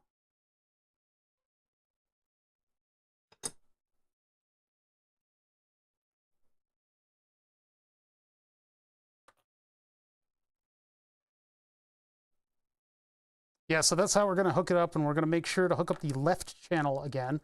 And I'm going to make sure, absolutely sure, that I connect something to dissipate the heat.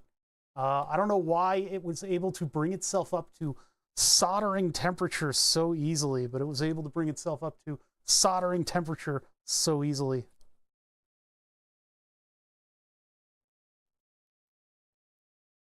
That's really kind of concerning. I mean, what happens when I unplug it? Should I just power up both ends, just default? I guess probably that's the case.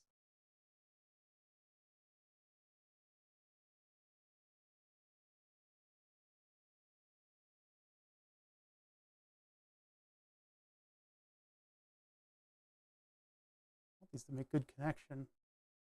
I don't think it was because of the smallness of the connection that it heated up like that. That would be kind of crazy if it was. Is it going to stay? Yeah, all right. That may be good enough.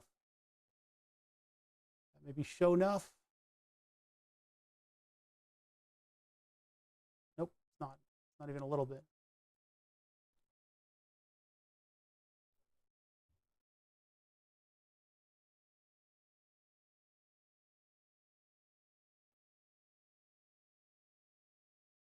Yeah, see, the thing is, when you move down towards the thing that you're going to be soldering the wire to, the wire will bend on stuff and sort of take a different path. It's actually kind of difficult to get it flat onto the chip substrate to solder down.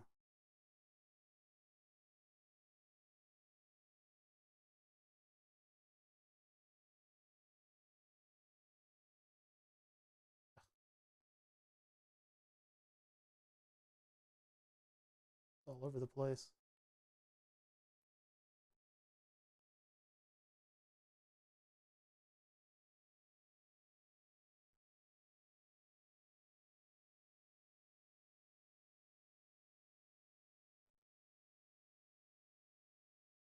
Well, that stuff wasn't flowing at all.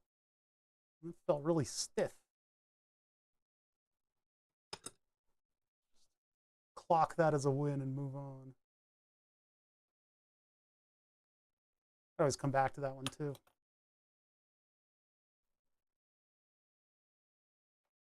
This wire is so thin that you don't even like feel it in your hand. It's just kind of there. Syphilid 8. Dr. Plugger for 54 months. Syphilid 8 for 46 months. Holy crap. Thank you, thank you. Bulk decoupling capacitors should be used where the main power is brought to the board. Smaller capacitors should be placed as close as possible to the actual power pins of the device, because the TPA blah blah blah has 4 power pins use surface mount capacitors. Excuse me. Both types should be low ESR. That doesn't really matter that much. Not in this setup. In a test setup, that doesn't really matter. You know, they love to bloviate about what capacitors you're supposed to be putting on things. It's really, because I was turning it on and off quickly was not the reason that this immediately died. The reason it immediately died is that we weren't powering on the proper power supply, and probably the input is a little cooked. Although we didn't see distortion when it was operating. It was actually fairly clean while it was operating.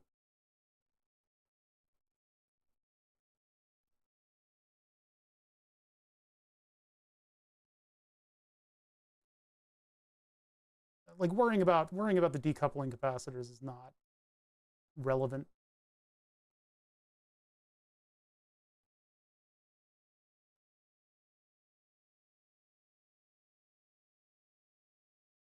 I'm gonna pop the top off of this thing.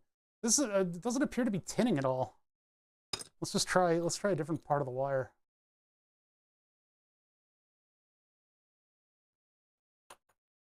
Doesn't take a lot to drop the hammer on this stuff.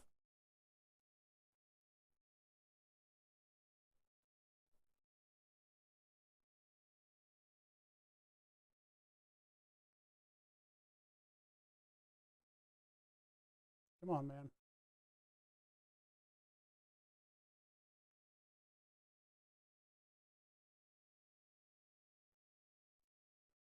Doesn't that look like it just does not look like it's actually soldering? Usually you see a little silver on the tip there. It just does not look like it's soldering. My fingers are getting tired of pinching nothing. It really doesn't feel like you're actually pinching anything. See, that's holding on. I guess it's okay.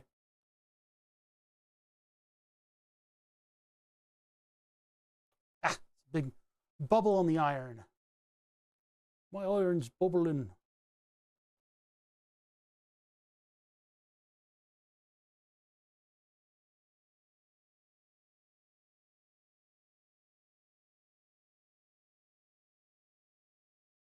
Why must you do this to me?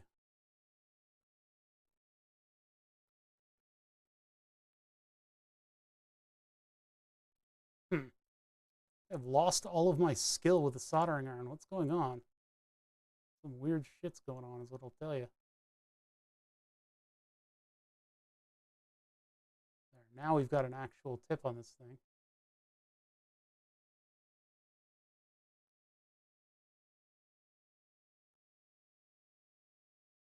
Nope. Almost had it.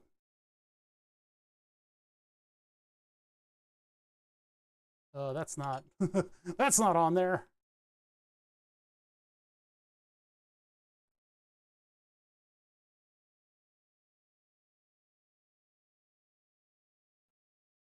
That is a terrible connection. I think it's making a connection though. I'll take what I can get, but I don't have to like it. Yeah, I just feel totally out of control of this wire for some reason.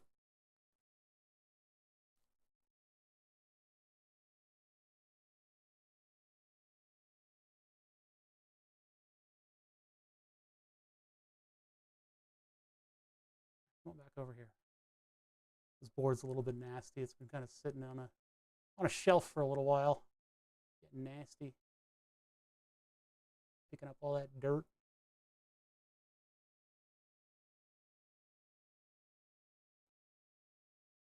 Is the iron tip cursed? I think the iron tip might be cursed. Yeah, the way this wire is going on, it's much more predictable and I can work with it a little bit. I'm gonna sneeze.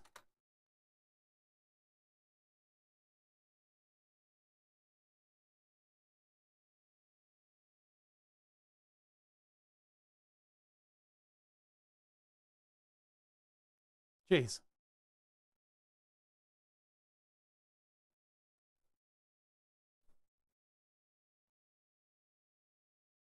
I wasn't like a dad sneeze where you suddenly go, ah!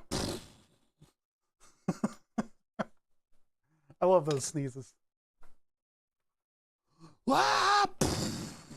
There's a physical explosion that everybody has to recoil from. Holy shit, Dad's sneezing. Everybody run. Ah!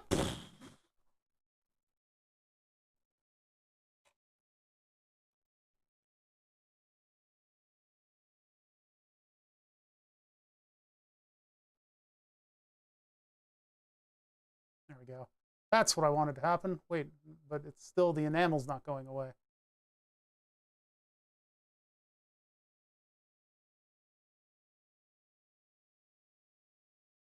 Good enough. Good enough, maybe.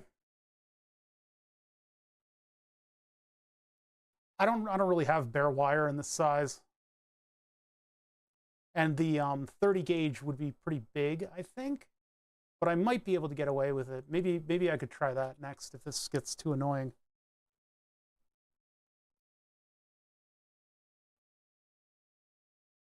Well, in some cases, I think it's the end of the enamel wire is what's making contact. So you may be right about that. And maybe if I get, let me take a look at what the hookup wire looks like. I had a piece and I threw it. It's not around. Let me just take a look at the size of the 30 gauge compared.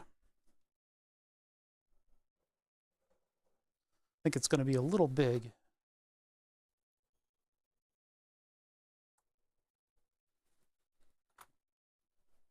But you're right. In this case, none of the lines are like colliding with anything else.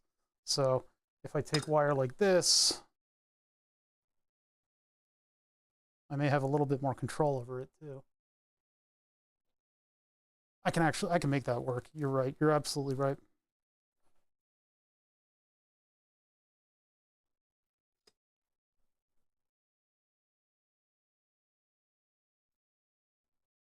It also will tend not to desolder itself because it's larger and it has more heat sink qualities to it.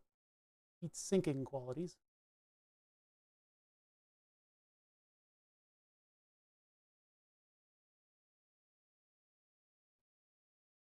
Whoops. Oh. The act of grabbing it with the tweezers was enough for the terrible solder connection to be laid bare.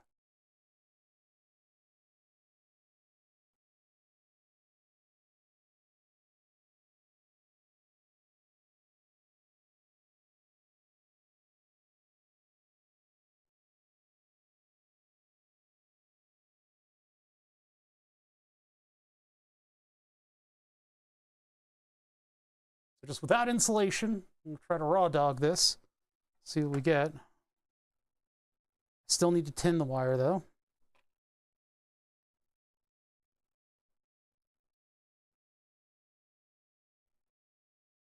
Okay. I can just click it on in over here.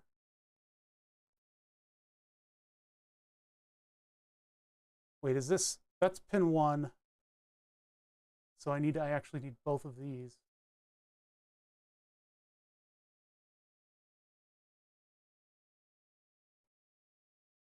I'll just clean those up.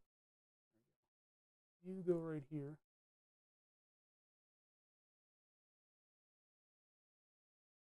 Tiny little hand movements.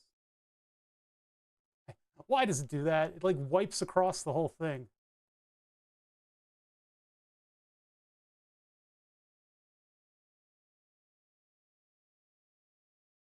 Actually, I know precisely why it does that. It's because I overshoot, because the wire hits the wire will hit up against the pad, and then I'll wipe it further.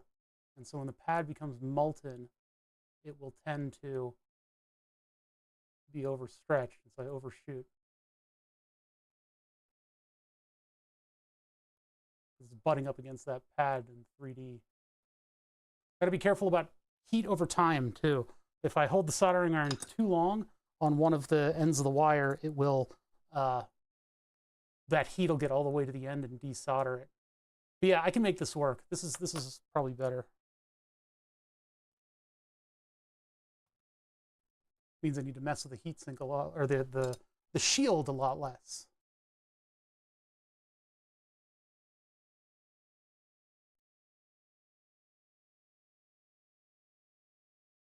Come on, in the end.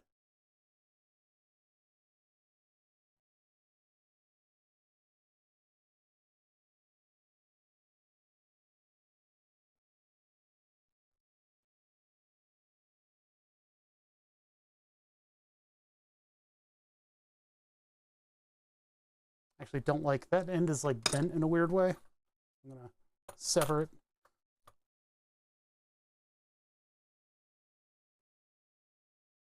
Soldering asthma. It's a visual asthma. That's a little bit flatter, and I'm gonna plunge a little bit of solder down here. This thing is so covered in flux that it's gonna look just nasty. It's just kind of nasty. If I clean up the flux, if I run it with just a little bit of like alcohol or acetone as I use, it'll clean up completely and look like new once we get all these pins soldered. But I mean, the existence of flux, you know, you need a little bit of flux on your stuff if you're doing, especially if you're working this small. Like I said, if you're ever confident about your soldering, just work small. Just do something really, really tiny, and you will gladly shed all of that annoying confidence that you have in your own ability to solder.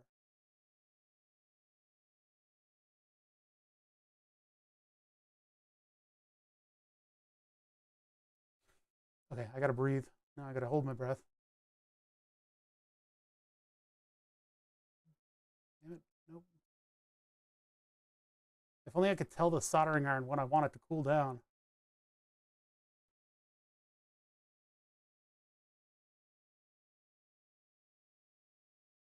You know, I think actually having solder goop on the end of the wire and no tinning, no pre-tinning of the pad might be the way to go with this. I mean, just having this socket would be the way to go, but I never attempted this until I watched you doing it. Oh no, it's trouble.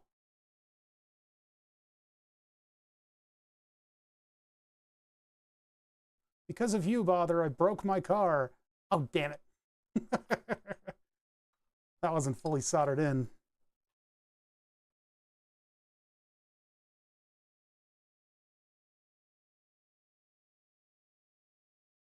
I know that's not what you're saying. I'm editorializing for comedy.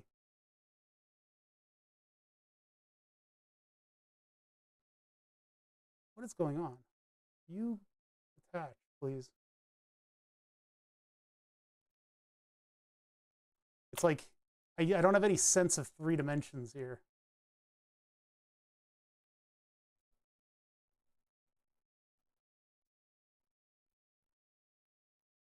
Yeah, I don't know where this thing is going. Okay, hold on. Start over. Reset.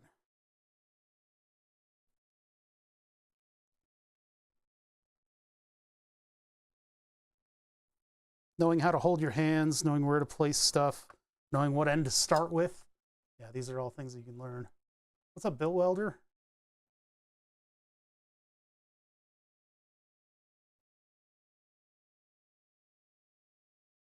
This is not supposed to be soldering asthma, but this is what we get into because the other ones of this chip was heating itself up to whatever end. It would desolder itself. So I'm coming in here with larger wires, hoping that if we put a big pin on the heatsink here, it'll be enough that this thing will kill itself when it's in operation. I'm having trouble getting this heat down. What is my iron doing? I don't have any thinner irons, and this tip is starting to bend from all the cleanings. Yeah, something's going on here. Maybe I need to get a little bit more heat in here, or maybe I need to switch out tips. Am I good at electronics? Well, I mean, you know, I've been streaming them on Twitch for a long time. So no, I'm not. All right, let's see what this does. I think my tip is starting to bend because of the dry sponge. You can see that little notch at the end.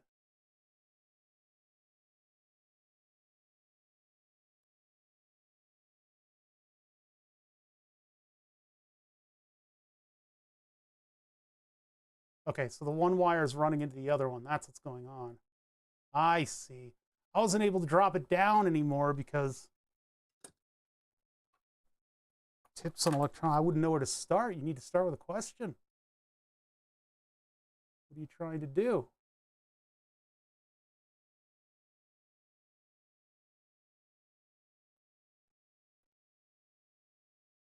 Pick up stuff as you go. How do you not blow up an oscilloscope? Well, stay within the right voltage range, first of all. Oscilloscopes will tell you what voltages they exist at. So plus minus 300 volts is usually the limits for the oscilloscope. Everything in electronics is physics, so you might want to start with the physics of electrons and how they travel from place to place. Usually just a cursory glance at some kind of a physics course on the movement of electrons and holes within substrates, and that'll get you to the point where you're thinking about volts and amps. And actually the place that I started out was with the Forrest Mims series of Radio Shack books on basic electronics. So there is actually a command for the link to that book. It's an old book. We found it as PDF form. Put heat on it too long and it heated up the entire wire. I have to bend it back into place. Shit.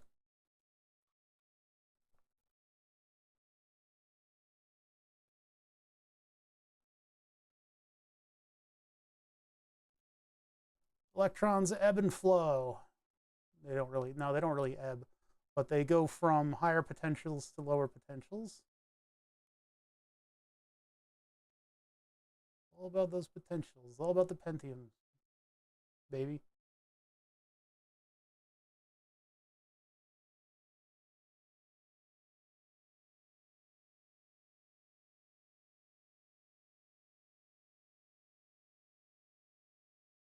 I'm really trying hard to focus on this right now because it's all going south. And it looks like crap. I don't know what the hell's going on. I'm going to drop flux just right in the middle of it. Maybe that'll fix us. And then I'll finally be fixed. I'll finally be happy.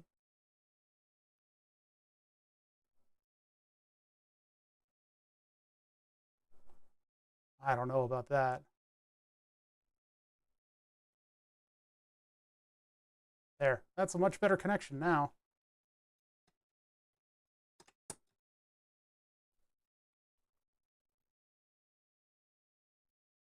Old trick, any kind of clamp or clip thing on a wire can sink heat and prevent it from reaching the other end. This is the tip of a scalpel blade. What type of clamp would you suggest that I use this scale? The scale is look, it might look like things are kind of big, but it's 0.1 of an inch from one of these holes to the next one. So this is actually on a much smaller scale than your typical electronic stuff. What's up, AV Fusion? Hey, they let me out of the cage early. Tixel Geek is raiding with a party of 11 people. Heck yeah, welcome to some micro soldering. We're doing very small soldering. This is a headphone amplifier chip that I have had to dead bug, and we've been asked quite a bit. What does dead bug mean? LGA, yeah, this is an LGA 1155. This is a computer processor. That's why everything's so freaking impossibly small. What's up, everybody? Welcome to Oh Bother. Basically, you're in my shop in Pennsylvania and Philadelphia, and right now we are doing some of the most annoying soldering that one could possibly partake in. This thing is a headphone amplifier because my friend asked me to build him a headphone amplifier, and I can't be stopped. So I said, what does that mean? Well, what is an amplifier? Apparently, in electronics, we don't need motor wire anymore. In electronics, an amplifier or a mixer is an input signal, amplifiers, one wire, well, two wires if you're in stereo, one wire, amplifiers on the output, and then your output, and that's it. That's all a mixer really is. You just make everything kind of the same voltagey things, throw them all in together, and hope everybody gets along and that you get something that sounds like music on the other end. Well, I've built voltage-controlled oscillators before. Why? How hard should this be? Well, we're at the stage where I'm starting to actually use the proper parts. We're actually using a bespoke high-definition headphone amplifier. Why is it high definition? I don't know. I don't really think there's anything behind that. But I guess it uses the right stuff to make high-fidelity sounds on the other end. You know, hey, what it does is it saves me a little bit of work figuring out what the circuit should look like, what the amplifier should look like, and maybe it insulates me from breaking somebody's expensive headphones. The problem is, the problem and the terrifying thing about this setup is that we had motor wire, which is literally just the wire that exists inside of a motor. We blew up a motor with like 50 volts a million years ago, and this has just been on my magnet hanger since. It's a source of enameled motor wire. Enameled motor wire is very, very thin indeed. It helps us connect to these weird chips that we're using.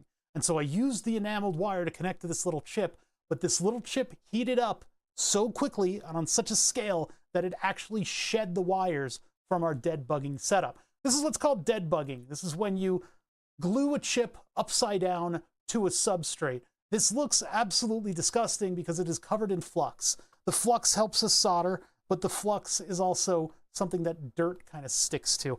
I don't like using flux. I'm not Louis Rossmann. I'm not bathing everything in flux all the time. I think it has its purposes, but it should be used sparsely in a setup like this. But anyway, the setup that we have uses a QFN, a quad flat no lead chip, and actually uses it in a couple different places for the amplifiers. The reason I went with quad flat no lead chips is because they are tiny. They are very small indeed, and there are breakout boards like this one here. There's an error right there. Look at that. Like this one here that will allow you to connect your QFN chips to your project. We are at a level where I'm using the hardware that I'm eventually going to use in the final thing. We know that we can get a signal from end to end with the other setup that I have, but we want to use the actual hardware now because boards are so cheap these days that you can get 5 boards from a board printing house for $5. They're trivially expensive. So our design jumps from solderless breadboard almost immediately to a schematic on a PCB.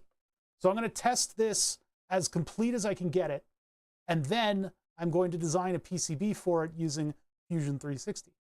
So welcome, Raiders. That's what we're doing. It's a series of yaks that need to be shaved individually and then brought together for a final little finale.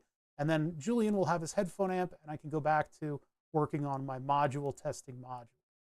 This has also taught me a little bit in the realm of audio and outputs and stuff like that. So it's kind of like a necessary weevil on our path in order to get a full-blown headphone amplifier designed and built within 2 rack units. This looks like an OMG. Everything looks a lot larger than it actually is. This thing is like a fraction of your thumbnail.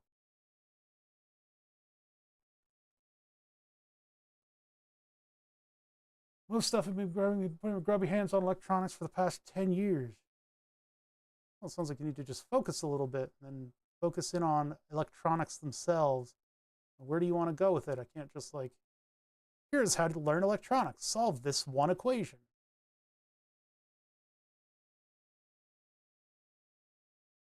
All right, that's as much solder as the pad's going to accept. Now I need to somehow maneuver this wire directly on top of this pad.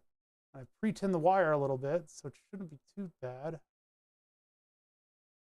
It is. It's too bad. It's really bad. Oh, that seems to have worked.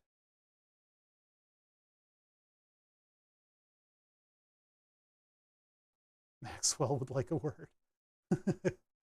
Curse you, Maxwell, and your stupid equations. Hey, Verlock. The needle tip iron is starting to kind of wear. You can see the tip is bent a little bit. Oh, damn it. I'm mad because that just happened.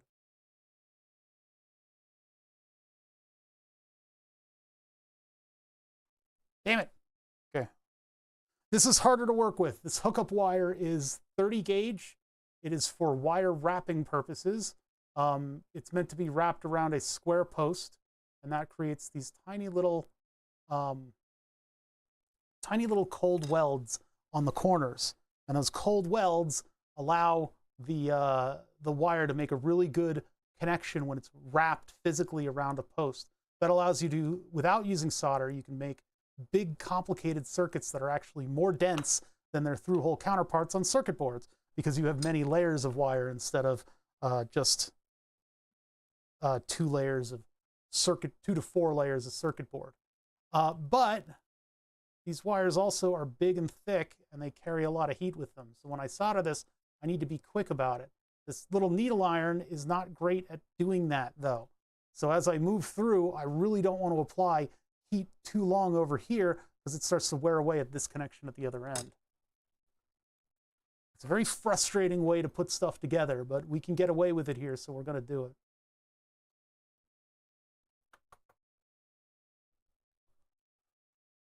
Working with stuff that's this small and being able to test it and use it is an unfortunately required skill. So we need to wallow in the annoyance of this. And maybe I can wow some people out there with my soldering skills along the way. But yeah, apart from making my own custom footprint breakout boards, this is what we got to do in order to hook up to this thing. I don't like the end of that. Is that going to solder okay? Nope.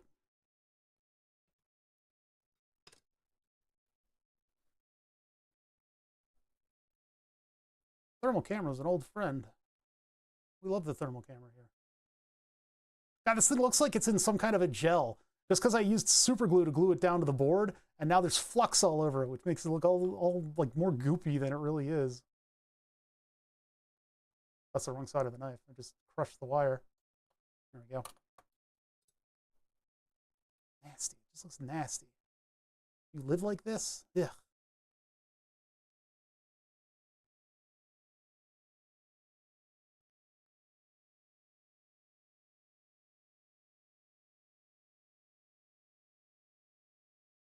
This is weird. The solder is not flowing onto the wire. Very strange. I don't know why this is happening lately. Let's try just adding a little bit of solder to this to wake it up. Can you do the Jules sign on camera? No. I don't even know what the fuck that is. What are you talking about?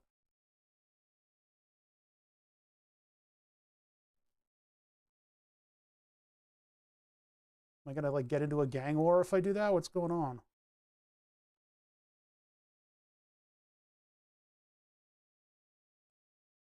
All right, come on, wire. You gotta work with me here. What I'm looking for is that instead of pushing away the solder, it sort of integrates into the solder. From a French wrapper. I don't know my French wrappers anymore. I used to know my French wrappers a little bit.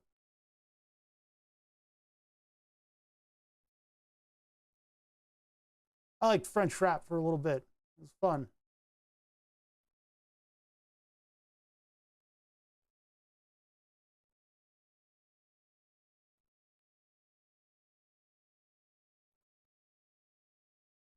Okay. All right. All right. All right. Everything's shaking. All right. Hold on. Yeah, this is wire wrapping wire. That's the size. It's 30 gauge. But I have to like steady myself and I'm trying to lay it down flat. There's a couple little problems with what I'm doing and how this sort of comes to fruition. I can explain in just a second here. That looks a lot better.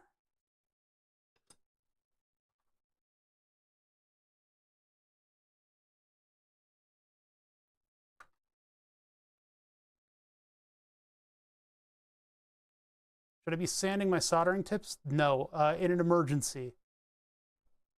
But it's definitely the last thing you want to do because you have to retin the tip. See, the thing is, every time one of these breaks off, what I'm risking is that the pad goes with it.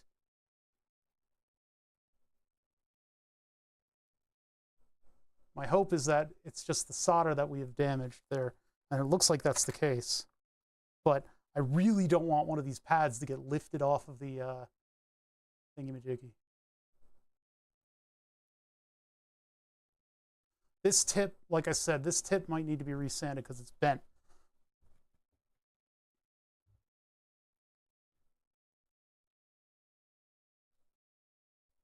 All right, let's try again. I may have to dedicate a little bit of time to doing this myself, and without ADHD meds, it's going to be very difficult for me to sit down and actually do this in the future for the other side, because I don't think we're going to get fully through this today. Look at how it's just like ignoring, there it goes. See, there it flowed into the wire. So now I know that it is coating the wire properly.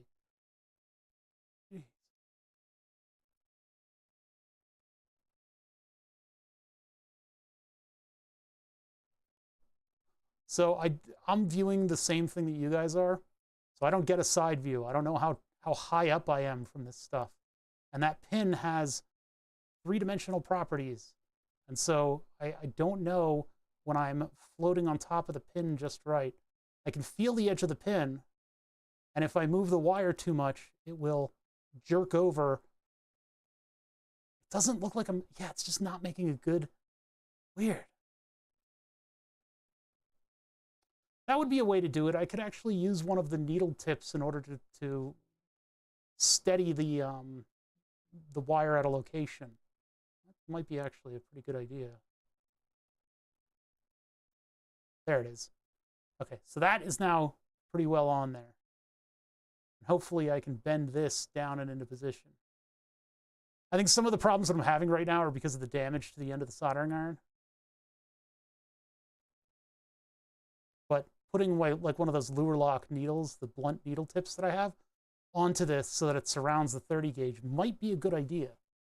I've seen some manipulators that look like that too. The problem is I really want to flood this with solder down there so that that'll actually solder properly. But if I do that, then all that heat is going to travel up the wire and it will destroy the connection. I usually use a much larger iron tip for this. All right, remove the heat before anything bad happens. There we go. So now I know that that's connected. We're starting to lose the luster of the tip. The tip is starting to become less of a soldering thing. You saw the bubble was all the way up here, the bubble that connected the two pieces of metal. So I think what's going on is that we've actually are in a situation where it might be prudent to grind the tip down a little bit. Now I've never really ground a tip. I think I've sanded one before, but like that giant blunt tip is this little tiny point right here. That's what that big giant tip is. So I have this stuff. This is from Radio Shack. That's how old it is. That's how seldom you use something like this. This is a tip tinner and cleaner. So what I can do is I can smash this thing into the dry sponge a bit, scraping all of the stuff off, all the excess, and then carefully insert it into this stuff where both flux and tin and horrible, horrible chemicals all reside. And that will hopefully give us that luster to the tip again. This is like slightly abrasive, and it kind of melts under the heat of the iron, and it then deposits stuff onto your tip. So it's grinding it down a little bit, but it's also making room for good tin. All right, there we go. So let's take a look at the tip under the microscope now.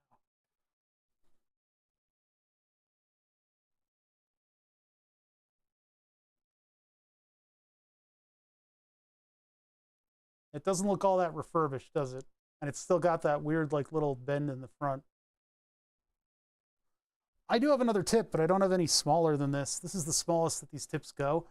They're pretty effective, and I could just swap it to another tip. I'm going to end up ruining that tip in the exact same way. Tips are like 20 bucks.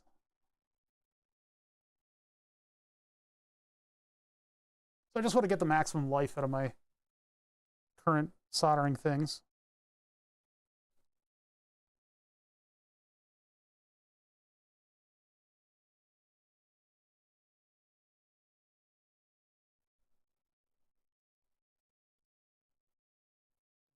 Like that.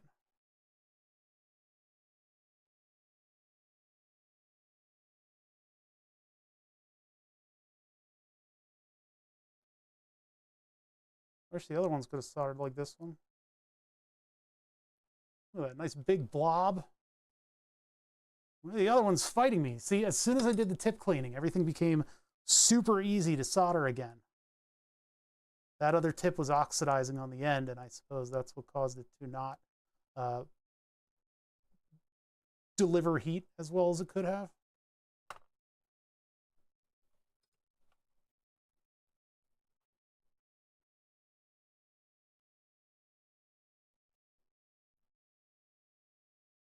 Come on.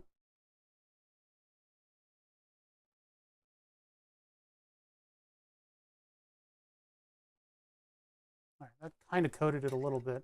I don't like that excess blob on the end, but I'm gonna live with it. I'm gonna learn to live with it because I don't have a lot of time of heat on these things before all that heat comes back and desolders this end.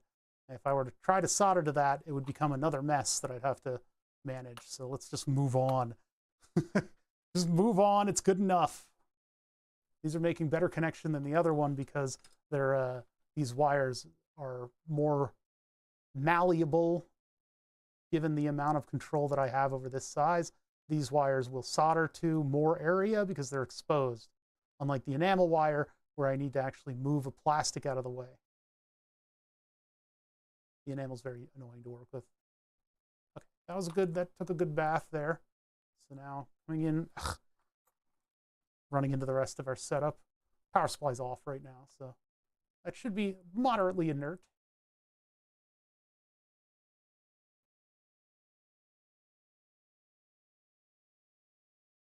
Nope, gotta go the iron at a different angle. I'm blocking my own light. Why are we in shadows right now?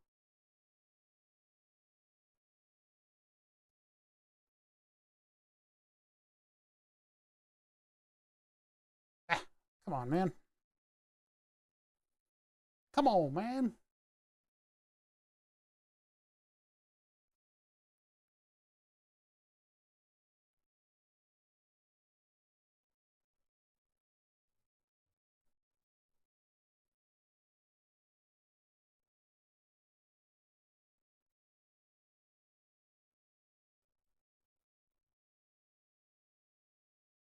All right.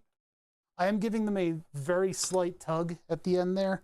I don't want to do too much because you can damage that. The last thing that I want to have happen is to have one of these pads rip off. That would be a disaster. And they can do that. They will leave. They'll just leave, take their things, and they'll go. Doesn't seem to be something that happens very often, but it is possible.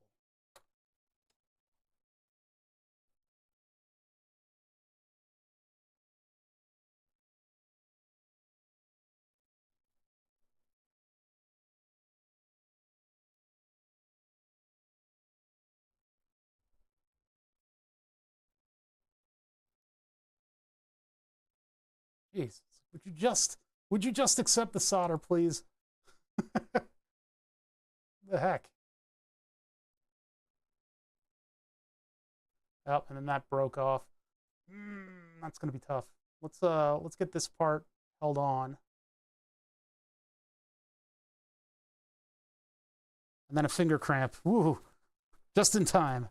All right, so I can kind of fix this.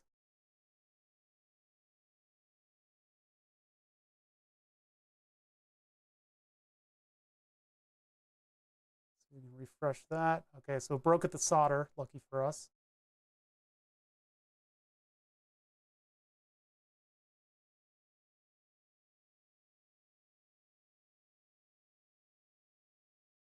Okay.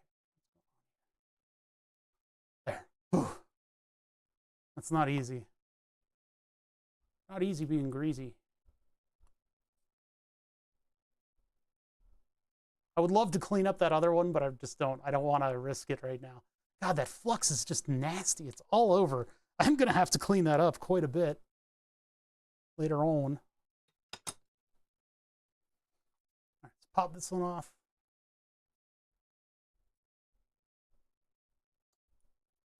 Go. On to this one.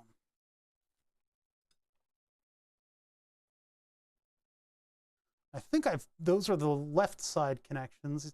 Yeah, the left sides are the ones with pin 1. So pin 1's right here.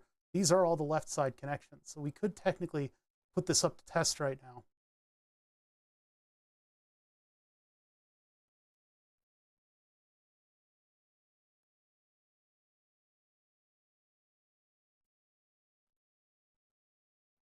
Yeah, flux is pretty nasty. It's I don't really like it, but it's a necessary evil in some places, and some people use it way too much.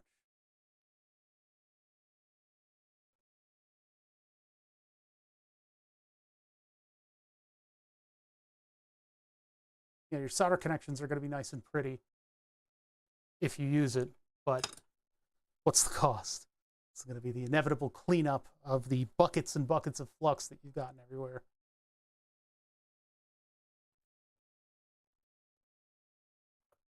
Why do I smell burning plastic? What did I hit with the iron? It could have been any of 1,000 things. There's so much that I could burn on my way back to the iron stand.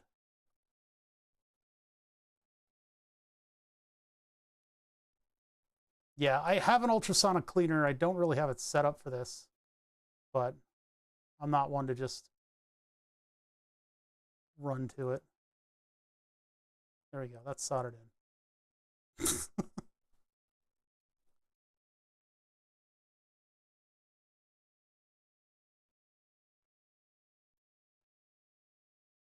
Oh, come on. Why is nothing flowing? Why are you doing this to me? Oh, because the iron's turning off. It seems to think I am soldering stuff in bed, and so it saves me from burning down the house by turning itself off.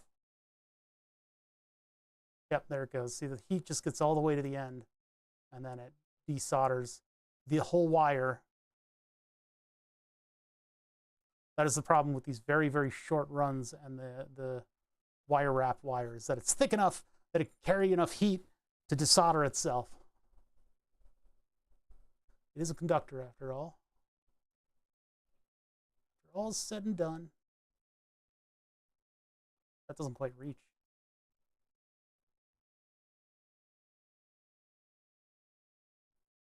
I don't know what clamp you think I could have access to that would be small enough to go on this wire.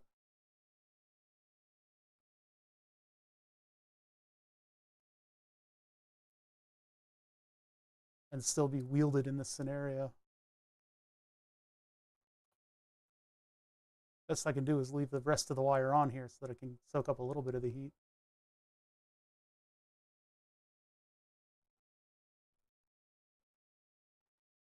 All right, let's see.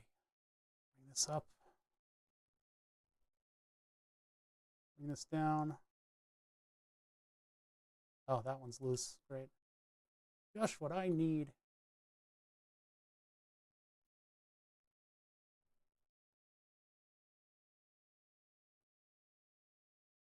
Seems like it needs a little bit of solder right here.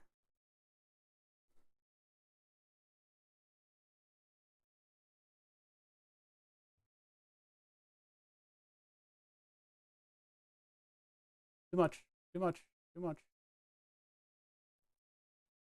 As I'm using this tip, it's oxidizing and it's no longer able to deliver heat on the very fine tip. And that's where I need all the heat for this type of stuff. See there, it just delivered heat on the very fine tip. So if I can get this to be more consistent, delivering heat all the way out at its extremity, then I could solder this faster. It's just one of those days.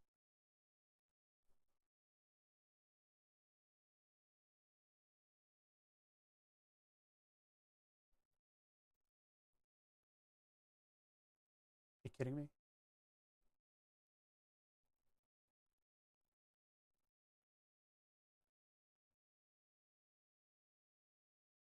What is happening? What? Dear Lord. Clean the tip a little bit more. Perhaps I've misjudged you, solder.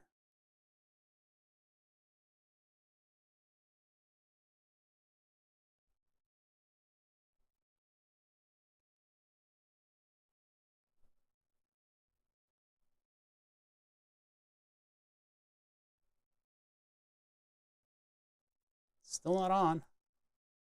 What do heck?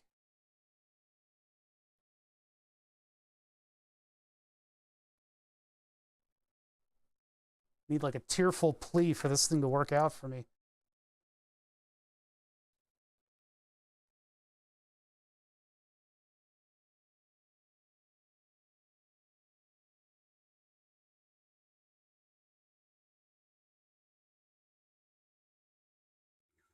Perfect. Damn it. All right. Maybe I can pick it up with this.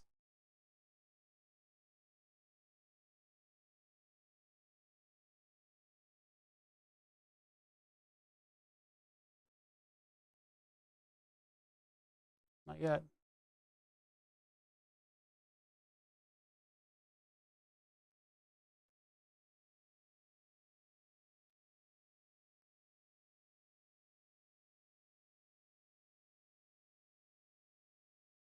There. Jeez. That was absolutely the worst. It's these fine-tipped soldering irons that just, maybe if we go a little bit more blunt than this, it'll go a little easier. Let me try up a level of bluntness and see if that'll help us out, because it'll have more heat in the tip than with the little needle tip. A lot of this stuff, people wonder why I'm so confident. It's just that I've done a lot of different stuff like this. You know, you test this, you test that, figure out what works. So in this case, counterintuitively, going with a larger tip can sometimes be the key. This one might not be where it's at. It might actually be the tip that's even larger than this. Might be the way to go. But we'll give this one a sporting chance, as I burn a little bit of my lens by knocking my iron against it.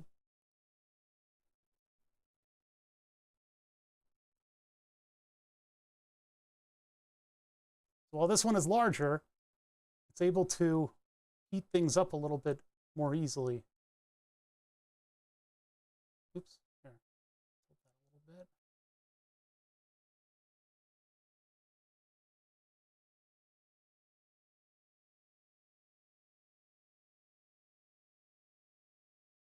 maybe this is the way to do it.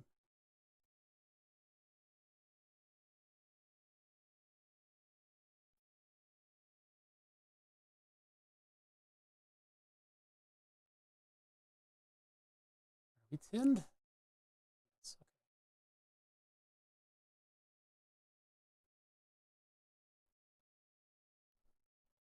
Big boop. Big boop might be where it's at. This isn't even big. This is my smaller size of iron. It's not the needle tip, but it's not the big boy. My problem with it is that the tip is not necessarily where it solders. It solders a little bit further up the shank. And then here we're just flexing, we're just flexing solder. It's like I gotta anchor this side down first, get all that heat into the pin.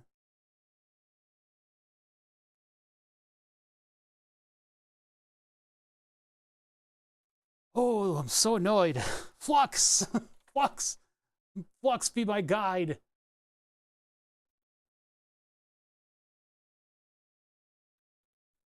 Everything is covered with flux, but it's not like getting on to anything else. This is very frustrating. Very, very frustrating.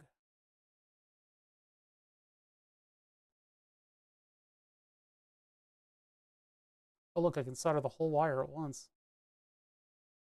That's it. That's end to end. That got both ends to flow over. Jeez. Maybe a little bit more flux is in our future here. Oh, but that's still cold welded. Damn it. No wonder.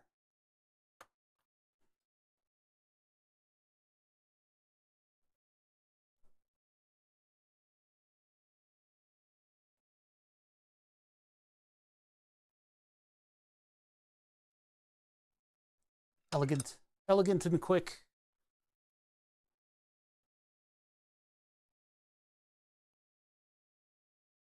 Now with the big one, these might be a little bit more tough. I may have to go grab my other iron tip, my other needle tip.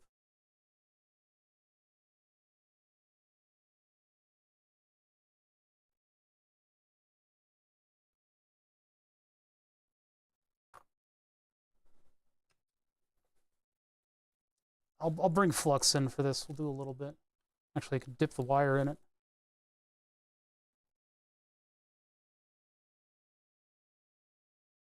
And that'll just clean it off the next two connections. So we'll hit this up with the flux here and tin. That end immediately cooperates when you give it a little bit of flux, huh?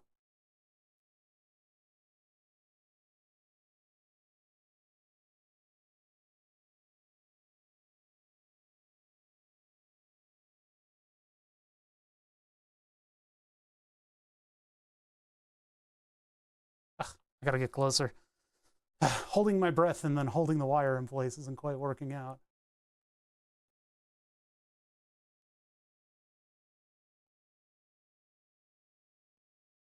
There we're even.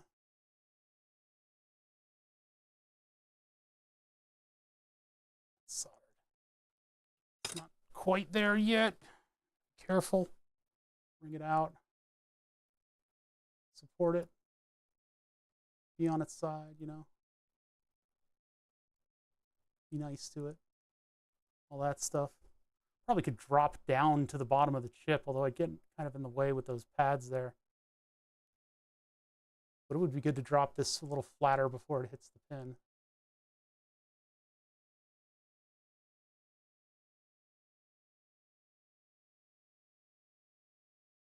Ooh, but now it's starting to break free up there, so I got to be careful. All right, so now we got to attach this in one fell swoop because it's going to try to desolder itself almost immediately. Even as I as I touch it here, it's doing it. So that's going to start moving away and annoying me. Come on. Ah. Yeah, there it goes. Just as my iron decides to not provide the amount of heat. So this is something that I brought over from doing the motor wire, and it doesn't really work here, is attaching one end and then going to the other.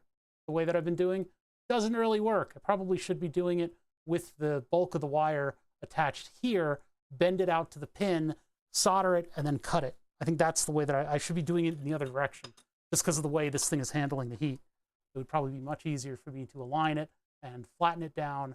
And hell, I could even solder it to the heatsink pad to hold it temporarily while I do the rest of my evil deeds. That would probably be a much better way to do it. On a retrospect,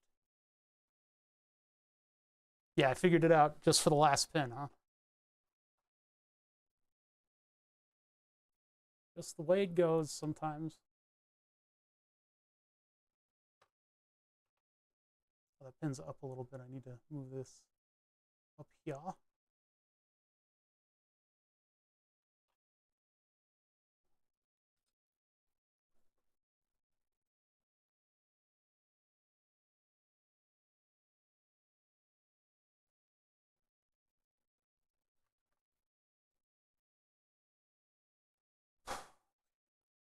That.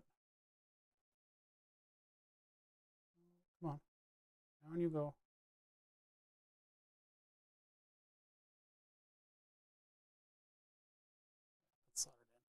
Good, good, good. There's less movement when you do it that way, though.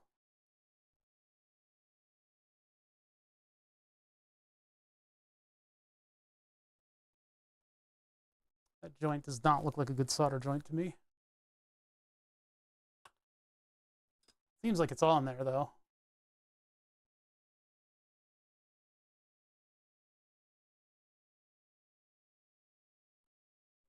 Yeah, see, it almost immediately walks around up there.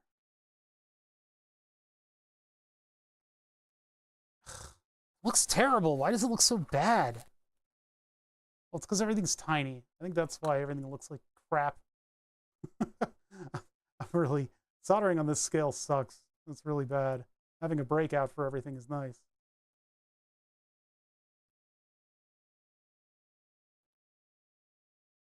Having a breakdown for everything is kind of what I have right now. How would the other way of doing it, how would that work? So, get flux all over my wire. Solder it down like this.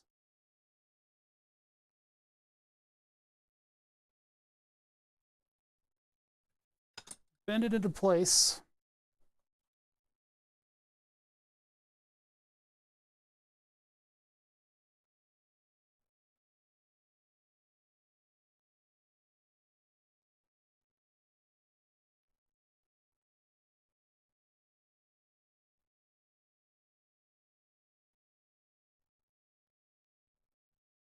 Yeah, maybe this would have been easier. Maybe this would have been a little bit easier. I guess I can do the knife now.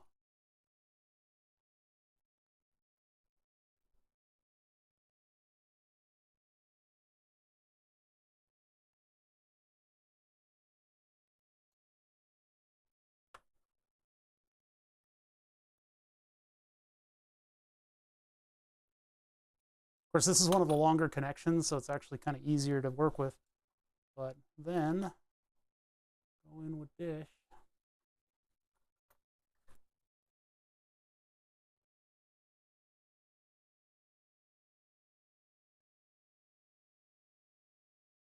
That's actually really hard to do with this tip. Might be able to get away with doing it like this.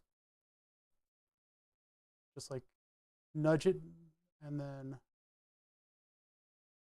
heat it up at the same time. Hold on, clean the tip.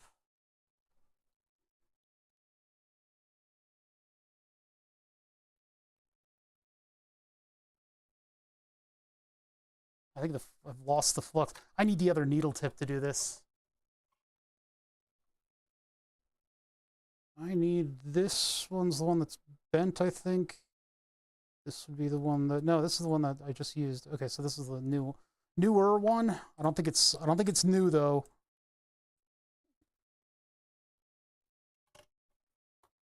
You press down too hard with this one and it ends up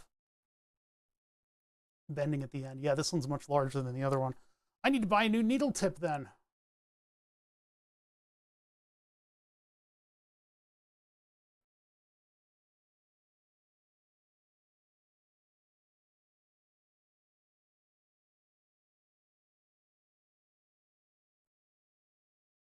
This needs flux. This needs solder. This needs everything. Let's just try. Add a little bit of solder right here. Oh, whoa, whoa, whoa. Take it easy, man. Just calm down.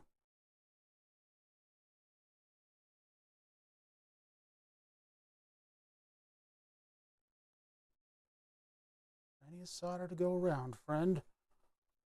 Try to take it easy. Just put it down. Just don't worry about it. No sudden movements. There, that's in.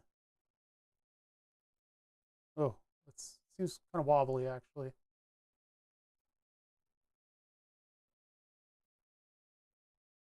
I think it might be sticking up into the air. Oh, no, I think it's okay. I don't know. I mean, for better or for worse, the connections are made. They're not going to be unmade very easily. Let's get the piece of pin header that we had. Where did that go? Who knows? I guess I can get a new one. Oh, here we go.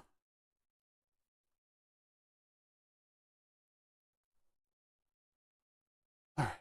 So we drop this big ugly thing right here, and then we should be good to go. Obviously, this has exposed this chip to quite a bit of heat, so it's not going to be in great thermal shape, but we should get away with a lot of what we did. I need to grab this with tweezers because it hurts. It's physically too hot for me to handle. That solder tip may have moved the first pin connection.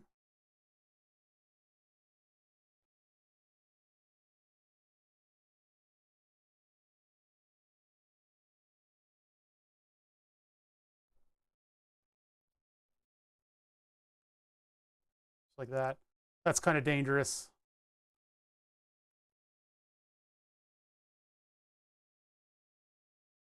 Yeah, the enamel wire gets handled, like handheld, so much that it sometimes really kind of fights getting a tin going on it. But I don't want to risk any of these other pins moving around. Because I think everybody's connected. It just looks like shit. It looks terrible, but everybody's connected. I can bathe this later if I want to. What I really want to do is just get this thing like on and running now. So this goes over here. And this time we hook all up to the left side connections. Let's take all this away. Move this over.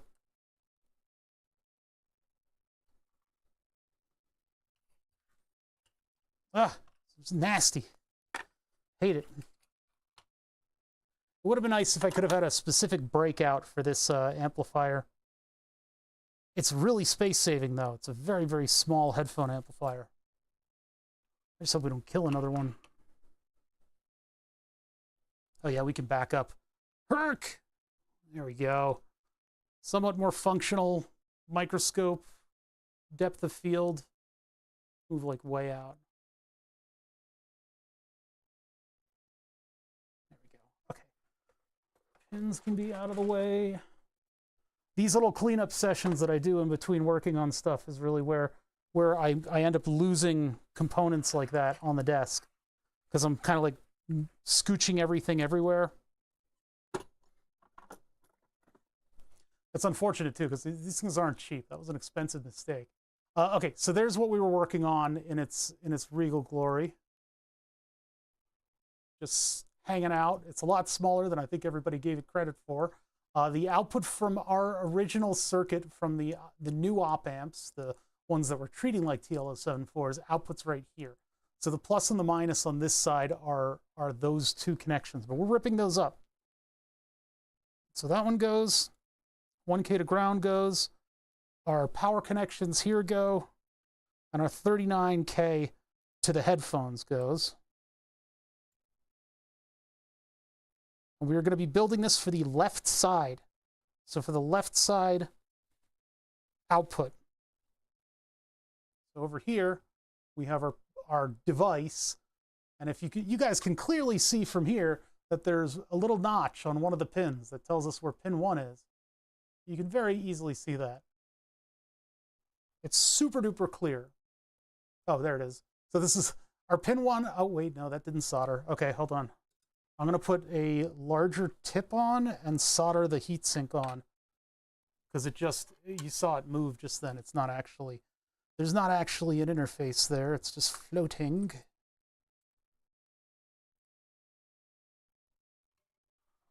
I want to make sure we do a good test. The real way to put on these tips is to smash them into your hand. That's the real way to do it. Because then you'll know if it's hot.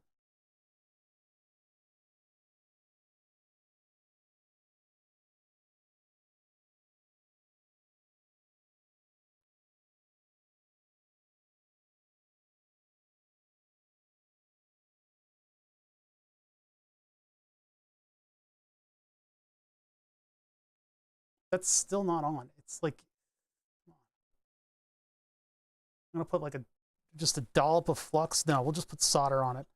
More solder. Solder also acts as a heat sink in this case. Doing the irresponsible thing, and I'm loading up the soldering iron with the solder before transferring it over to here. And I just want to support this with the tweezers.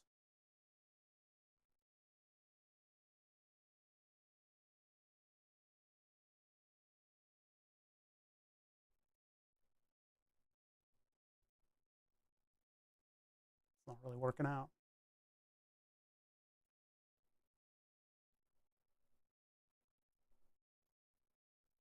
Oh, come on.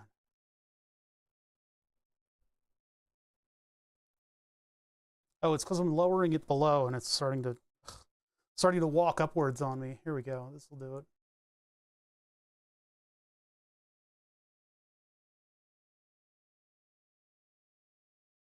All right. Coming in from the side.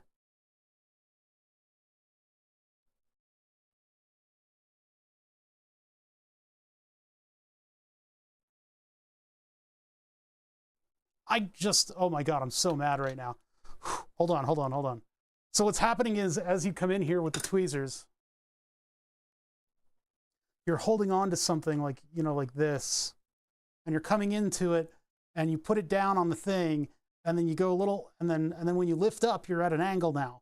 And so it doesn't interface again the same way, and it just keeps going like that. What iron? It's the Pace ADS 200, the 300-watt soldering iron. It is a professional soldering iron. I use it almost daily, so I bought an expensive one. I don't think it would be justified for the home gamer to use this soldering iron.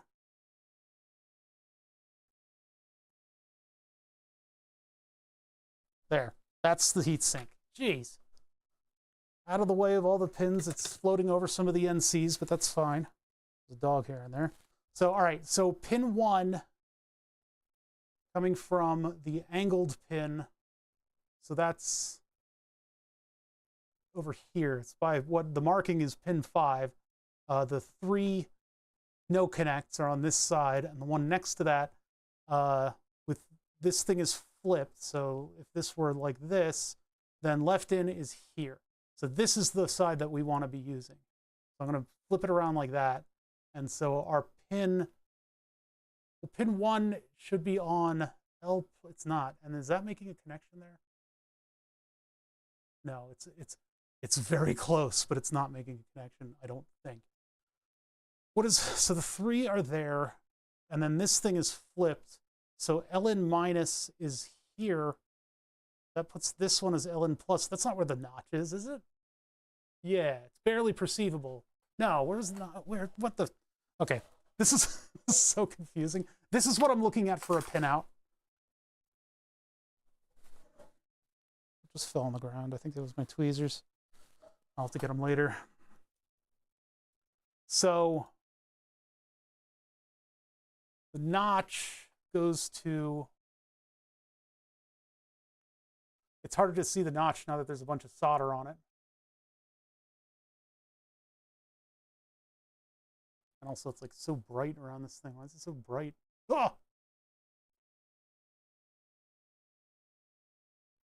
There we go. Well, now I can't see any of the detail.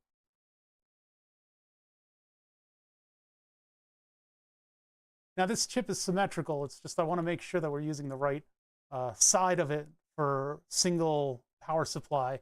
So it's the left side is what it uses. we are currently at the 3 no connects. And if the 3 no connects are flipped, that would mean that this is the left side, this top row. So we'll power that one on. The first connection on this thing is left in minus, then left in plus, and then LVCC. So minus plus VCC. So this pin right here goes to, oops, that one goes to the plus 12 line, which is actually further away than that. That was the yellow wire that I was using. This pin is plus VCC, the third one in. And that goes all the way to this, no, this one. There's positive power. Left VCC minus is skip a pin, the next pin over. Wait a minute. Oh no, it goes L out. So this is, our output is there, and then our minus is here. And minus just goes over to the blue line right over here. So hold on, let me move this solder out of the way. Jeez, this is... It's all very confusing when you flip chips like this.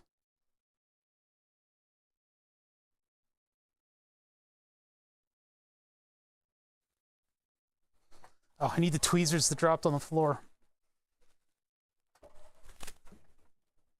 Okay, got them. I mean, we're all set up for this test. All we have to do is hook up these lines and take a look at what the voltages coming out of them are. Diode is the name of a, or is it Diode's one of the guys in Stalker 2, right? They all have cutesy little electronics names. Well, not all electronics. Some of them have cutesy little electronics names. So this would be the output, and then this one is positive power. No, it's negative power. So I need to go, damn it. Go a little bit closer. I have Stalker 2. I bought it, you know, in support. And I have not been able to play it yet. I've installed it. I have not been able to play it yet. Wanted to.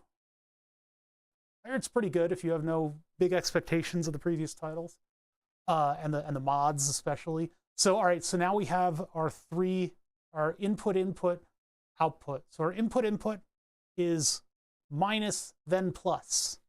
Plus goes through a 1K to ground. 1K, and that's not really, okay, so we'll do this one. Well, no, this is our input 1K. So this goes from the output here to in plus, because we're non-inverting. So minus plus, so that's our input. Then we have on the feedback, we have our variable resistor. So from minus here to output here, we need to jumper over this power pin in order to get our output signal, or we would use a 39 kilo ohm resistor to do that, but we don't have a through hole one. So I'm using this jumper here to bring us out. And then we have our 39K tiny little resistor, little guy right here, that is shaping the output, I suppose. Not shaping, but it's just current limiting it, I guess. I don't know, it's something necessary. Apparently it's necessary for the whole thing. So now we just need a 1K from minus to ground. Ground is here.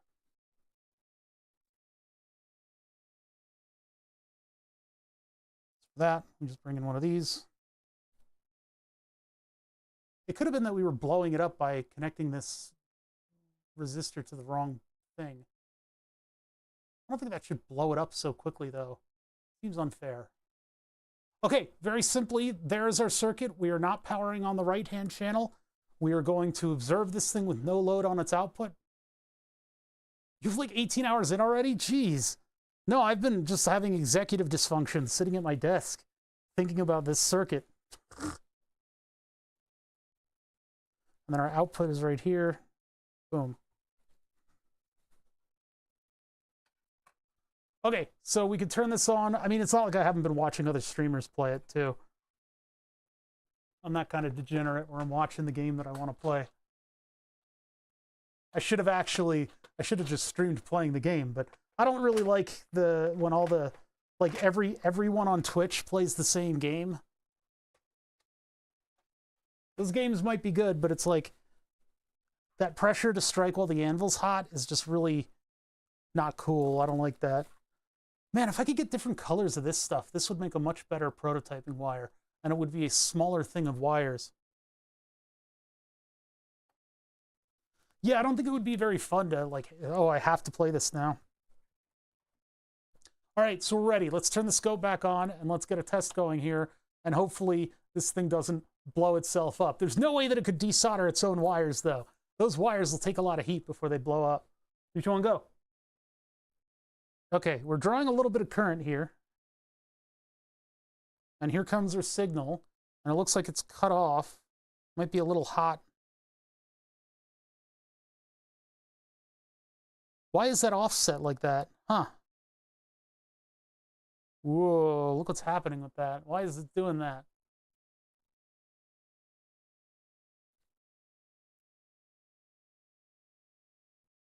You can see some of the input smoothing that's going on too, because this produces a very rough wave.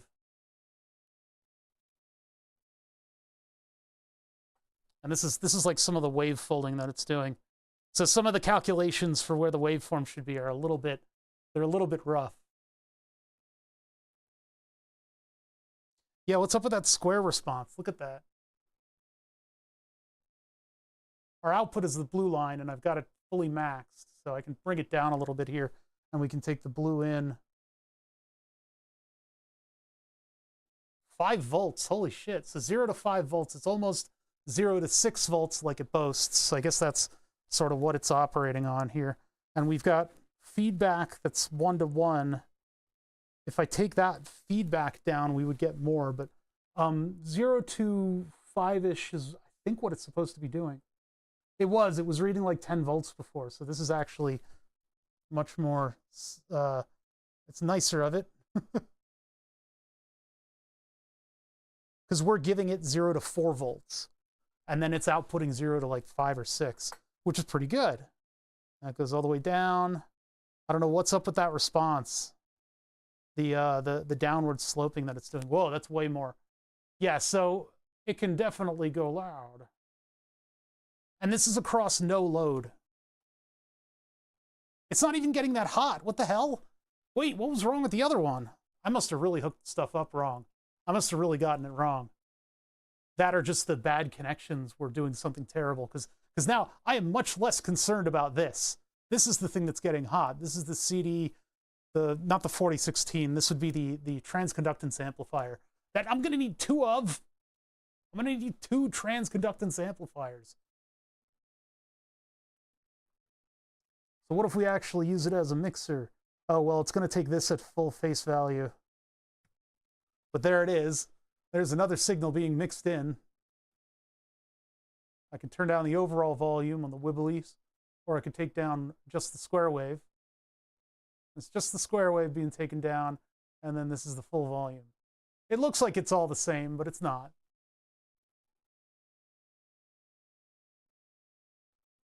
Maybe that right channel only thing was a real warning. Maybe so. Yeah, that could have been it. Just the foibles of the datasheet telling us, hey, if you're going to power up one channel, you got to make it the left channel, because otherwise the main core of our device doesn't fire up. But you can see it's shaping the input. Our Sallen key filters making these kind of terrible lines, and they're being smoothed out by this end stage, which is what I wanted. I wanted to avoid high frequency noise, and I wanted to avoid clicks and pops from the rest of the stages of the amplifier. I think this will do it. I think this will do it, and that's why I wanted the high quality headphone amp. Thing is, this is 0 to 5 volts. Is that kosher? Is that okay? Should it be 0 to 5 volts, or should it be 0 to 1 volt for line out? Should it be in line out mode, or should it be in full like explosion 5 volts? Maybe I need to look that up a little bit, because it's not distorting. It's not distorting in any way. We flip modes to something that's a little bit more sine wave based. The problem being that all of these are crazy go nuts. Hold on, let's find a different mode maybe. It's a little bit more stable.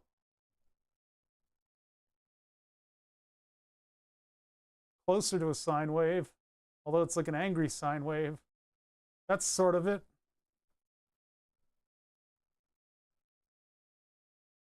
I need it on like a custom trigger.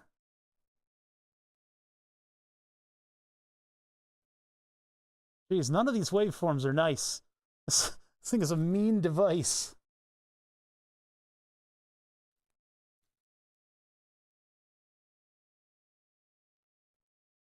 This is why I wanted the square wave. It's the only one that seems to make any sense.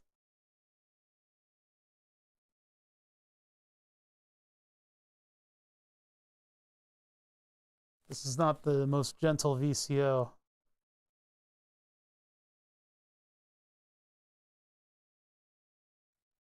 If we go to this one, square, triangles, there's a little distortion in that, huh?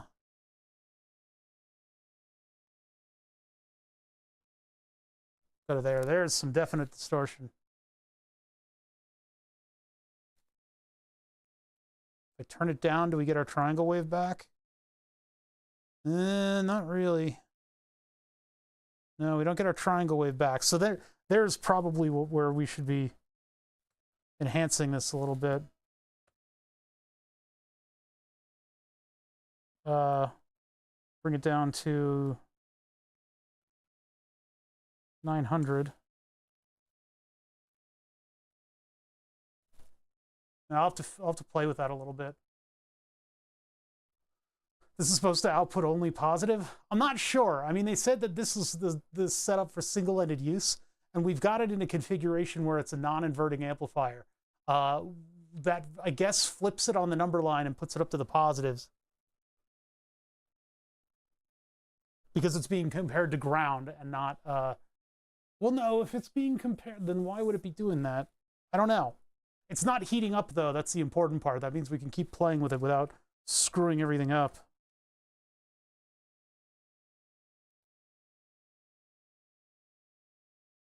Yeah, like here's 0 to, well, that's probably 1 volt or something.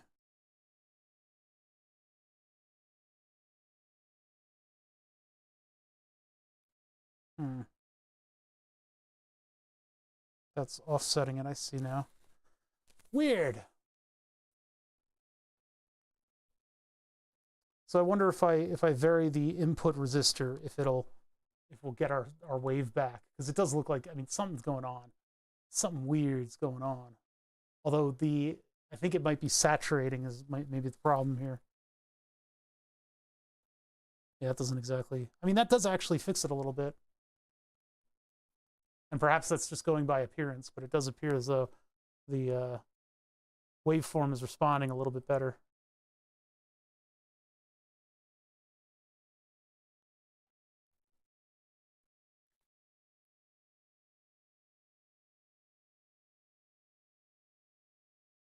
Ah, interesting.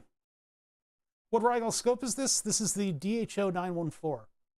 It has the capability of having a real-time intranet site that you can go to and actually edit the settings, and you can click on that and mess around with the stuff that's on the screen. Essentially, what an oscilloscope is now is like a tablet computer with some little bits and bobs on the front of it. That's essentially all this thing is. But it's really nice to have a modern scope. This thing was expensive for me, but now I have all the connectivity. That means that I don't need to have this up on screen. You guys can just see everything happening over here. You got the 924. Then you might be able to connect this thing to the internet. I did not give this thing my IP address. I didn't give it the domain and stuff like that. I know it could probably connect wirelessly, but I'd rather it be on a wire. All right, I'm way over time right now. We got stuff working again. It took a little bit of soldering. I'm going to be back on Tuesday. We're going to continue to kind of figure this out. I think we may move over to the actual physical device, building it, because I think all of this tuning stuff that I'm doing right now, we can really do with just a piece of hardware. We just have this sitting in front of us, fully built. So now we're going to spend the time, put all the traces down, get all that done. Until then, my dog is barking up a storm. Here's the end card, and I will catch you guys later. That's all I got. We got kind of a waveform. I mean, that's the best that we could hope for right now. I need to look into how to make this headphone amplifier happy and get those amplifiers to kind of work with it. And then that'll dictate what the rest of our circuit looks like, whether or not I have input buffering or I just buffer all of the knobs or what. But yeah, I think we learned a lot today. We messed around with a couple techniques. That'll all bring us into the next stream, and hopefully we'll have hardware soon. As far as Twitch, everybody's playing the same game, so you guys are probably just gonna have to go on your own and figure out what's going on here. Rob Oz is doing Flight Simulator, actually. Okay, one of 2 games that have come out recently. Oh, even Sark is doing, yep, there's a lot of that. Garrick Durack is, if you're speaking the language, go check out Garrick Durack. And I'll catch you guys on the flip.